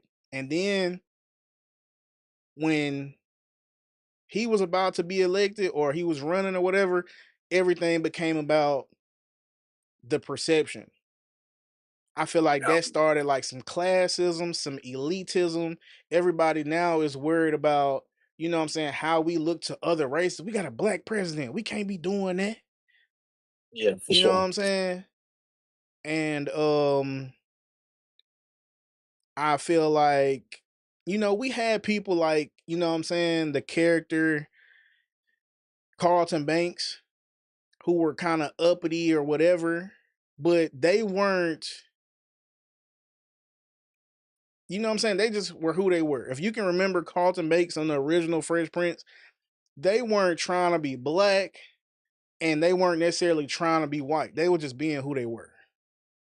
For sure. You know what I'm saying? And then it seems like those type of black men or black people, they either started feeling guilty or kind of feeling lost, like, damn, like, I'm black. How can I express this? How can I prove or, you know what I'm saying, validate myself as a black person? So now they're pro-black and they're super black, like, yeah, black this, black that. Not like culture-wise, but just, you know what I'm saying, maybe more politically, maybe more, you know what I'm saying, in other ways. They weren't just like, oh, all of a sudden now I'm eating soul food, now I'm talking with slang. But it was more so like, they kind of started like, I don't know if I want to say they felt guilty, but started they started looking at white people as ops. Like, don't get me wrong, we always knew they were the enemy, but they made it like their personality. Like, you know what I'm saying? Like, the way I identify myself as a black person or validate myself as a black person is speaking against whatever the white people doing. You get what I'm saying? And then there were some people who chose to put that energy towards us. Like y'all gotta do better. You know what I'm saying? Like calling us the hard ER. Like, you know what I'm saying? Y'all, you know what I'm saying? Y'all this, y'all that, y'all monkeys, y'all whatever they want to call us to show their elitism. Like, yeah, I'm one of the black people that's doing something because I'm more like Obama than I am like the rest of y'all. You know what I'm saying? Also, I feel like it was black people, like the older black people anyway, who kind of put pressure on the young people to change and to kind of like not really like our blackness or what we represented as black. Like, Right. I'm not saying we should have been sagging our pants, but it got to a point where they were kind of like not dehumanizing you, but kind of like really on your ass, like really on your case about upholding the how people see black people. Yeah. We can't be doing it. You know what I'm saying? Like tuck your shirt in. You know what I'm Sure. saying? Like that tuck your shirt in Mm-hmm. shit, that started around, you know what I'm saying? That Barack shit too. Like remember in school when they started making everybody tuck their shirt? I don't know if they did that at Central. They But did that essentially. my freshman year, I ain't had to do that. And Obama got elected my sophomore year, if I'm not mistaken. So Mm-hmm. yeah, so you know what I'm saying? It's just I just feel like that's where it began. I think what really, really, really set shit off. Stay with me now. Stay with me now. I feel like what really set things off is when Steve Harvey made that book Think Like a Man. I think it started with Obama and everybody trying to keep up with, you know what I'm saying, white people perception of black people. But I think what caused like the dagger, you know what I'm saying, to really get us out the game was when Steve Harvey told women to start thinking and acting like us. Mm-hmm. Now, it's probably been more after that, but them two events are canon in this when you speak about the history or you know what I'm saying? Like I just feel like that Steve Harvey shit, you have to mention that when you talk about shit like this. Because before that, like I just do not remember it. Like I just feel like that was the ultimate like domino. Like that was like the game ender. That was Damian Lillard getting that rebound after Russell Westbrook missed that shot and then coming down half court and then winning that bitch at the end of the game. That was Steph Curry pulled up from half court, sending OKC home after they was up 3-1. Or however, you know what I'm saying? Or however, you know what I'm saying? Like, that's how I look at it. What you think? What you got to say about it? All right. So I got a few things to go with there, right? So I will say when when the founder of BET, when Mm. Robert Johnson, when he sold BET or when he stepped down in 2005, that had an effect. I would say the decline of Jet Magazine had an effect, and then I say Tyler Perry um had an effect as well. But I want to read this from the book that you was talking about. So the name of the book was Act Like a Lady, Think Like a Man. What men really think about love, relationships, intimacy, and commitment. So they in the synopsis that's on Wikipedia, it says in the book, Harvey instructs women on how to be a keeper rather than a sports fish. He asserts that men are simple and that women should understand that they can never be first in a man's life without understanding and accepting that men are driven by who they are, what they do, and how much they make. He says it's just plain dumb, quote unquote, to let a man lock you into a monogamous premarital relationship where you share a bed, bills, and even kids. The only way to convert your quote unquote committed relationship into a marriage is to insist on setting a date for the wedding. Now, a lot of ladies right now, just to piggyback off what you were saying, a lot of ladies right now, what they do is they focus more on the wedding and the date rather than what it is that comes afterwards. Now he Mm. said he give a good point that to be doing all of that, giving all that commitment pre-marriage is not just plain dumb, but it's just work. It's hustling backwards. You feel what I'm saying? So they say he writes the problem for all too many women who call into my show is that they just can't get their reciprocation from men, and women then end up feeling disappointed, disenfranchised, and disillusioned by their failed relationships. I teach them very quickly that expecting the man to respond to them the way a woman would is never going to work. Then they realize that a clear eyed, knowing approach to dealing with men on their terms, on their turf, in their way can, in turn, get women exactly what they want. And that's where the battle starts. Because it's about, as a man, you want to get what you want, and then a woman wants to get what she wants. And then this nigga put this propaganda, or he put just this idea of thinking out into the world. Because my mama had that book. I don't know if your mama bought it, but my mom bought it. And I used to like kind of look into it and read it, but I was a kid, so I didn't realize like what was actually being said. All I remember really was the Shirley strawberry letters that used to get read on his show all the time. And them shit used to be some of the saddest shit ever. And cause we used to listen to the Steve Harvey morning show every fucking morning, like on the way to the real shack. We used to always listen to the Steve Harvey morning show. And that shit used to just be like some of the, I wouldn't say depressing because it used to be funny because he had nephew Tommy on there doing prank calls and shit. So it was a lot of comedy, but that's how they get you though. You know what I'm saying? They run the program through the comedians, and the comedians make it lighthearted, and then you take it in and you like, you know what? That ain't such bad thinking. Let me try to execute that. And think about the type of women that was being programmed to do that now. So these women got influence over the younger women in their life. We talking about successful. I'm just gonna put them up under the bus. AKAs, Deltas, SG Row, the Zetas, like all of these women who's getting this influence because when you went to the Tom Jordan motherfucking cruise, I'm pretty sure that's who you saw on there. You saw them folks that was tied to them sororities. I mean, even Steve Harvey is tied to the Omegas. You feel what I'm saying?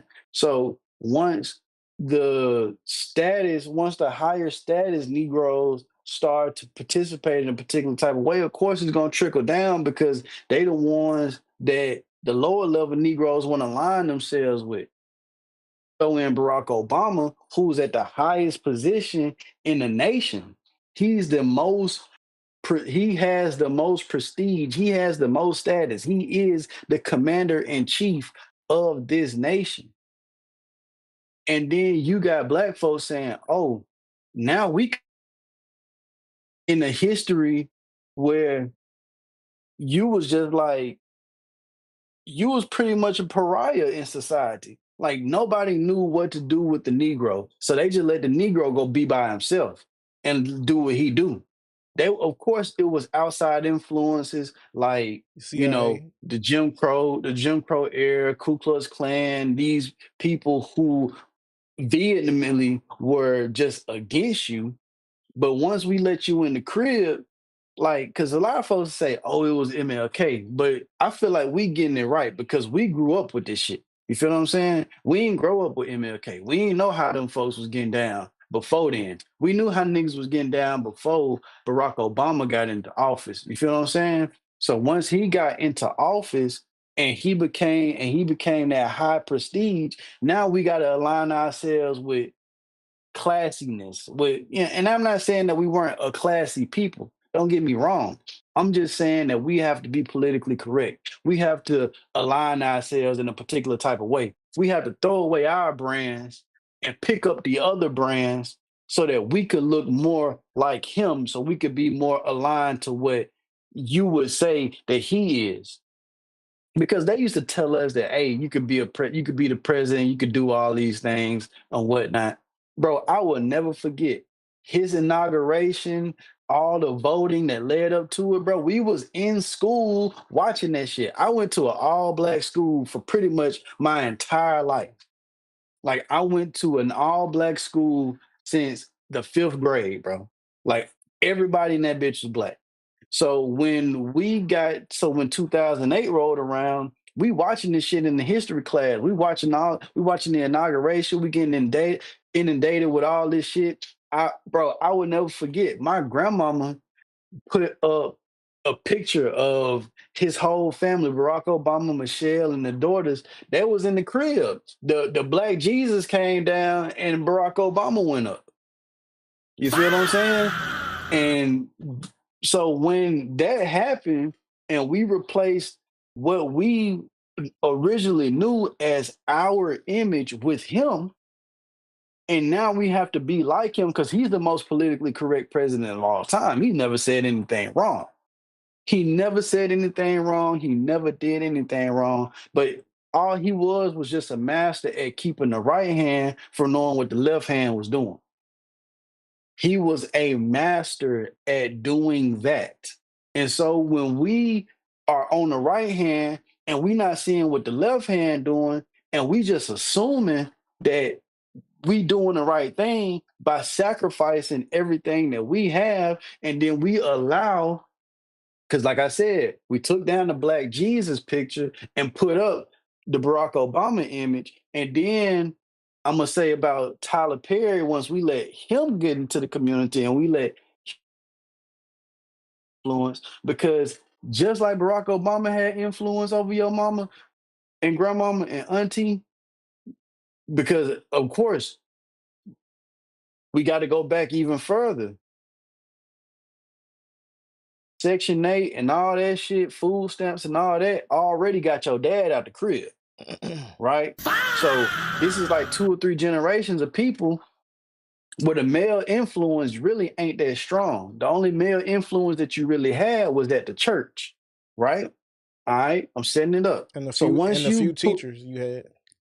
and a few teachers that you had, right? So once you get to Tyler Perry bringing up, he coming up in a way, he putting all these gospel songs and all these church like messages in the community while he's wearing a dress portraying a woman, because there was a time where he was actually playing as a man, but that didn't hit as well. So once he started portraying himself as a woman, as the matriarch figure that a lot of black women can align themselves with because they were the matriarchs, and they forced your ass to motherfucking watch them plays and then eventually watch them movies. You feel me? Now you're being influenced by that. So you got the think, act like a lady, think like a man happening. You got the Barack Obama political correctness happening. And then boom, you get Tyler Perry to just walk into the black church to where now anything goes. A man can come up here and dress as a woman and become extremely wealthy. Extremely wealthy. I'm talking about, bro, them motherfucking DVDs at Walmart, them shits used to be empty, bro. Empty. Cause you know how much they cost? They cost about $10 a pop. That was nothing back then. That was nothing back then. My mama had Family Reunion, Medea Go to Jail. What was that other one about the wedding? Like I can't remember, but What you all of mean? those Hold on. You DVDs, said I could do bad. Oh, I can do bad by myself. Diary of a Mad Black Woman. yeah, You yeah, dig yeah. what I'm saying? Like all of those things became something that black women can attach onto, and then they said completely, we don't need this man in our lives to tell us what we trying to do to stop us from getting what we want. And now we start the battle. And then you add social media into the game about around 2009, 2010, and we getting on social media and we projecting these messages because this is what we believe to be true. We believe we can be the president. Women believe that they can get what they want in a relationship with a man just by telling the man what she want and acting like if she got the leverage, which she kind of does in some instances, she definitely does. Once you tell him that, "Oh, we ain't going for that shit no more. We gonna be the bosses. We gonna be the ones that's going because we already the matriarchy. We already believe this. I could do bad by myself." And all of that comes together, and then you get the selling of BET because a lot of our culture was coming from that. A lot of our culture was BET. White folks had MTV, dog. We had BET. And the And reason, MTV like, and VH1. and the white folks had VH1. You feel what I'm That's what I saying? said. MTV and VH1. Oh yeah, yeah, yeah, yeah. So when BET went away from the Black Star Power that it was in '05 to becoming something that was more of a corporate product, and that corporate product was being, of course, it got to make a profit for those people who are the board members. It got to make a profit for the people who are the shareholders. You feel what I'm saying? So now it's about making money rather than portraying an image or rather than about lifting the people up. I pulled up you know what I'm saying? I pulled up some of the information on it, and it was like um the first design of BET was it featured a star to symbolize black star power. You had an idea of the symbolism was black people first. And then you get a decline in actual like physical media. So now we're not looking at Jet Magazine. We ain't going to the beauty of the week. You feel me? We ain't reading stories about black celebrities. We're not reading stories about regular black folks no more. You feel what I'm saying? Now that you You still mention got it, the ed- now that you Go ahead. mention it, like early on, that was the logo. It was like BET was in white, and then right next to it was a star that was black, but it was outlined in white. Right. If I'm not mistaken, I just was thinking it. My fault for cutting you off. No, you good.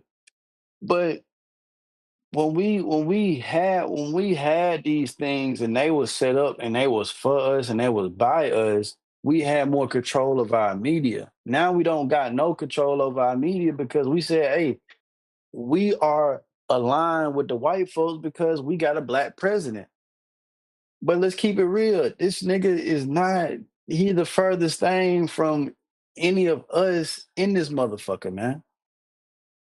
Like the nigga grew up in Chicago. The nigga name like come on, nah, bro. He did not grow up like your average black man. He did not grow up like a Negro. He did not grow up, in these particular spaces. He knew about your culture because that's what he had to figure out. He had to know that so that he could be sold to you. It's crazy because they validated Barack Obama by showing us pictures of him in college with an afro. Crazy, bro. but nah, I ain't even gonna take it though. But go ahead. Yeah. Like this dude, like, don't get me wrong, man. This dude,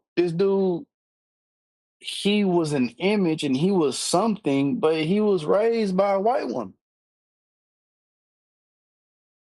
Like he was raised in a white home. If you pull up his Wikipedia page and you scroll down to his early life and career, you see a picture of him with that afro, but he is with his grandfather and his mother. And he grew up in Honolulu, Hawaii. He did not grow up in Chicago. He did not grow up in South Central. He did not grow up in New York. He did not grow up in the dirt. He did not grow up in the deep South. You feel what I'm saying? Like, he did not grow up. He said Barack Obama has described his ancestors of Scottish and Irish mostly. You feel what I'm saying? Like he don't got no nigga last name. Ain't no nigga that you know named Obama, dog. So the cat really put on blackface. And still, I mean, and his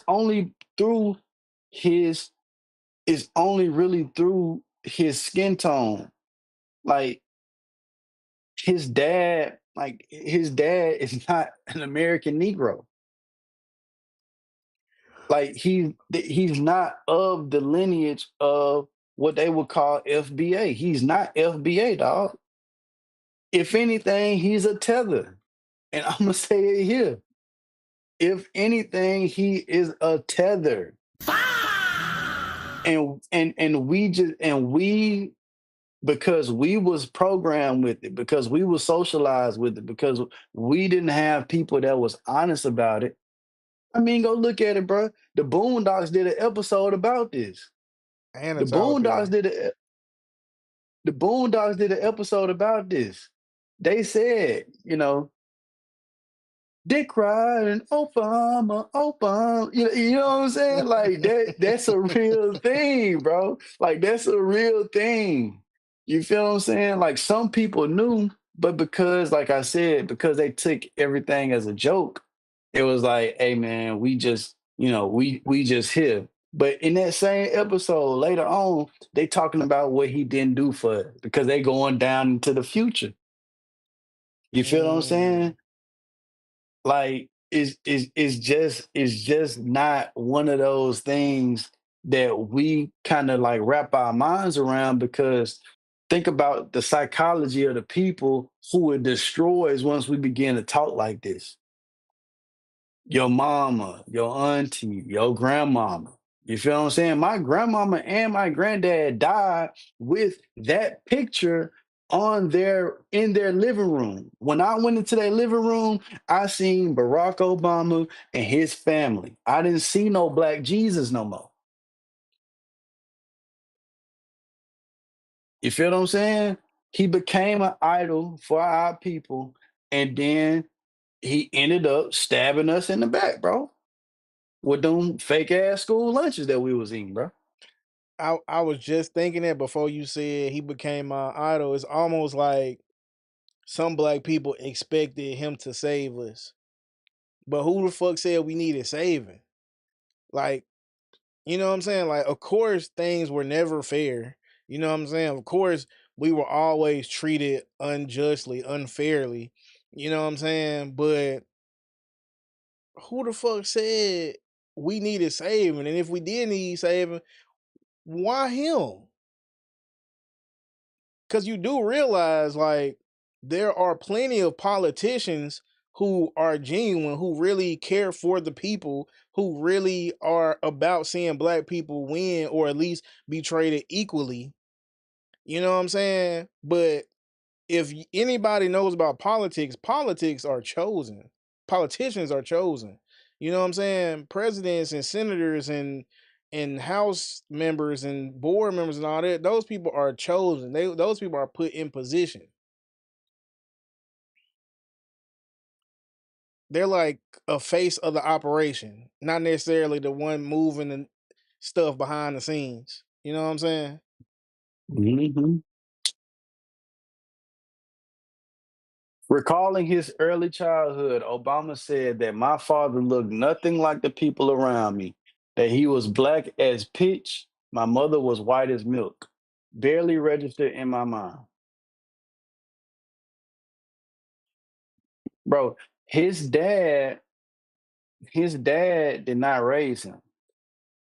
His dad, according to the Wikipedia page, so this might be wrong. They're saying citations are needed, whatever, right? But they're saying that his dad went to Harvard where he earned a master's degree in economics, and then his parents divorced like a few years after Barack Obama was born. Barack Obama was born in 61. They divorced in 64. His dad went back to Kenya in 64. And then he only visited his son once in 71. And then he died in 82 from a car accident. He seen his pops once that he can remember. You feel what I'm saying?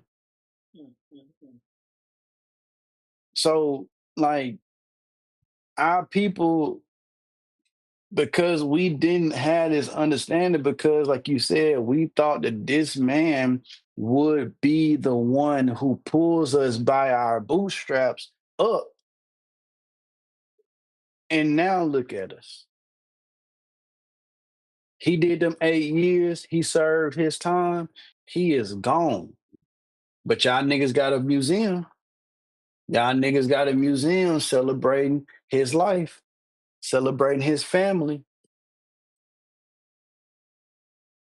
And my mama want to go to it. That shit, I'm gonna go to it because I gotta see it. I gotta see what's inside that motherfucker. For real, I gotta see what's inside the motherfucker, man. I got to, because at the end of the day, it's history. Whether I look at it from the perspective of the people who came before me, or if I look at it from my own perspective, I have the right to see it the way I want to see it. And man, I want to just spin the block on the Jet magazine shit, bro. Listen, bro, that's where we lost our sense of what was black and beautiful, bro. When Jet magazine went down, bro, like, we used to get them Jet magazines every motherfucking week, bro. We used to, man, bro, some of my, like, that shit molded what was beautiful and black to me in my mind. That and Ebony magazine. I used to read them shits, bro. I used to read Ebony. I used to read Essence. I used to read Jet. I used to love going to the beauty salon with my moms just because they always had different ones than I would have at the crib. Mm-hmm. Cause sometimes we'll have the subscription, sometimes we won't. You feel me? So I would go to the beauty supply, I would go to the beauty salon and fill in where I didn't have it. That's why I learned how to read by reading them captions that them beauties of the week was putting in that motherfucker. You feel me? I'm from Washington, D.C. I'm from Atlanta. I'm living in Louisiana. I'm living in Georgia. You know, they was all, bro, and they all looked like they were the type of women that you would want to be with, bro. Mm. Like when them Jet magazines was issued and they had them stories in there, because it was always an easy read. They would never know thick ass magazines. It was a little hand magazine that you would be able to read and flip through, and it was real easy to read. And they always had pretty interesting stories up inside that motherfucker. Once we lost the Jet magazines and shit, bro, niggas don't know how to read now. Niggas not reading now. They saying it's a literary crisis going on right now because niggas ain't got the Jet magazines. We don't got them little boys ain't motivated to go see what the fuck them goddamn beauty of the weeks was talking about, bro. I ain't gonna lie. I was there. I was there. I ain't gonna lie. I was there I for it. went straight to that motherfucker. That bitch was in the middle of the motherfucking magazine. I remember one Sometimes time. they had two or three of them up in there. I remember one time I got caught. I ain't gonna lie. One time, you know how, like, sometimes all your cousins meet up and stay with their one auntie or your granny or whoever, right? So Yeah. me and Alan Michael and Summer was staying with my aunt Judy, brother Petty wife. All right. So I'm looking for him. I didn't know he was in the kitchen with my aunt Judy, right? So I'm running through the crib. I'm trying to find him. And then when I find him like right there at the corner of the kitchen. You feel me? I'm screaming his name. I'm screaming his name. When I found him, I'm like, look. So I had the Jet magazine open. I'm like, look. And I'm pointing at the lady body, you know what I'm saying? More specifically, you know what I'm saying? Her breastises. You know what I'm saying? I'm like, damn, look at these titties. And then my aunt was like, I don't remember what she said, but I just remember feeling like real, real bad. Real bad. But yeah, man, you know what I'm saying? That really was a thing, bro. King magazines, you know what I'm saying? People used to have them posters, them Jets, them Ebony magazines. They used to have them posters on their wall. They would take them out the magazine or the little books or whatever, or you know what I'm saying, and put them on the wall. That was really a time to be alive. Yeah. All of them different magazines was like they were essential to our community because they were a part of the fabric of our culture. But once those brands started selling to private corporations, it pretty much lost the spirit that created it. Mm. They was saying, like, if you look up the history of Jet Magazine, they was saying that the reason what made Jet Magazine like pretty much like what put it on was when they showed the murder of Emmett Till. Mm. They showed those pictures and they were saying that like, they just like from that point on, it launched into the national sphere. They had MLK in Jet Magazine. It says Jet goal was to provide news coverage on happenings among Negroes all over the U.S. in entertainment, politics, sports, social events, as well as features on unusual personalities, places, and events. Red Fox called the magazine a Negro Bible. Hey man, that sounds epic, man. We need to bring that back. Bro, this shit went digital. This shit went digital. Yeah, man, everything digital, man. And it's so crazy because like when you make shit important digital, it's like you basically like really asking you really like it's like how can I say it? You're not hiding it from nobody, but you putting it like in plain sight. Cause my thing is if you put the stuff that's important or that means something in the same exact place as the stuff that don't mean stuff, but it's equally or even more entertaining, you know what I'm saying? And more Mm-hmm. easily digestible, some shit you ain't really got to think about, you know what I'm saying? Some stuff that kind of Mm-hmm. play on your emotions or, you know what I'm saying? You as a person, your biology, whether, you know what I'm saying, that's lust or emotion or something like that, what's going to have the overall more draw? Like if even if you pick up your phone to look at the more important stuff, all you need is something to break your focus, and you not even on that no more. Nope. You get one notification. It ain't even gotta be a notification of some bullshit. You just get a notification. You click on that, and then you just You gone. like, damn, what I was doing? Shit, let me get back Right. on TikTok. Let me get back on YouTube. Let me get back on Twitter. Hey man, it's a cruel world, man. It's a cruel world. So in the Wikipedia article, it says Jet claims to give young female adults confidence and strength because the women featured therein are strong and successful without the help of a man. Since 1952, Jet has had a full-page feature called Beauty of the Week. This feature includes a photograph of an African American woman in a swimsuit, either a one-piece or a two-piece, but never nude, along with her name, place of residence, profession, hobbies, and interests. Many of the women are not professional models and submit their photographs for the magazine's consideration. In 2024, the New Yorker wrote that Jet's Beauty of the Week column democratized the thirst trap. It was saying during the time period when these issues were first being published, beauty had a very Western centric image. Jet, however, provided African American women with a platform to boast their own image of self confidence and illustrate better representation of African Americans in the media. An issue posted through Xavier University writes the Eurocentric standard of beauty only tolerates straight hair, especially on Black women who have natural kinky hair texture. While within the course of the 50s, there were societal confines of lighter skinned models with straight hair. There are notable early issues of Jet that spotlight African women with with the changeless hairs, paving the way for Jet to have his reputation of rebellion and boldness that it does today.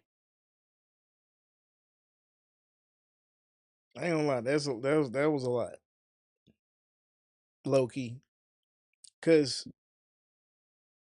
the beginning of it was kind of like I didn't expect that. Like when I heard some don't need a man, I was like, what? Raggy? Successful without the help of a man. You see it? Strong and successful without the help of a man. Damn.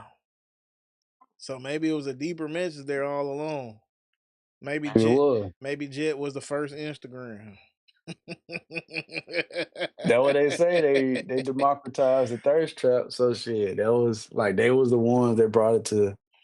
That was the ones that brought it out. But I don't believe that. I mean, you got Playboy magazine and all these different magazines and shit. So it wasn't just them. You feel what I'm saying? I think the second the second paragraph was really what kind of was more true to what they was trying to illustrate.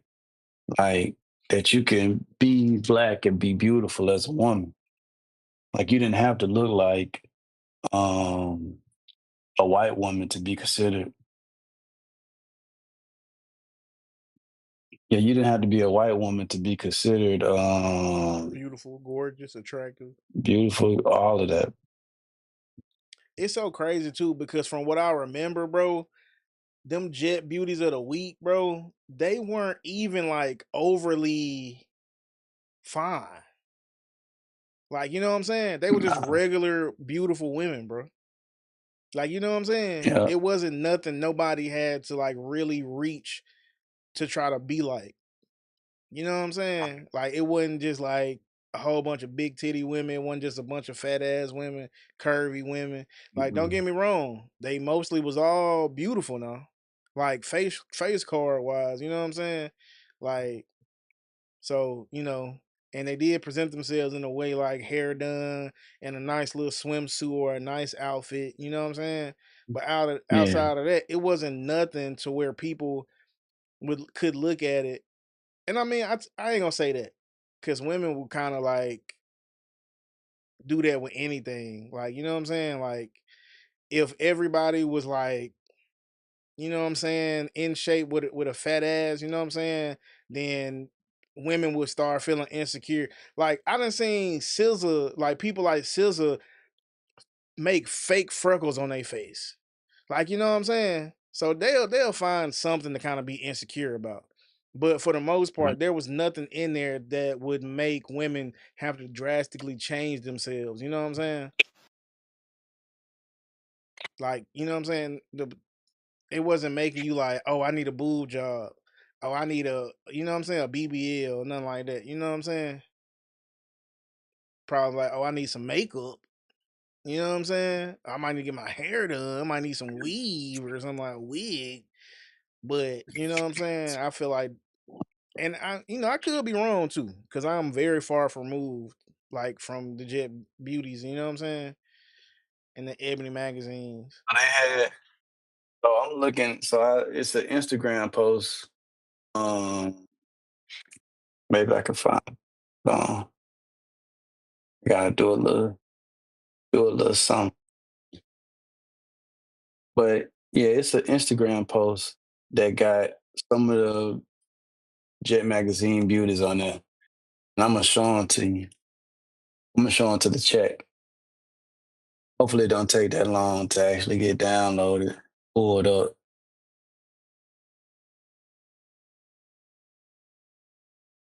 It's under this dude page, but that was 85 weeks ago.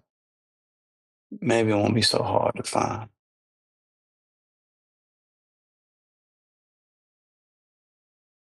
Well, I had to delete that Instagram off my phone.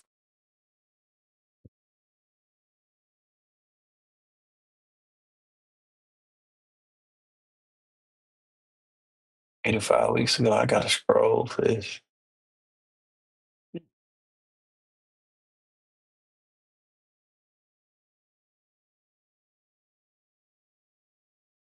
But he got like on his post, he got some Jet Beauty magazines, like beauties of the week. I'm getting close. Get y'all right. Finna show y'all what some of these women look like back in the day. I might actually follow. He got a lot of dope shit on. And it's just images of black folk. So I'm gonna show him some love once we get to what we trying to go. Yeah, bro, that's what we really gotta do, dog. We just gotta fucking focus back inward. Like, we just gotta focus back on ourselves and like actually embrace who we are and who we were as a people. We like just gotta continue to love ourselves. We gotta change the way that we see. We gotta change the way that we see ourselves. We gotta separate ourselves from the dysfunctional behavior that did often like shows up in our history sometimes. Hey, look, so after we look at this and then we look at that Shannon Sharp clip, I know we supposed to be done, but I want to run something else by you. It ain't got to be like a long conversation. I just want to get your opinion on something. Don't let me forget. Don't let me forget. You gotta run something by me. This is number 26. You got the old Kanye on here.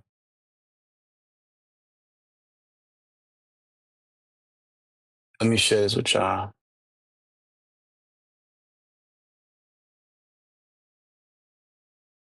Let me know if everybody can see it, bro.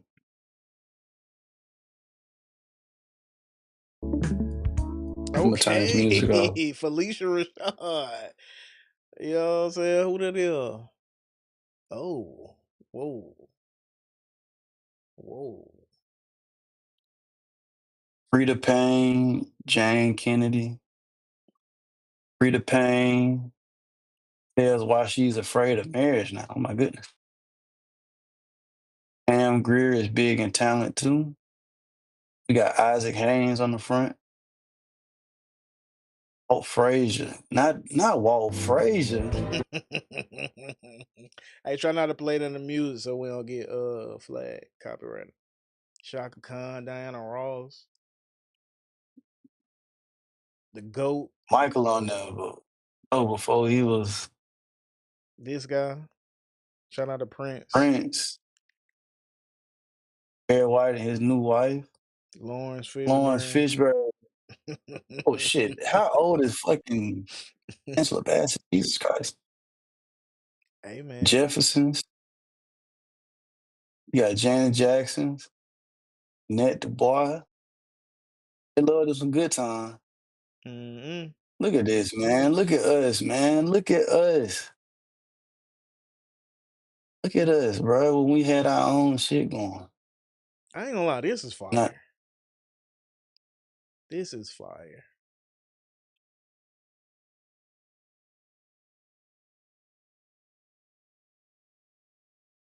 Louisiana Lovely. If lawyers seem to linger in the criminal district court clerk's office in New Orleans, it's not because they're busy.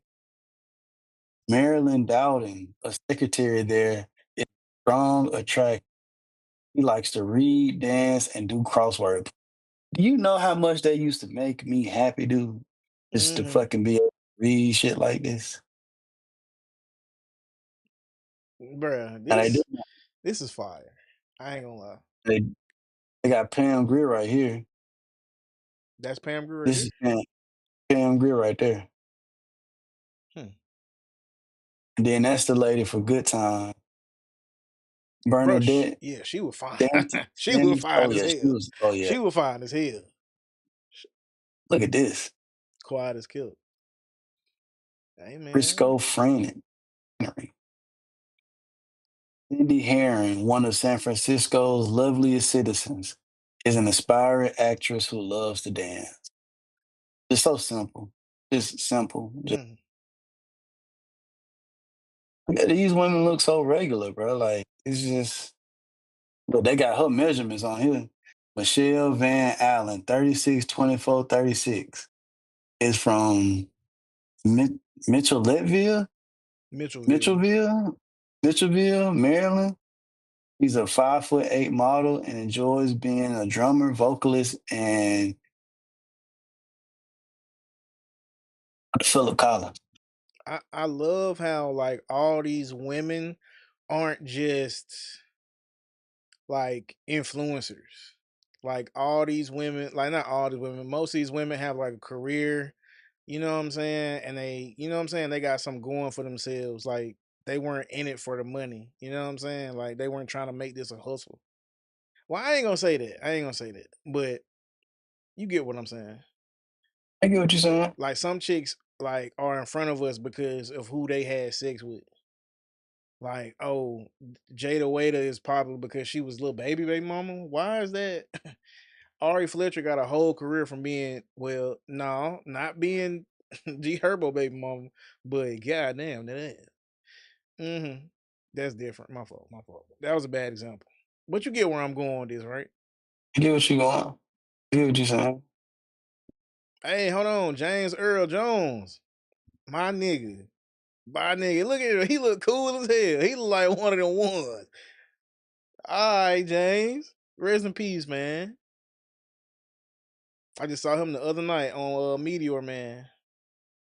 I was watching Meteor Man.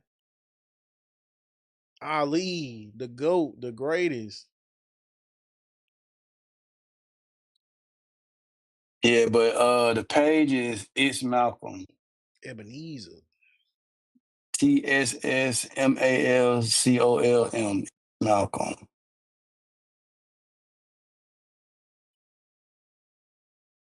He just got pictures of like our history, man. Like it's the type of shit that we need to get back to, bro. This is who made these are when they be talking about the ancestors. These are the ancestors, bro. These are our people. Look at Allen.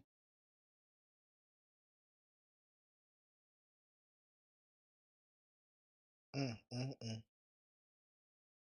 Look at us. Look at how we look, man. Ain't nobody sagging.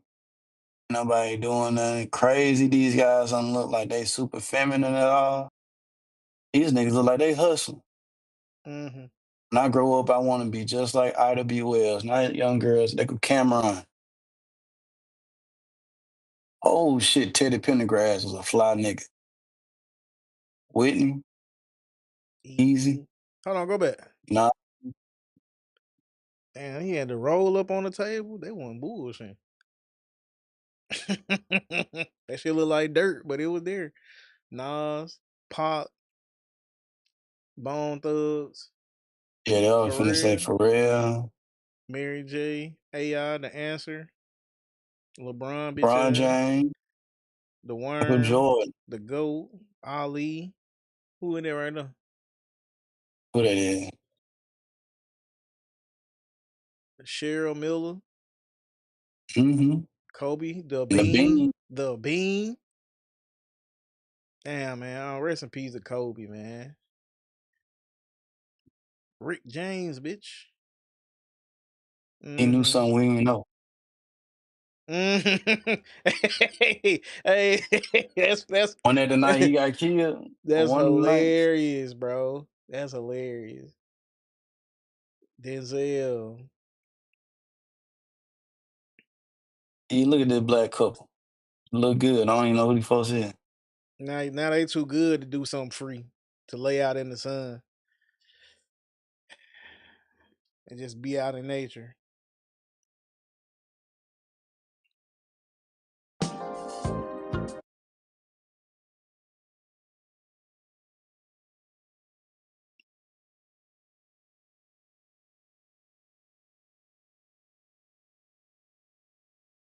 He's a few African. Holy. Oh, shit.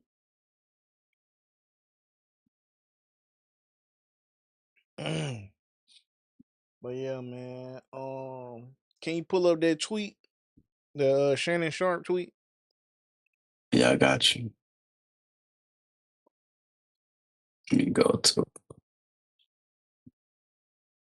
Let me get it pulled up real quick. I ain't gonna lie, bro. This was a very good stream, bro. This is a very good pod, man. I feel like you should be proud, bro. Like we did we this is really good, bro. This is really good. I love when we had good streams, bro. Amen, bro.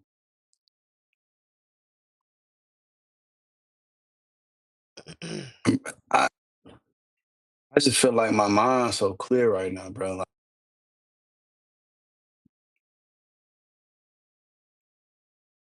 use the inebriator when we don't need doing it.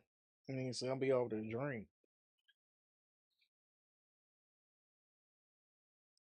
I think I'm gonna get me a little pizza sandwich from Domino's.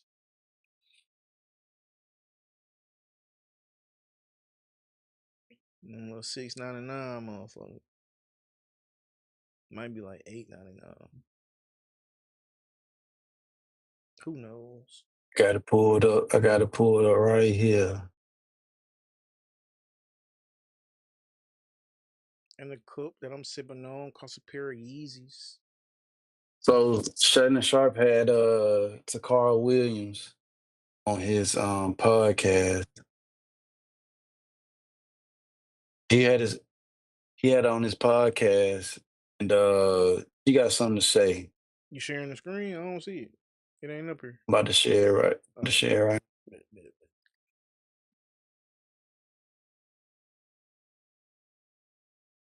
Let me know if you can see it.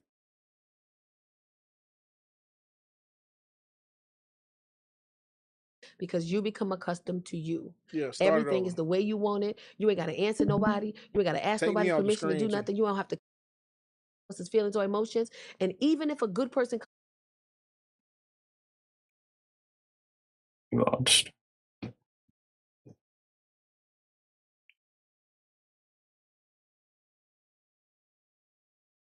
I can pull it up on my screen if you want me to.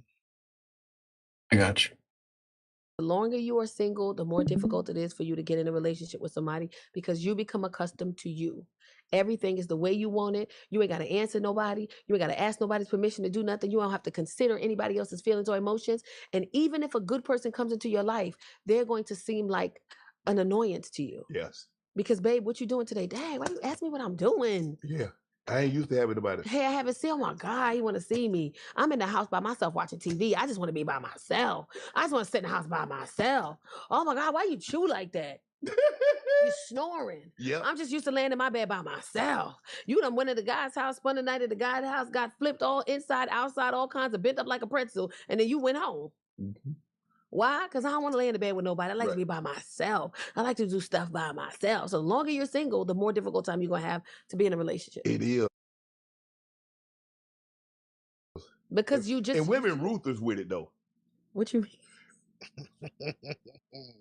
Cara. We friends now. A lady told me one time, and I know I was like, damn. She woke me up. I told you to leave? No, she told me. She said, Shannon, you breathing. I guess I was breathing too loud. Was you snoring? I don't. Do you snore? I got a CPAP machine now, so I don't. It's under control. Ooh, I would stop breathing. Get in the bed with a man with a CPAP? No. It's the mask. It ain't that big. Oh, he got a whole routine. What you doing? Give me a second. Let me get myself together for bed. It wasn't even that. It was like in the afternoon, but I was tired because I'm going. She used to quiet. Yes, and she told me I was breathing, and I was thinking like, I hope so. And that's like a neurological thing. They have a name for it.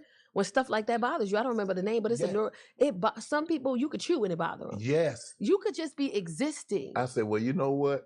I could be sitting on the couch with you, and we just had dinner, and I'm glad you here. Yeah. And I could say I'm watching something, and you could start talking about what I'm watching. Oh man, did you see episode 2? What? Why are you talking? Stop. I'm trying to watch something you talking. Yeah. You're used to being by yourself. Yeah.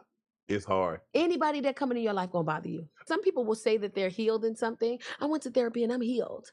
I talked to my life skills coach and I'm healed. But in relationship experience that you have to figure out That you whether have or to not actually you be in heal. a relationship to Yes. experience. Because I could say, I'm not a jealous woman anymore. I don't get jealous no more. But you also been single for 5 years. Ain't nothing to be jealous about. And now here you are in a relationship jealous. That's Coach Shannon to get $50 in lineups after you play your. So how you feel about that? What we just saw? Man, listen, man. So the condition that she was talking about is called misophonia. I might be saying that wrong, so don't hate me or don't kill me for that. It said it means hatred of sound. It is a neurological and neurobehavioral condition. Ordinary repetitive sounds made by others trigger an extreme emotion, physical response. Chewing, smacking lips, breathing heavily, clearing the throat, clicking the pen, or tapping fingers are some of the common triggers. But what I think about that, I think it's some truth to that though, for real. Like, when people are used to a particular type of lifestyle and then you suddenly change that, the reason why you changing it is because of, I mean, relationship. The people, once they kind of go without being in a relationship, they comfortable with being with themselves. She was like the sister was saying, like, you done been flipped up aside, you've been turned, you've been tossed, throwed around this kind of way, and you don't want nobody to lay beside you because you irritated with them. Like, how much of what we create is our own fault? You know what I'm saying? Like, that's pretty much like the biggest thing that I got from that. Like, sometimes it ain't other people, it's you have to be with somebody to know how to be with somebody. Sometimes it's gonna come with a little heartbreak. Sometimes it's gonna come with a little disappointment. But that's the price that we gotta pay in order to learn and experience and know how to be with somebody, especially if you not somebody who typically in a relationship. How else you gonna learn?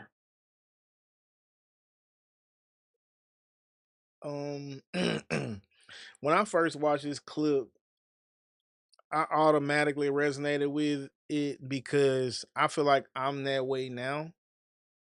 You know what I'm saying? I know I talked to like you in particular and my friends about how much I want a relationship or maybe not just a relationship, but a relationship that kind of is fruitful and leads to me being able to marry somebody and start a family and not just start a family to have a family, but everything that goes into having a family. You know what I'm saying? Like reading my kids bedtime stories to help them go to sleep or if they scared, having dinner with them, helping them with homework, waking them up in the morning, drive them to school, help them get ready, sports events, just being there for them whenever they interested in something, whether it's jump rope, cheerleading, whatever. um I definitely was like, that's facts. I didn't have no argument about nothing she said because I feel like I'm that. Now, I am more willing to be kind of like selfless or think outside of myself and kind of settle and because I understand that nobody is human. You know what I'm saying? And like I said earlier, Nobody's perfect. oh, yeah, that's what I meant. Nobody Yeah, is we perfect. all We human. all human. Nobody's perfect. And like I said earlier, all this is about choices and trade-offs. You know what I'm saying? So it's like, yeah, I will put up with you snoring like a fucking wildebeest if everything else make it worth it. You know what I'm saying? Yeah.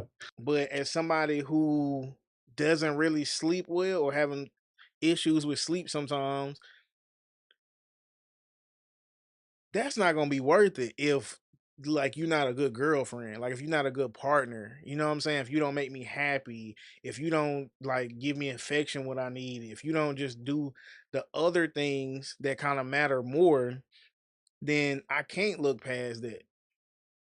You know what I'm saying? I mean, I could, but why would I? You get what I'm saying? Hmm. There's been times where a lot of stuff wasn't checked off. And I'm just like, man, you know what I'm saying? Maybe I could just get past it. So I'm like, hey, man, you know, you snore, man. And it's not even just snoring, it's pretty bad. Like when I stay the night with you, I don't go to sleep. You know what I'm saying? Like with this person that I have in mind, I would have to kind of bump her and wake her up and try to keep her in that right just woke up phase or just falling asleep phase to where she not snoring as bad. Because if I'm already asleep, we good. But if I'm trying to get there and you fall asleep before me, you get what I'm saying? I ain't going to sleep. You know what I'm saying? So I guess, but that was years ago. It wasn't that many years ago, but that was years ago. And so I guess I would be willing to settle. I mean, I don't know. Maybe I'm just talking, but that's just how I feel. You know what I'm saying? It's very true though. It's very true. Like, don't get me wrong, I'll still go out on dates, but that's because I like going out on dates.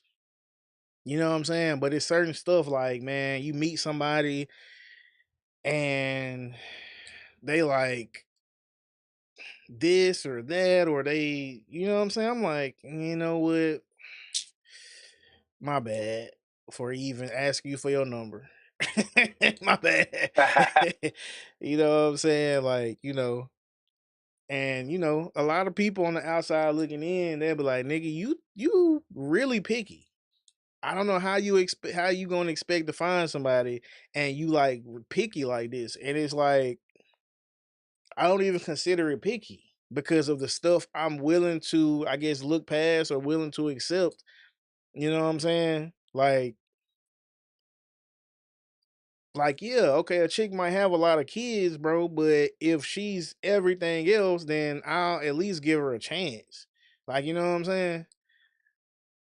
Like, you know what I'm saying? So, but a lot of times, you know what I'm saying, chicks don't feel like they have to put in no work to get you or to keep you. They feel like if you show general interest, then that must be because you are everything they want. Yeah. And that's just not the case. Because I don't even know you, Shorty. What I do know is you got enough ass to get the class. You know what I'm saying? You know what I'm saying? You got enough cushion for the pushing. You know what I'm saying? And of course you do, because not of course you do, but I'm not the only person that think that because you got kids in this hypothetical situation. So you know what it is. I mean, I just feel like at the end of the day, when you want something, when you really want something, you're going to put in the effort to get it. And sometimes your effort might be overlooking certain things. Like if I'm trying to watch a TV show and you talking all through the TV show, I can just watch this shit by myself. You know what I'm saying? I can watch it before I watch it with you. I can watch it myself, and then I can watch it with you.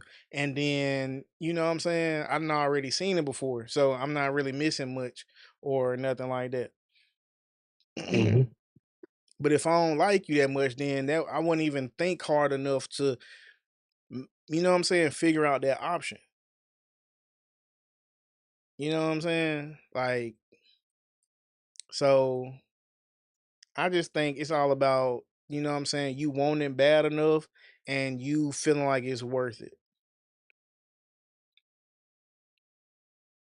So, I mean, it's crazy because it was another clip from this interview where she was saying that men have women on a pedestal and we kind of want them to be there, and women like not wanting to be on a pedestal or wanting to be equal to us or something like that. And my guy Jew, he had put it on like the timeline, and I commented and I said, "Hey man, I wouldn't just go off one clip." And he was like, "Shit, watch the whole interview. It's a good interview." And every clip I've seen from the interview has turned out to be pretty good shit. You know what I'm saying? But I wasn't saying that about her specifically. I've just seen people, you know what I'm saying, in one interview or being asked, or you know what I'm saying? Like, let's just say comedians. I've seen comedians say one thing on stage and then say some other stuff in the interviews and vice versa. You know what I'm saying? Or on a podcast with women or whatever, now they saying something totally different. You know what I'm saying? So I wasn't necessarily referring to her or the one clip in of this whole podcast. I was just saying, like, because he was like more or less giving her flowers or giving her respect, like, you know what I'm saying? And you know what I'm saying? Maybe I woke up on the wrong side of the bed that morning, and but I did comment that. So, you know what I'm saying, Jew, from everything that I've seen, you know what I'm saying, it's a pretty good interview. She seemed like she got some sense. But I think I said that because I've seen her talk about men in her stand up, and not in a completely dehumanizing or in a way that are putting them down, but it's just she kind of has a funny way of saying some of the things that a lot of women say, or expressing it Yeah. in a way, in a comedic way, to where it's not as disheartening. You know what I'm saying? And but shout out to her. She is pretty funny, I guess. Like, I'm gonna say she's cool. I'm gonna say she's cool. Cause I can't tell if she funny or if she just fine as hell. I ain't gonna lie. I don't know. Cause if you that fine and you say something that's not stupid as hell, I might laugh too. Not gonna lie. You feel me? So, you know what I'm saying? She does have a man, because I think somebody said something to her or said something about her stand up or whatever, and then she did the thing where she had her husband, or maybe she didn't have her husband, but her husband kind of came to her defense and was threatening the person, or I can't remember who it was. She was into it with somebody, and I remember just seeing like her husband had something to say about it, or had you know came into it, but that's all I remember. Um, but yeah, man, it's accurate. I can attest to that, and I'm an example. I look for any reason to leave somebody alone. Not gonna lie. Anytime, oh, you what? You don't like wearing your natural hair? Oh man, I'm having second, third, and fourth and fifth thoughts right now. Not gonna lie. You know what I'm saying? So I don't know if it's me being picky, me being used to being single so long or whatever, but I honestly feel like it's not that hard to like satisfy me. You know what I'm saying? I'm not looking for like the baddest of the bad. You know what I'm saying? I'm looking for a good woman. You know what I'm saying? And a lot of times I just feel like people are who they are, and I don't want to dispel the energy in trying to change you. You know what I'm saying? I'm trying to accept people for who they are, and, accept that they might not be for me. You know what I'm saying? And I feel like that's kind of what I got to say about that. I think you muted. I'm good. Can you Oh, hear okay. me? Yeah, I get you. You ain't muted. Yeah, nah, but I was gonna say, yeah, I think at times, man, once we spend that time by ourselves, we get comfortable with that. Like, that's like we don't really like to be outside. Of course, that's really like the only time that we can grow when we are. I think it's more so. like a burden on women than it is men, because men kind of can like deal with being alone for a prolonged period. But like the ladies, like to me, it seems like that they don't necessarily want to be alone, but they choose to be alone because they might be more afraid of being hurt than like enjoying that time with that person. Being hurt weighs more to them than the time they spent with somebody who they really had deep love and like. I don't agree with that, Phil. I don't agree with that, Phil. Cause them being hurt don't stop them from fucking with fuck niggas. They only use that shit when it's beneficial, bro. They only throw that shit in the good nigga face as to be like, oh, I can't do this because I've been hurt before. And they say that on the internet to cope and to say and to give reasons why they alone. They always try to trauma bond and use somebody else's trauma or some shit they seen on a movie screen or something somebody else said that they don't even know if it's true or not to be like, oh, I'm scared of this. You're not scared of nothing. Cause any other time, you the boss, you this, you that, can't nobody tell you nothing. You know what I'm saying? They pick and choose when to play that hurt card. You know what I'm saying? I feel like a lot of women are single because, like the chick we saw on the Kendra G thing, they can't get nobody who they proud to show off. That's what I think, but I'm not, you know what I'm saying? I'm not the Negro Domus. I don't know. I'm not the all knowing. I'm not the So all the more seeing. time, so the more time she spend trying to find that nigga, she put herself at disadvantage for when she actually do might find that nigga. Everything he do turn her. No, see, then when they find that nigga, you saying that nigga as in the nigga she should be with. They don't want them niggas.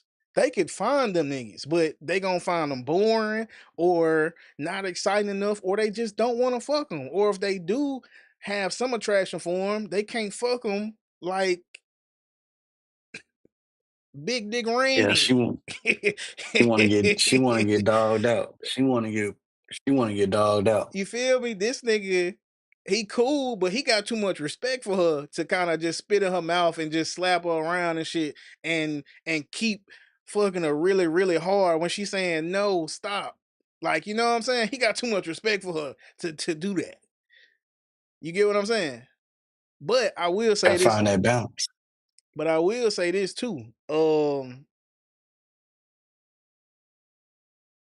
Damn, bro. I had something else to say, bro. Damn. Like I don't have none of it. I only have a piece of what I was finna say. Fuck. What was that thing that you want to talk to me about before we get off my phone? Okay, look. Let me ask you something, bro. I think you cool as hell. You know what I'm saying? I don't know how everybody else perceived you growing up and shit, right? But every now and then, this whole conversation comes about black people, or not black people, certain kinds of black people being bullied when we was Okay. younger, right? So it's a lot of revisionist history going on about people being bullied at all, and if they were, the reasons for why they were getting bullied. A lot of Okay. people are trying to gaslight other people into saying you weren't bullied, and if you were, it wasn't for the reasons that you were, or you think you were, or you're saying Okay. that you were, right? So people are saying like, "Oh, you didn't get bullied because you was into anime. You got bullied because you ran through the hallways like Naruto." And I feel like that's factually false. That's, you know what I'm saying? That's a factual lie. Like you can't have one without the other. Right. Like just because you watched Dragon Ball Z don't mean you were into anime. Like, you get what I'm saying? Like, you might have watched Pokemon and Dragon Ball Z, but you might not even known those were animes. Like, you get what I'm saying? Like, you might not have known You that thought they're that was cartoon. You're right. You get what I'm saying? So don't say, oh, some of them niggas they watch Dragon Ball Z too. That don't mean that's you know what I'm saying? That's not the equivalent. So what I'm saying is, do you feel like people are being gaslit into believing that they weren't bullied, or if they were bullied, that they weren't bullied for the reasons that they claim? Because I feel like people are either lying, gaslighting, or having revisionist history on shit that actually happened. Yeah, I would agree with you. I think they lying.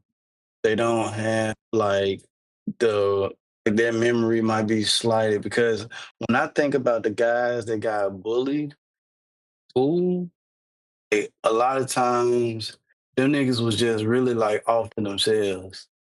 Like, times the niggas really didn't like they wasn't on shit. It ain't have to be about whether you like anime or not. It's just about did you look weak? Them motherfuckers was coming to take your shit if you did look weak.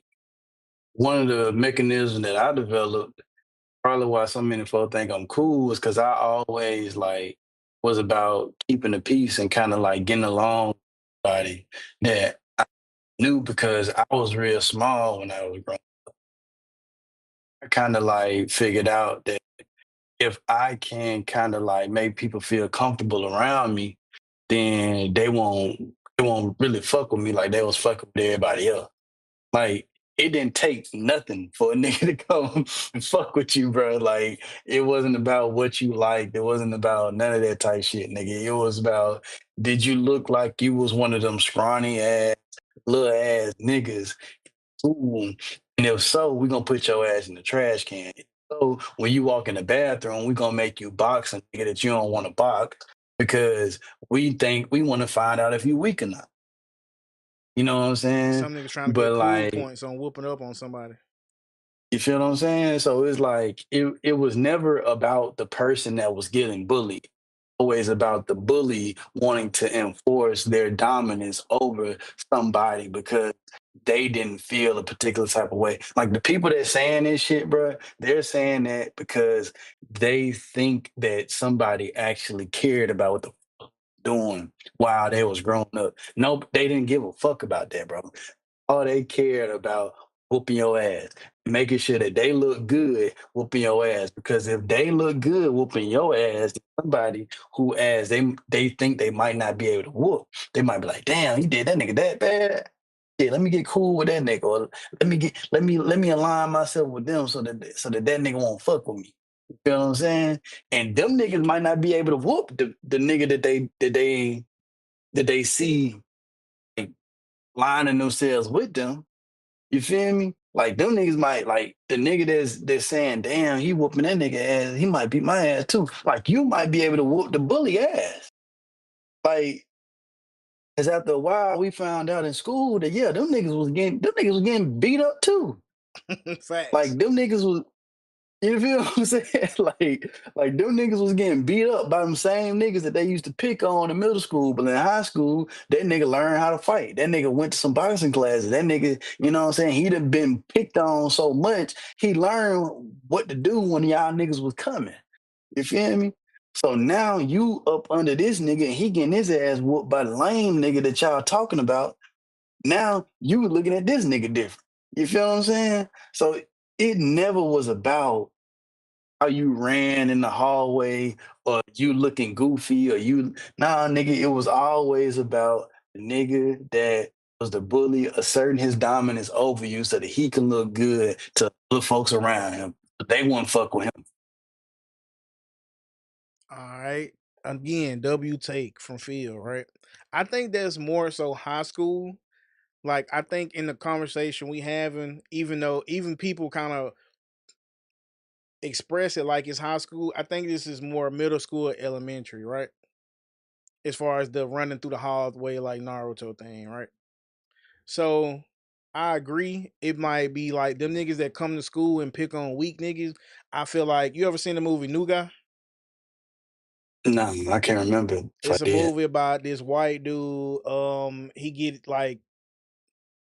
He get bullied all at school, and then like he have like this incident where the old teacher kind of break his dick in front of the whole school. So then he switched schools, and before he switched schools, he go on the in a prison. He learned from like Eddie Griffin on how to be a tough guy. And then when he go to the new Yeah, school, the first thing he do is beat up the toughest nigga there. So he the man.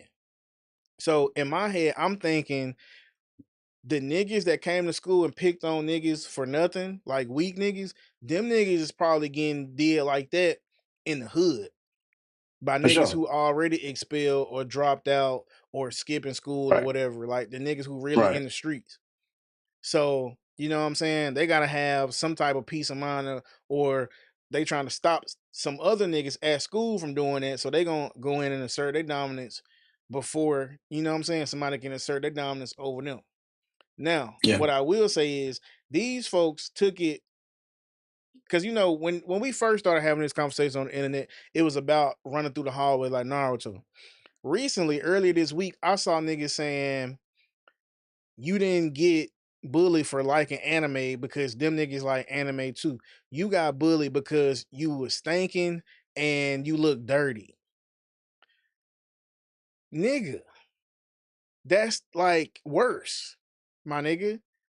Like, because like I said, I didn't even know, like I said this in the past, I didn't know niggas were less fortunate.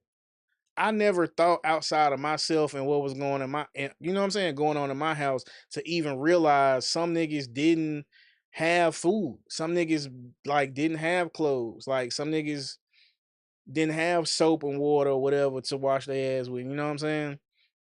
And my whole thing was, my nigga, most of the time, not like niggas getting like bullied as far as like, I mean, of course, like I guess this too, like getting hands put on them or physically, but people were picked on because simply because they were different. right. Like, don't get me wrong, it's some niggas who are inside the clique that get picked on a lesser level. Like they might be the butt of the joke of everybody in the little clique or in the group, but it wasn't to the same level as the nerds or the people on the outside. You know what I'm saying? Like they wouldn't necessarily shit on their homies in front of a bunch of girls. Or you know what I'm saying? Because that's their homie at the end of the day. He's like in the clique, even if he last on a totem pole. So in my head, people got bullied because they had different interests. Now, Hmm. you want to negate that by saying they didn't have different interests because these guys watch Dragon Ball Z and shit like that too. I'm like, that's not the same. Just because you watched the anime don't mean you were into anime. Especially if you didn't even Right. know what anime was, you just watching whatever's on TV, right? So what I'm telling you is not you, but the person who I'm having this debate with on the timeline. I'm like, bro, those people had different interests. People who had similar interests were comfortable. They were seen as like, you know what I'm saying? Okay, like we understand them. You know what I'm Yeah, saying? I clicked up. They typically clicked up. It's not even like clicked up because everybody wasn't just cool with everybody. But what I'm saying is there was as like a class, there was a separation. You know what I'm saying? You had niggas who want to be gangster thugs in this corner, niggas who just goofy, you know what I'm saying, making jokes and having fun. You got the sports niggas in this corner. You get what I'm saying? But Hmm. all of them can equally look down on these anime niggas because they have different interests. Yeah, for sure. So what I'm saying is you like the cool people or the people who were doing the picking on, they were interested in being fly, being flashy, getting women, getting money, being tough, sports, and all that. A whole bunch of stuff that these quote unquote nerds were not into. They weren't checking for no women. They weren't looking at the women. They didn't have the funds to get fly. And if they did, they didn't see no value in getting fly. You get what I'm saying? They Hmm. they weren't interested in just being flashy and all that. So you thought they were freaking weird. Right. So, you know what I'm saying? The guy who I was talking to, actually my cousin, shout out to him.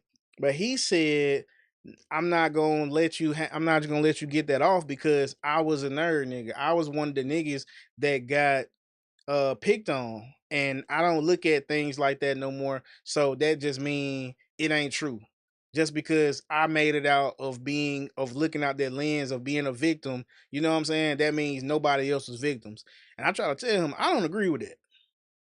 You know what I'm saying? Just because you was able to adjust things and look at things with a different perspective and you know what I'm saying, make yourself better because of that and not let it hold you back or limit you, doesn't mean that that didn't happen to other people, my nigga.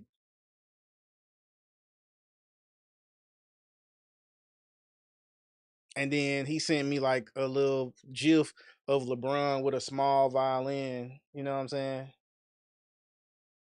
So in summary, he think he better than them niggas, and he gaslighting them to think that shit didn't really happen to them because he see things different now.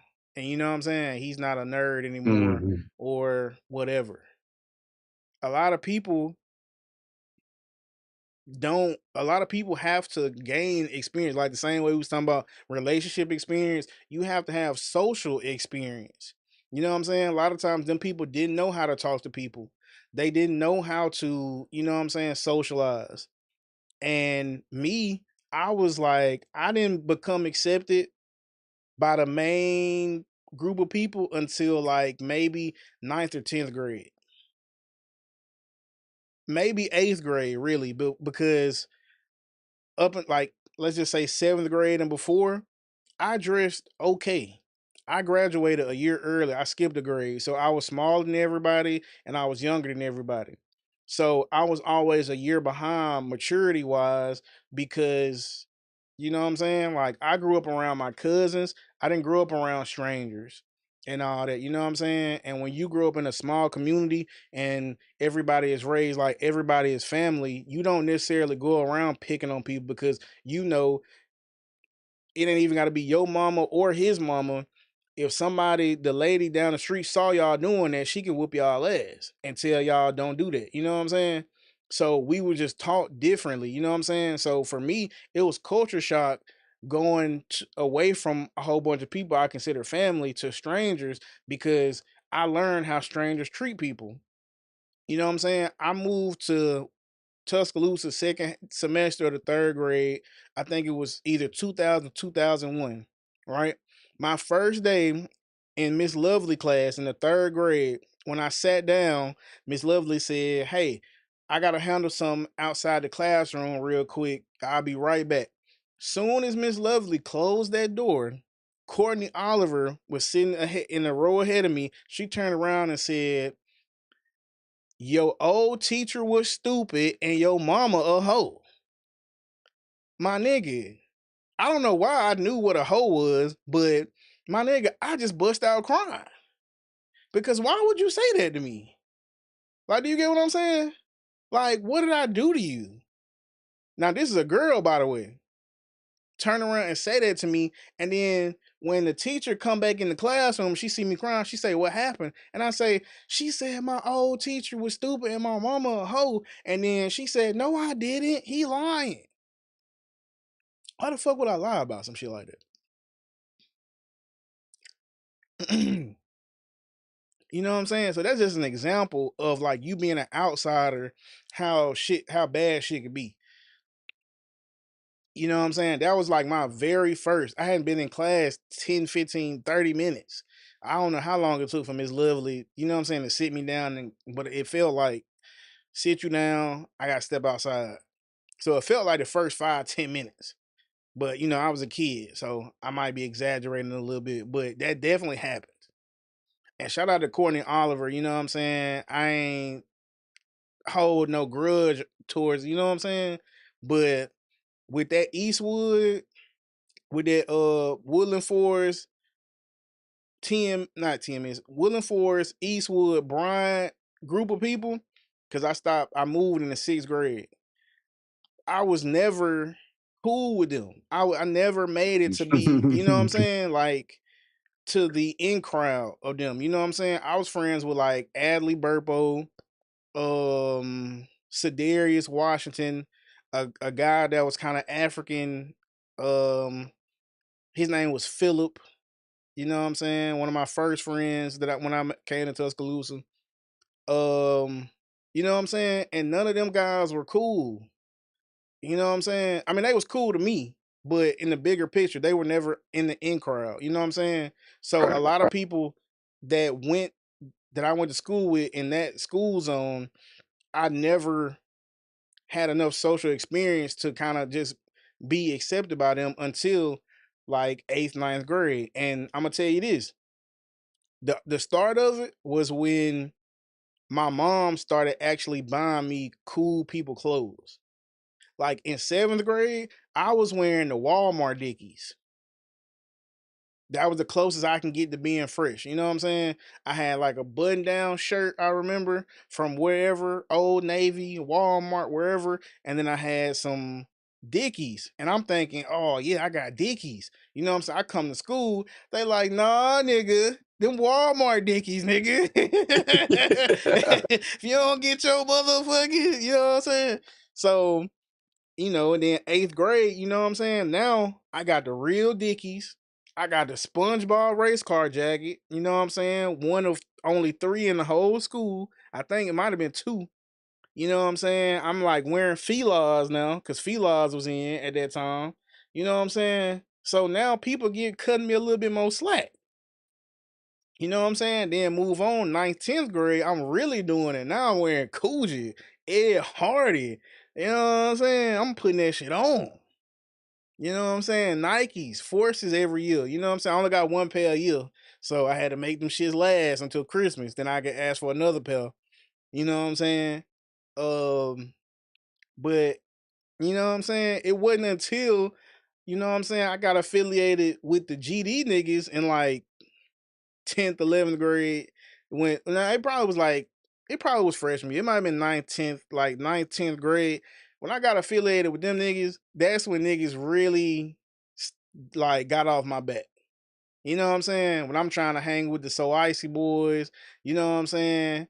Like Clipper, Kemp, Jordan Owens, Keontae Taylor, Kenny G, Chwan. You know what I'm saying? A lot of these people either locked up in the chain gang or then lived the street life and didn't come out with good results. You know what I'm saying? So, you know what I'm saying, by the grace of God, you know what I'm saying, they didn't accept me fully, you know what I'm saying? But I had enough respect for them to not pick on me or to not tear me down. You know what I'm saying? When I came around, handshakes, everything was cool, everything was jokes, you know what I'm saying? And Yeah. by 11th and 12th grade year, I didn't have to associate myself with the gangs, you know what I'm saying, or the groups or the cliques or nothing like that. You know what I'm saying? I just was me. And that was good enough. You know what I'm saying? That didn't get me no more of the women, you know what I'm saying, that I actually wanted. Cause I'm the type of nigga, I always shot for the moon and the stars. I ain't never try to shoot on nothing that was quote unquote my level. You know what I'm saying? So, I didn't get accepted enough to where I can get, you know what I'm saying, who I really, really, really wanted. But like I said, you know what I'm saying? It took me to, you know what I'm saying, try different things, dress a certain way, you know what I'm saying, shake hands and be cool with these certain group of people, you know what I'm saying, had to get into a couple fights, like you said, people want to test your gangster, you know what I'm saying, see how tough you is, you know what I'm saying, and, eventually, it all worked out. But I just wanted to ask somebody, you know what I'm saying, what they thought about that. Cause I just feel like it's absurd for y'all to try to discount people's actual experiences, bro. Like, we all was there, my nigga. Like, do you not understand that? We was there. Whether we was picked on, picking, or just watching from the bleachers. Like, didn't was just not involved at all. Like, people, we were there. So for people to say like that shit didn't happen or it didn't happen how you think, my nigga, you feel bad now because in the past 10, 15 years, anime has been so trendy and so popular that now, you feel me, you feel bad for bullying people that was into some shit that you are into now. You know what I'm saying? Like, damn, like this ain't no weird shit. You know what I'm saying? Like, damn, like, and then we get older and we realize a lot of shit we did was stupid. And y'all should just say, you know what? We shouldn't have did it. When we was kids, we was wrong as fuck. We shouldn't have been janking nobody, whether it was because they was into anime or because they was dusty. Like, it was one dude I went to school with, I ain't gonna say his name, and I'm kind of guilty of this too, because you know what I'm saying, I would make jokes about him, but I wouldn't make jokes like to hurt him. You know what I'm saying? Like, it was just kind of like how we do as men, you know what I'm saying? Like, we jank sometimes, we joke, you know what I'm saying? And he was just kind of an easy target. You know what I'm saying? Like, you know what I'm saying? His whole thing was that he was always flooding. All it take anything for you to joke on that nigga about. It's on. You know what I'm saying? But like I said, it wasn't from a place of like trying to tear him down or put myself over him or nothing like that. You know what I'm saying? It was just like, oh, I got something funny. And if I say this, people gonna think I'm funny. You know what I'm saying? It wasn't like trying to shit on him or whatever. It just kind of happened at his expense. You know what I'm saying? Catching strays. You know what I'm saying? But shit, you got anything else you want to end with? You got anything you want to say? I mean, I did want to get this on, man. If anybody want to get some mind, like you want to get a little mind. Hold on, you kind of in and out. Like, I ain't hear. All I heard was mind. You hear me now? Yeah, I can hear you. It's just like all I heard was mind. You kind of went mute in like every other word you were saying.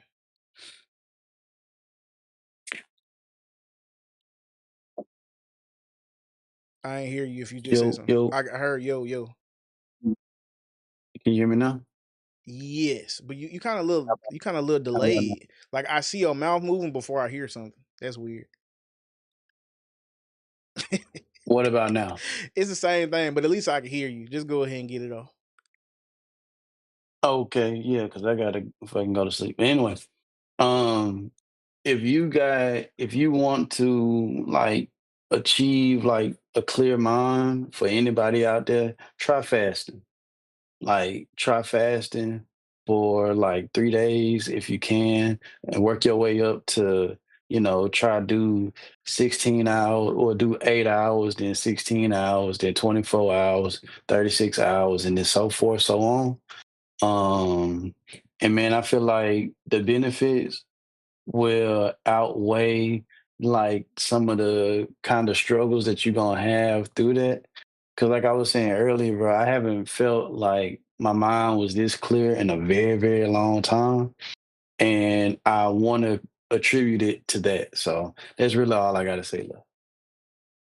Hey man. And when you do your fast, make sure you get like some salt into your water. You don't really need to do it that often, but like if you feel like your adrenaline high or your cortisol high, like get you some salt and it'll help you sleep, and it'll help you like be able to keep your blood volume down. I mean your blood volume up. Yeah, when you was telling me about that earlier, I was like, you know what I'm saying? I might can try that if the salt thing works. Cause Yeah. for me, with any type of fasting, whether it's like fasting from like, you know what I'm saying, smoking, fasting from sugar, fasting from anything, you know what I'm saying? My only problem is it keeping me up at night. You know what I'm saying? So, I'ma try it. Like, you know what I'm saying? Like, you have like inspired me to try it. I'm not gonna say when I'm gonna try it because I definitely want to get this burger tomorrow. Yeah, for sure. I feel you. I definitely want I to get feel this you. burger tomorrow since I couldn't get it today. But you know what I'm saying? I'm gonna try. I'm gonna try this little water fast thing. You know what I'm saying? Maybe we can make it a challenge. You know what I'm saying?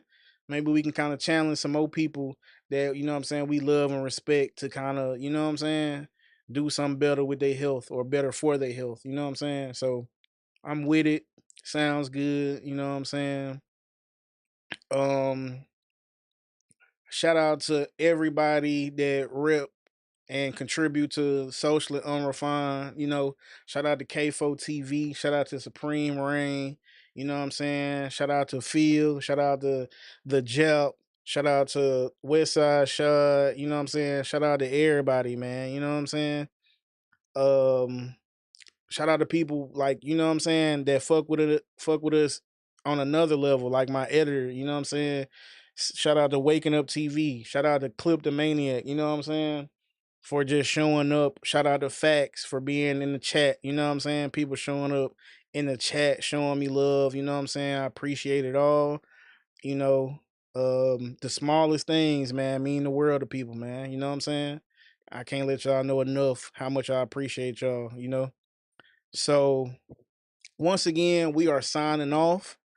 Before we sign off, I do want to thank y'all for shopping with us, spending your time with us. And if you don't do nothing, reign supremely. We out till next time. Also, I might do a solo stream tomorrow. If feel like, you know what I'm saying, joining in, he can join in with me, but it's some more stuff that I might look at tomorrow. You know what I'm saying? Peace and love to everyone watching. And I wish everybody the best, man. We can win, man.